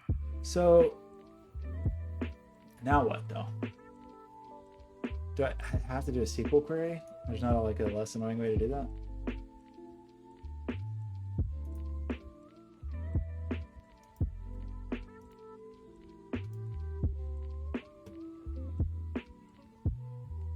And I miss hearing your voice. There is a GraphQL API.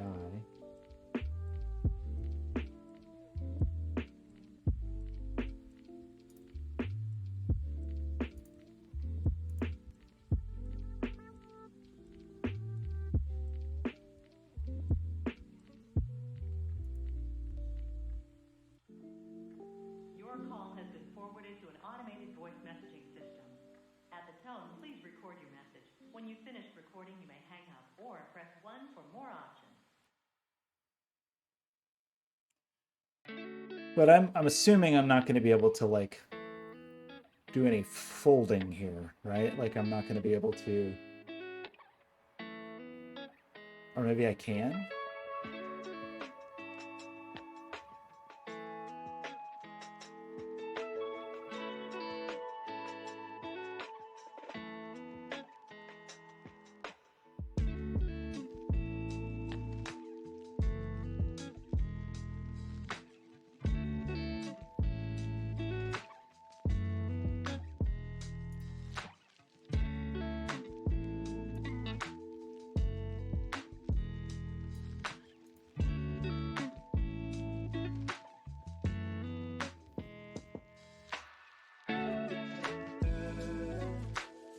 It kind of feels like it'd be easier for me to wrap my head around just with SQL without much GraphQL experience.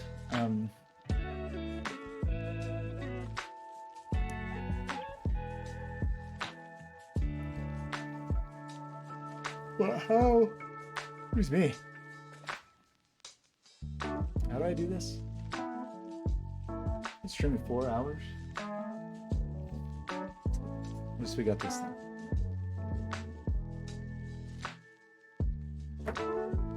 Okay, so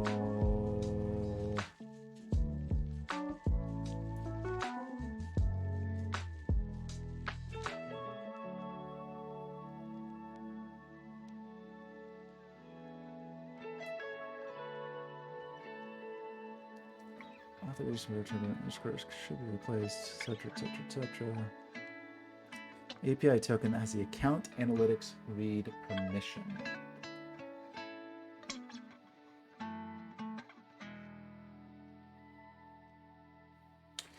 Well, this looks like a job for what's its face? Postman. Let's see what's up in Postman. Is it secret? Probably not, because I haven't done any work for weeks. Oh, that is a little bit secret. Okay. So if we wanted a new query, do I have? Well, I'm gonna need custom authorization anyway.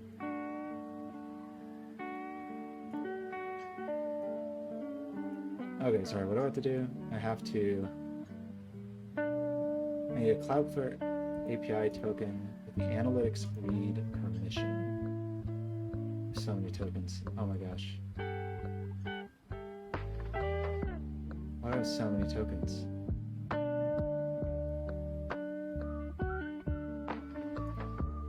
A million tunnel tokens. Is someone just creating these every day or something? Doesn't seem good. Oh well, let's ignore that.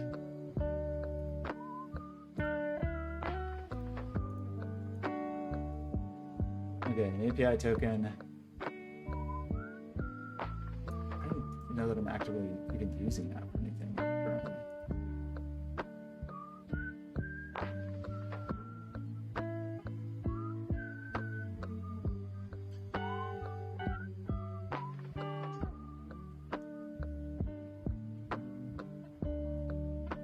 Read analytics.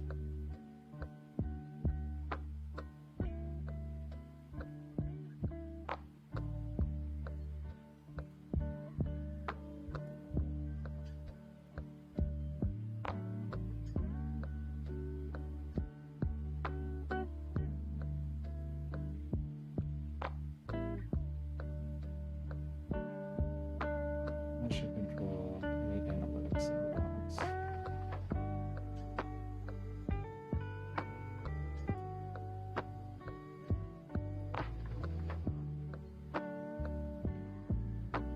That's a great looking token. We'll put that somewhere. That where?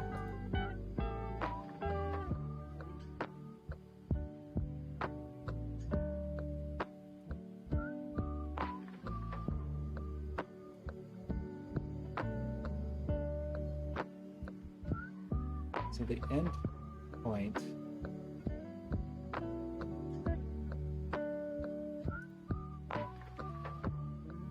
my account ID. Account ID. That's a little weird though, because I don't want it just for the I don't want it for the whole account. Do I? Guess I do.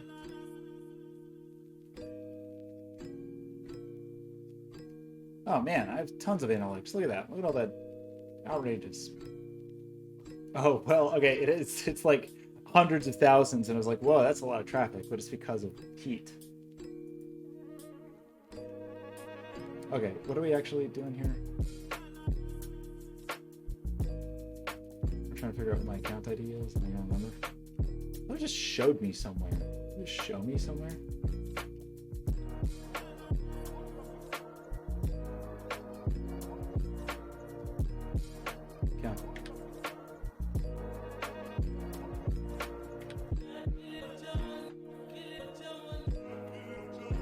Okay, we need a post.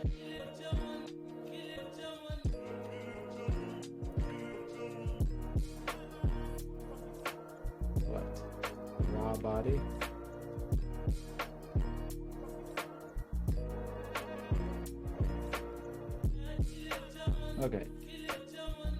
are we even doing here? So we're trying to do select star from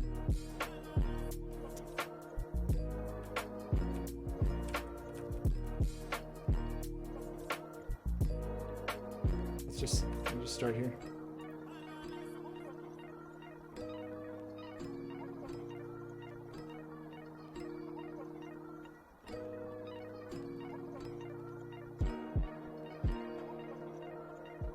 That's the meta.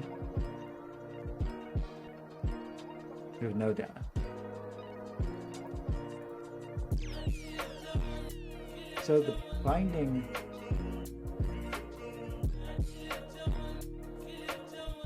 Like, what is the binding, though? Is that. So, in other words, should this be like mission control data set? Or.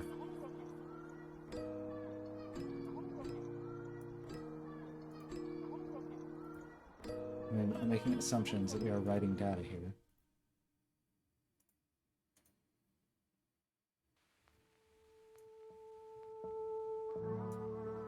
So, can we do like select blob 1 as city, as continent?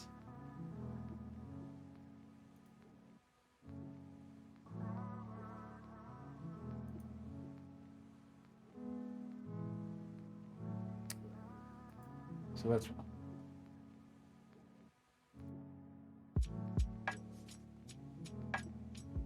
Show tables.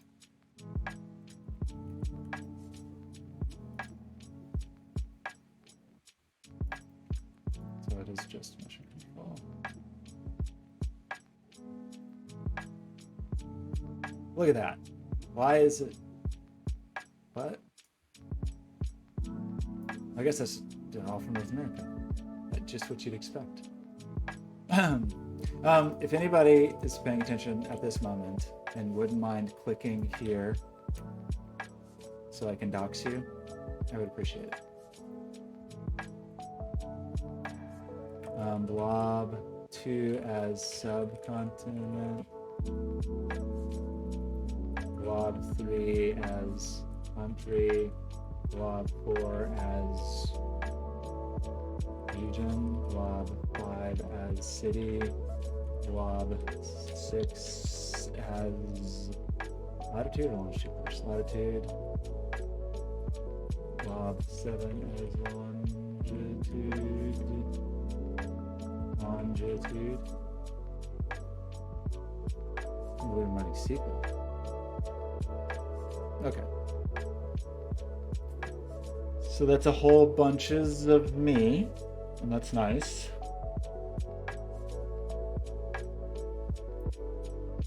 And then we would want something that's like group by continent, subcontinent, country, region, city.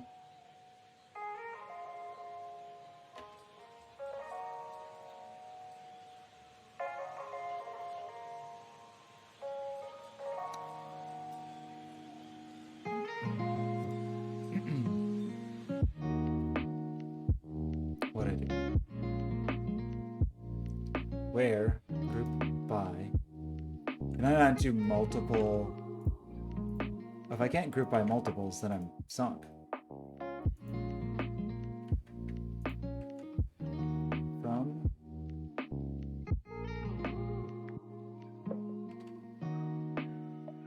oh, I wrote the word group. That's probably part of my problem. Projection column is not under aggregate function, not in group by.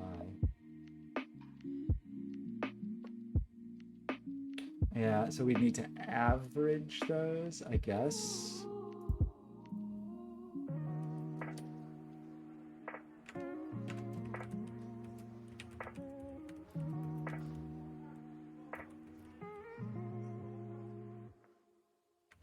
Maybe average, I don't know if this is weird. So we could do like average of blob 6 as latitude. And I can't believe I'm doing this. Why am I doing this? I'm truly just doing this out of spite.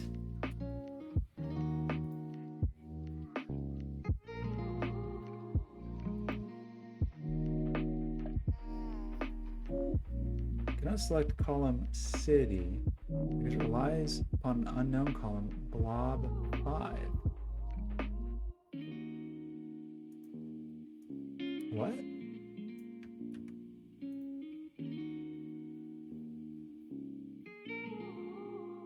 Spartanburg, South Carolina. Thank you, whoever clicked from Spartanburg, South Carolina. I'm sorry to dox you, but I also don't know who you are or anything about you. So why am I not able to average these?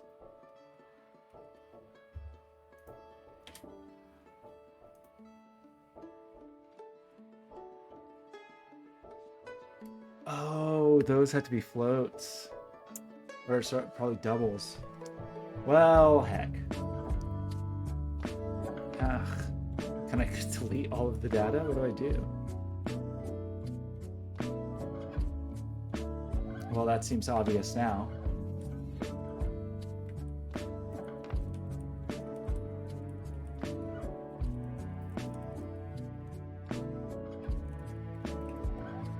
That's silly. It's gonna be like double 1, double 2.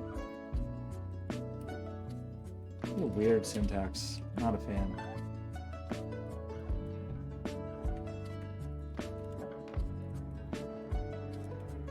I mean, I get it, but not a fan. Okay, average latitude 0, average longitude 0. Excellent. Very good. Exactly what we want. Can we delete this data?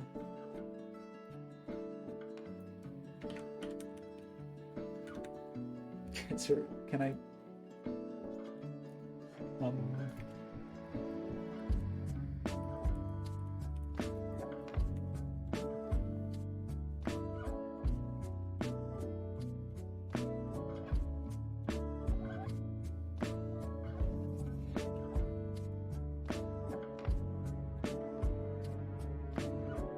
I guess we can't CRUD here.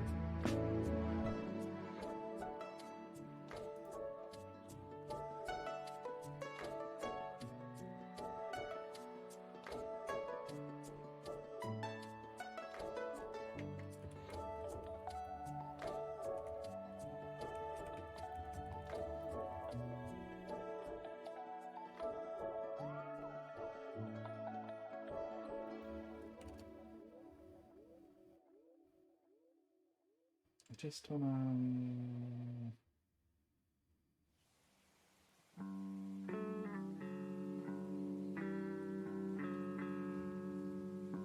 I might be in trouble. Am I in trouble? I have to like delete this data set. Maybe Wrangler will let me do it.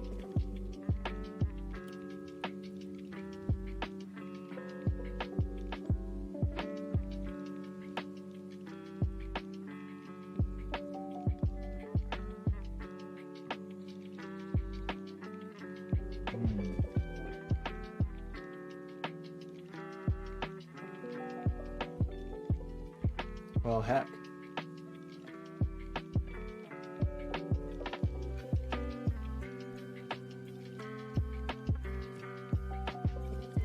There's no way to delete this data.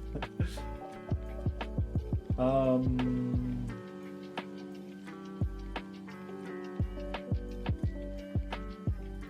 I guess we just change our query to say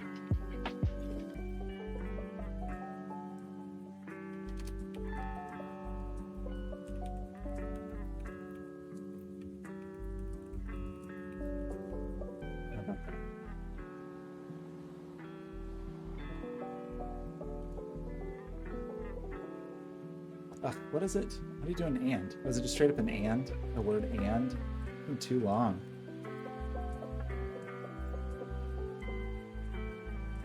Okay, what is it?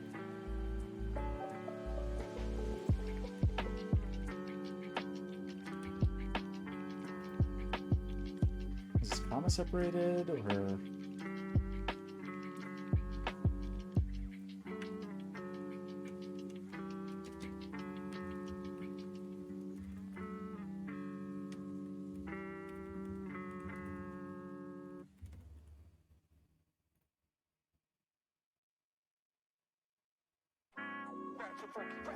Oh, great. Whoops. Wrong one.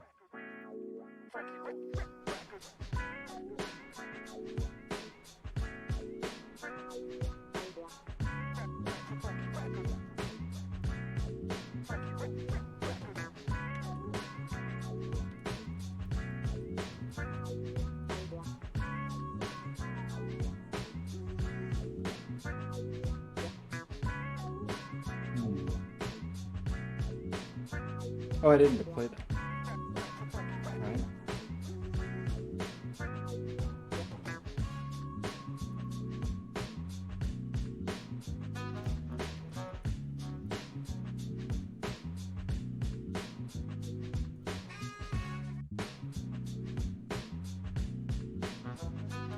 Probably have the timestamp, right?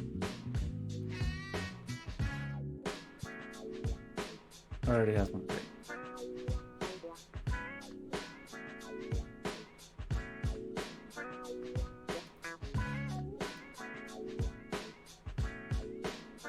Did I not save this or something?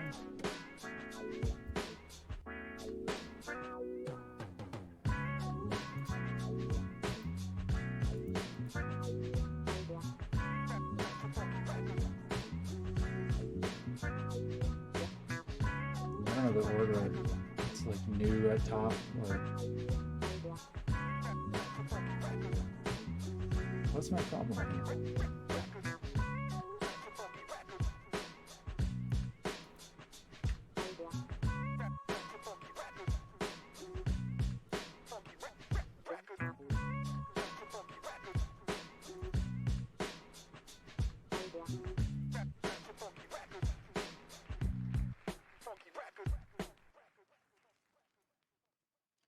Is the number getting bigger? I think I just showed a token, but it's okay. It's just a test token. Just a test token. Don't get any ideas about building your own thing to read my analytics, I guess.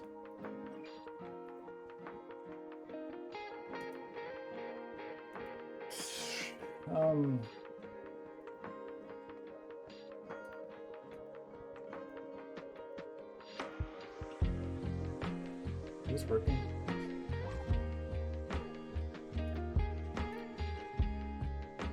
It's not how long it takes. All right, what did we say we're doing here? We said we're trying to write data point.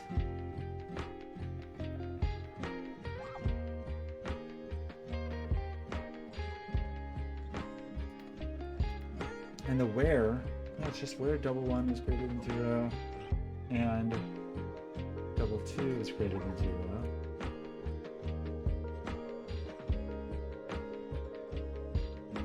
That looks semi sort of reasonable. Okay, that number got much bigger.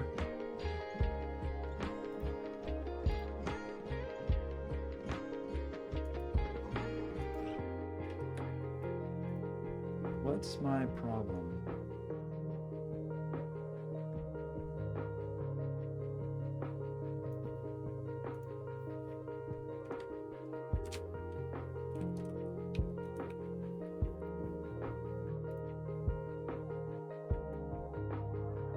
Okay, we're getting some double 1.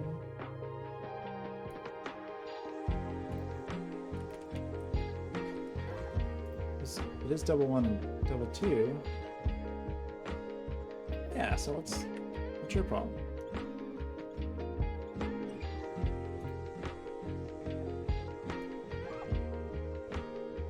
Why is my...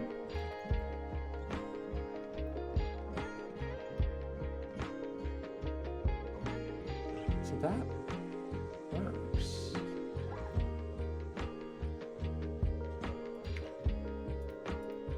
I mean, oh, let's see, what is that? No. Where double 1 is greater than 0 and double 2 is greater than 0. So if we don't group by and we just say double 1, double 2. Oops.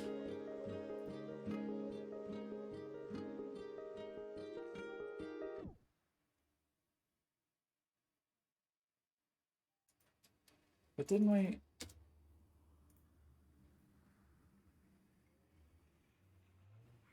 Oh, right. Well, they can be negative, of course. It just needs to be where not equals to 0. Which is what I had to begin with. Okay, how about that?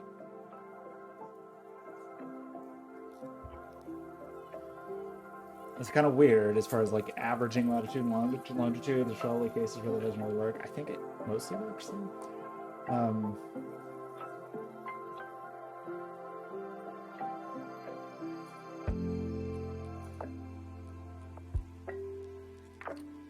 So I think it could work.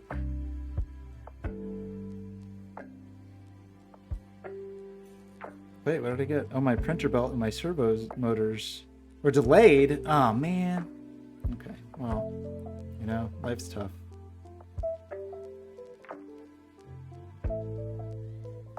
Real crisis on our hands here. So, okay, this seems cool. Pretty cool.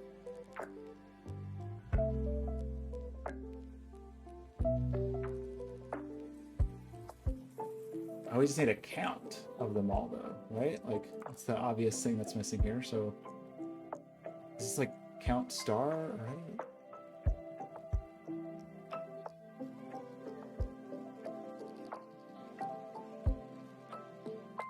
I don't really remember how to do that. Is it just count?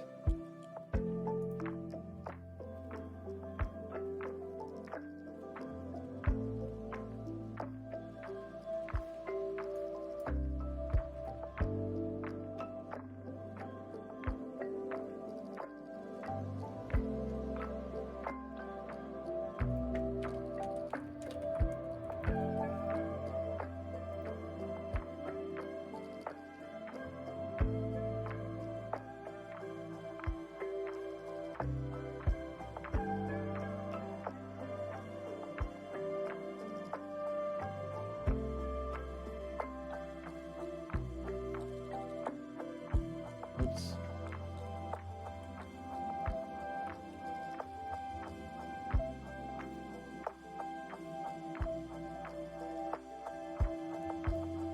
Okay, I do realize, like, we do have a major problem here in terms of... Oh, man, I didn't really think about this.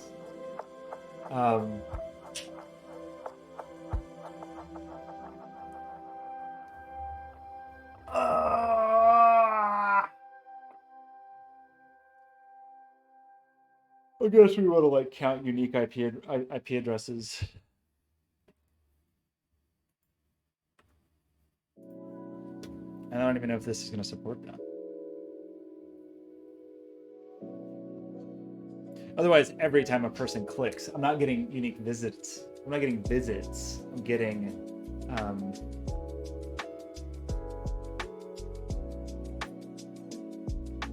oh boy.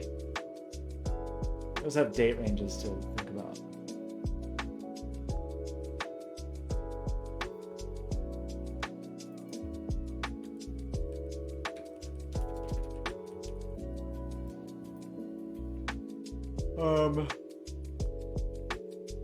Okay. We have to have the IP address.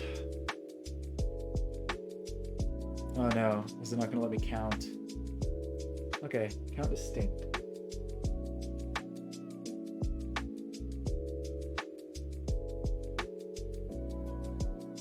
So we do need to know the IP address.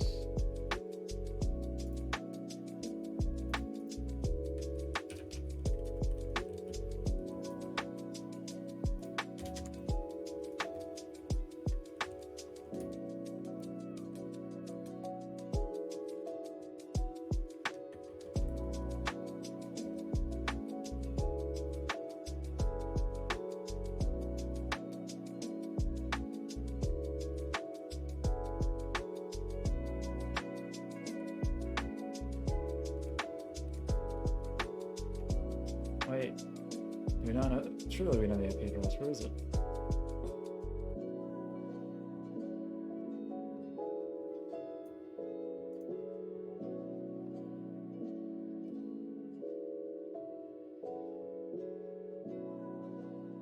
Right?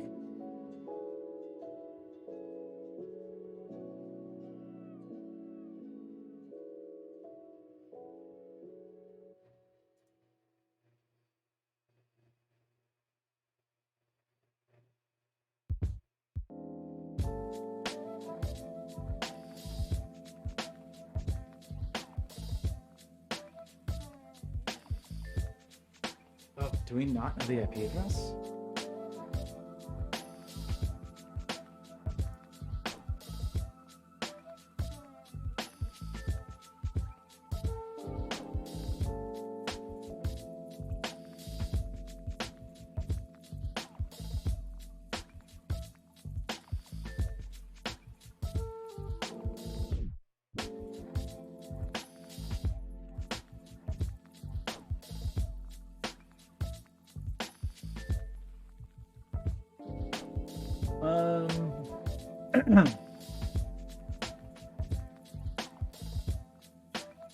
Try to clear my throat right into the microphone. It was rude.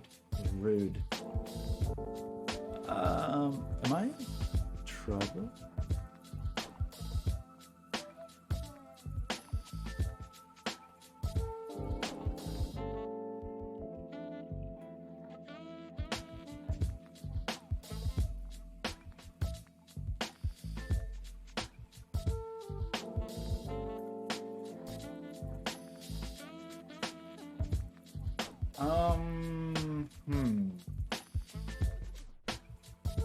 Has this been an amazing waste of time?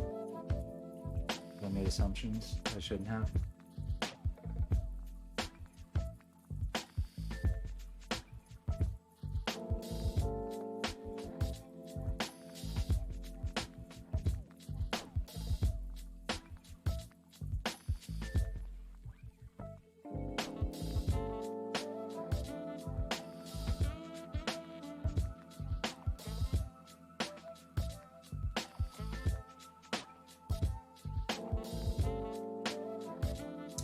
I don't know your IP address.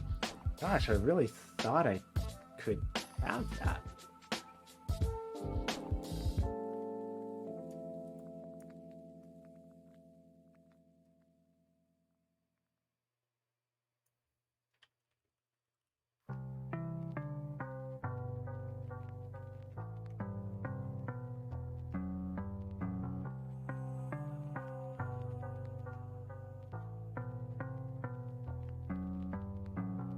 Well,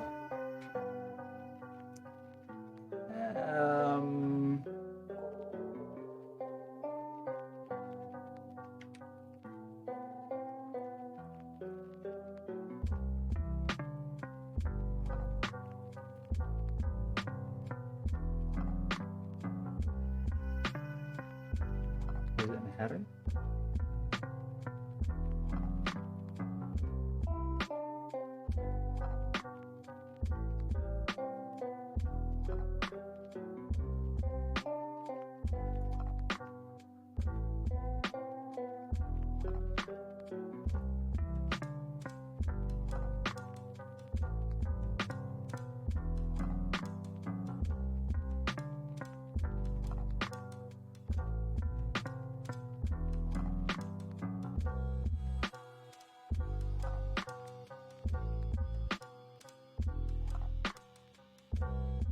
Ah.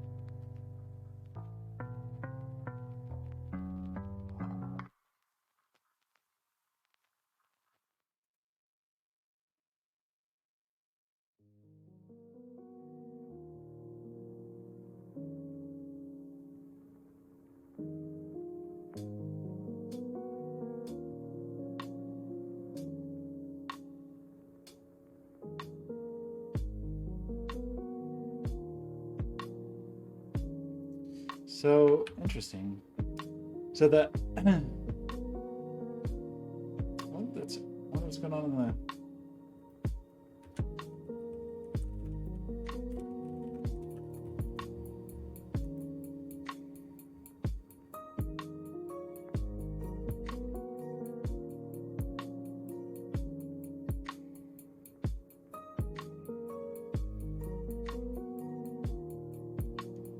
okay. Well, sure.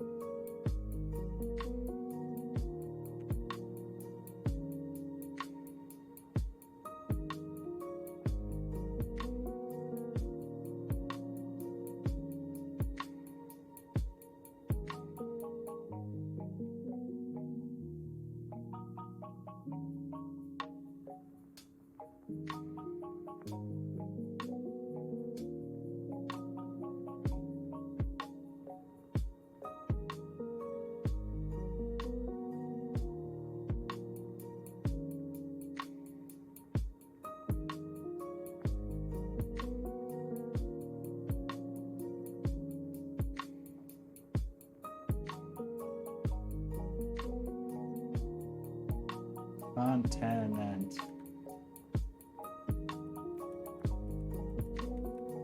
Country. I don't know. Did we get that right?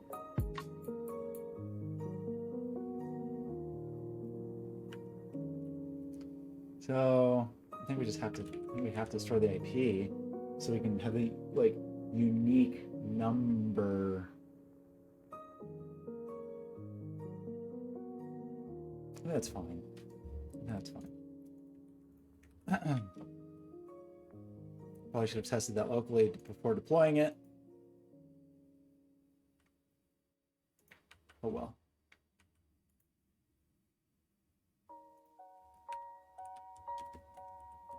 And then what was the syntax for that? It was like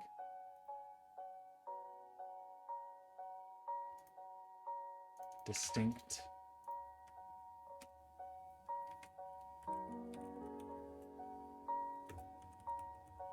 Log 6.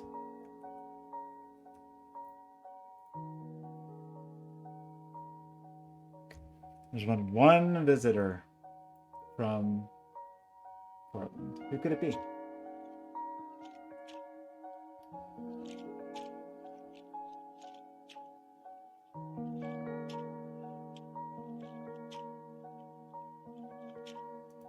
This does feel very beta-y. I would even, in fact, call it more than beta.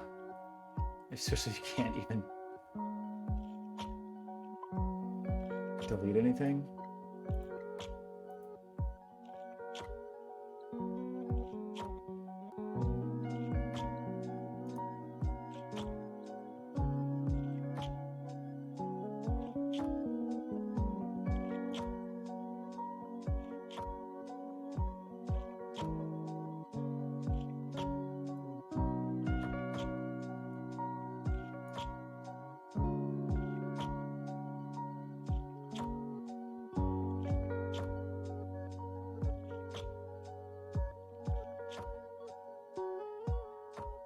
Oh yeah, we gotta do time stuff.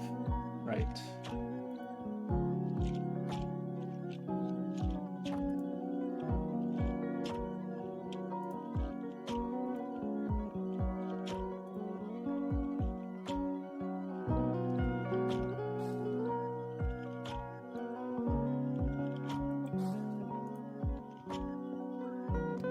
Greater than 30 days. It's pretty weird to be doing SQL. I used to do so much SQL.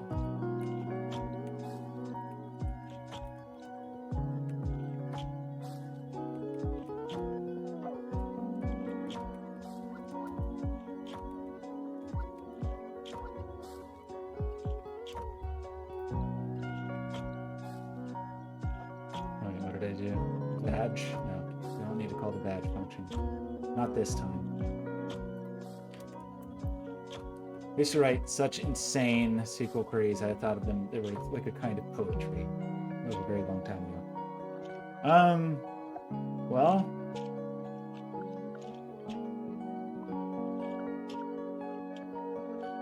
I feel like this could be worse.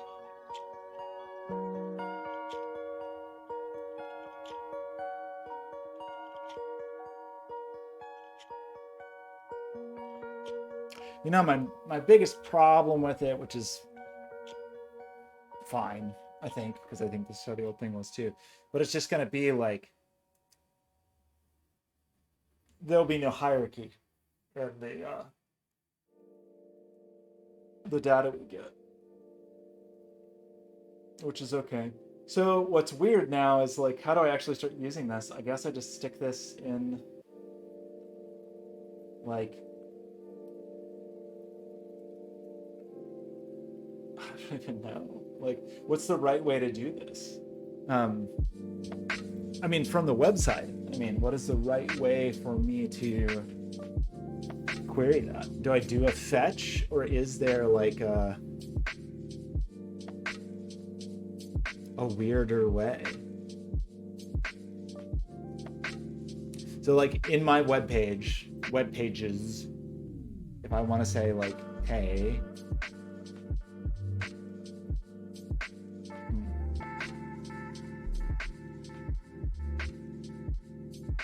you know, I think I will just switch to Cloudflare Web Analytics also while I'm at it, but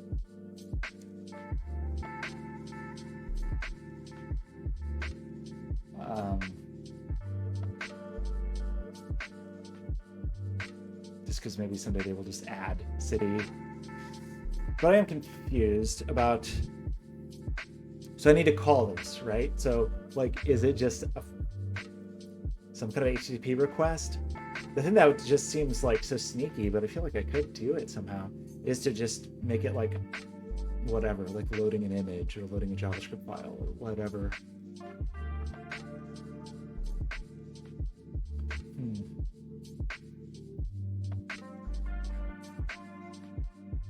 Oh, I mean, it could return JavaScript, right? Like,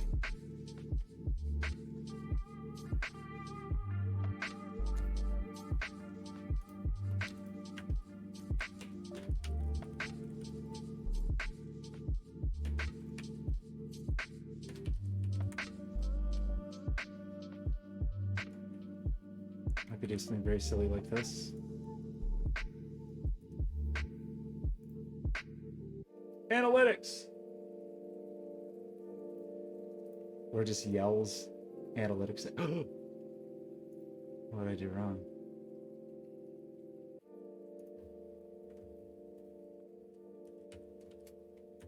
What's your problem?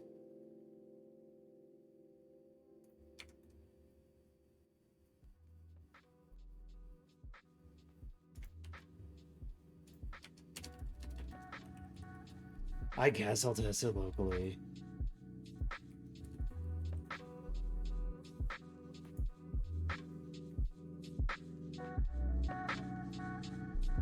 Oh.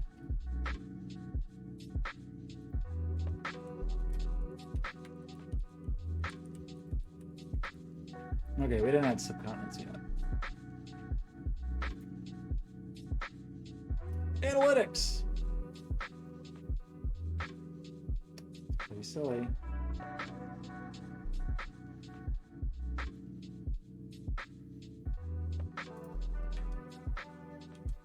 Developers. Man, Steve Ballmer.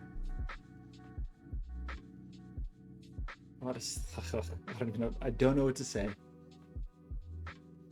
So... kind of fun that I can just add whatever I want there. So, things that are missing. It's definitely subcontinent. Developers. Definitely, like, no error checking. None of that.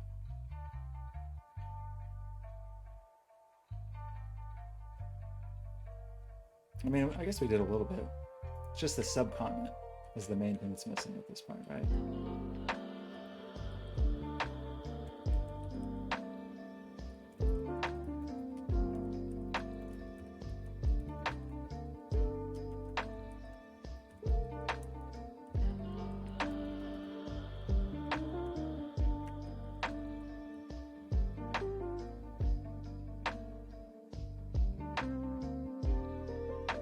I mean, we could just have a table that's just the if we know the country, we can presumably get to the subcontinents, right?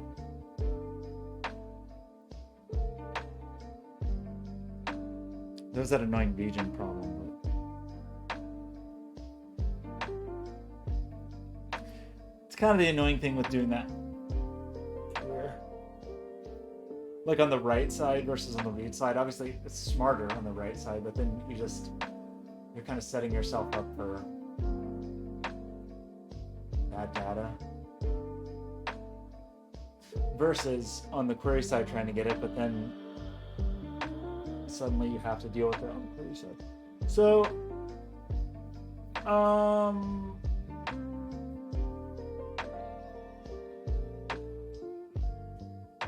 also, we need to be able to read this back, but I'm not too worried about that yet.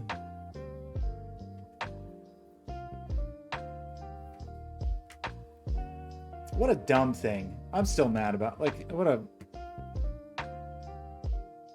this whole, it's 2 days. I mean, we didn't waste that much time yesterday because the stream crashed, but still, very irritating that this is just arbitrary Google changes. I stand by my decision to just not use Google Analytics anymore. It is kind of a bummer that no one else will ever be able to use this, but hey, what are you gonna do?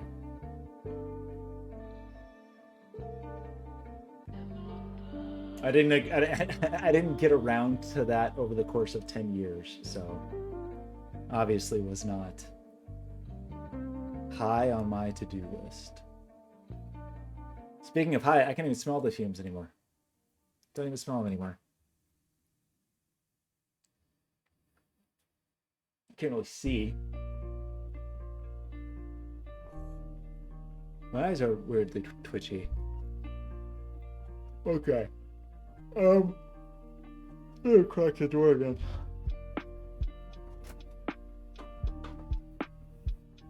I meant to go to the gym today. I didn't do it. I didn't mean for the stream to be so long. Thought it was gonna be easy.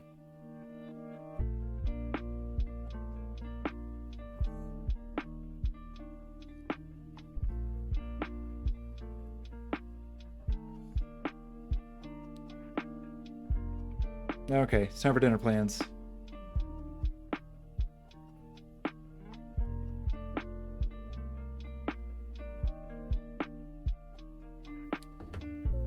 Okay, so we're like not in a bad place. This sucks. It does suck.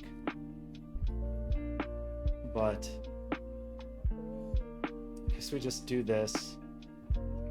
The subcontinent lookup is going to be a little bit annoying, but it's not that big of a deal. The country codes, that's very silly. These exist though, so there's really no reason for me to have these lookups. Or is there? Where did we find that? That was in... Okay, no, it doesn't tell you the names, so it gets valid values, but it's not like a lookup table, so that's fine.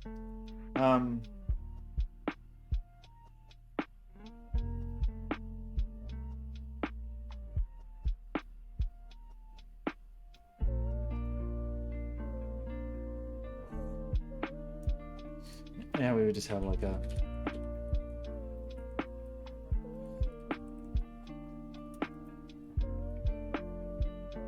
And it's going to be just a key value pair of country codes to subcontinent code.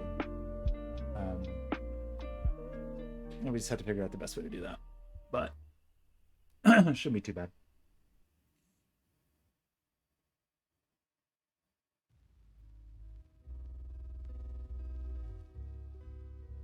So much work for this whole project.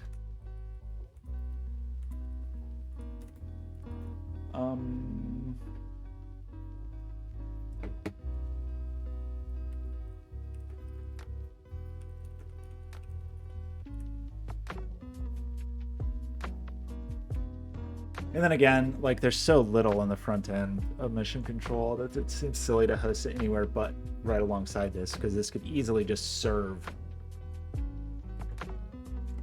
Mission Control. We had to add a little bit of routing here, but really not.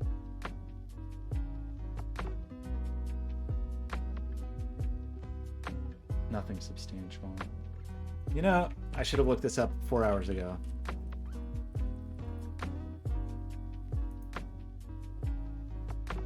Oh no.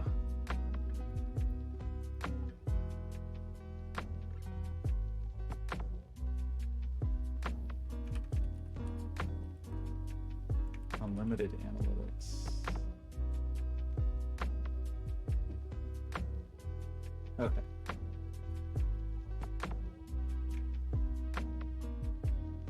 I was just realizing, like, oh, I mean, if that site is hosted on Netlify right now, I should probably, their pricing is so insane that I can just host a site there with a substantial amount of media, and that's all free, and that's fine. But if I want any analytics about it, it is $10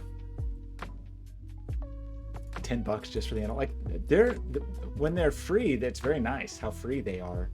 When they charge money, it gets expensive fast, which I guess is good. I mean, I guess that just like puts the burden on like really high usage customers. So okay, anyway, we gotta finish this. Did I not do the?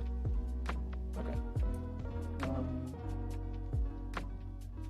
That looks okay, except for a little bit of warping, but I think it's gonna be fine. I think it's gonna be okay. Confidence in it. I do need to get some little jewelers files, I believe. There's some funny little holes in here, I'm just noticing, that probably have a reason for being there. I wonder what that is. What could that be for? Wait, okay, now.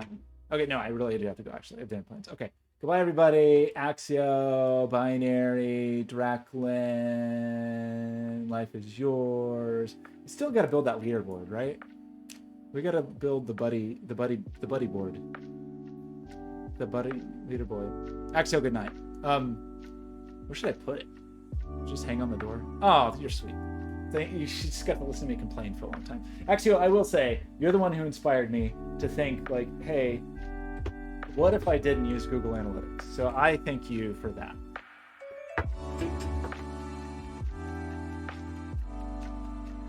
I appreciate it. Where should we put the, I kind of want like a physical leaderboard in here. I have some weird little screens. There's really no reason to do that, but the fact that there's no good reason to do it is definitely a reason to do it. I have this display mounted over here, which is like so not where a display should be, that I could mount in the corner there, but then it would interfere with my workbench, so I don't know. Anyway, okay, I'm really leaving. I will talk to you all soon. Have a lovely evening or morning or whatever it is.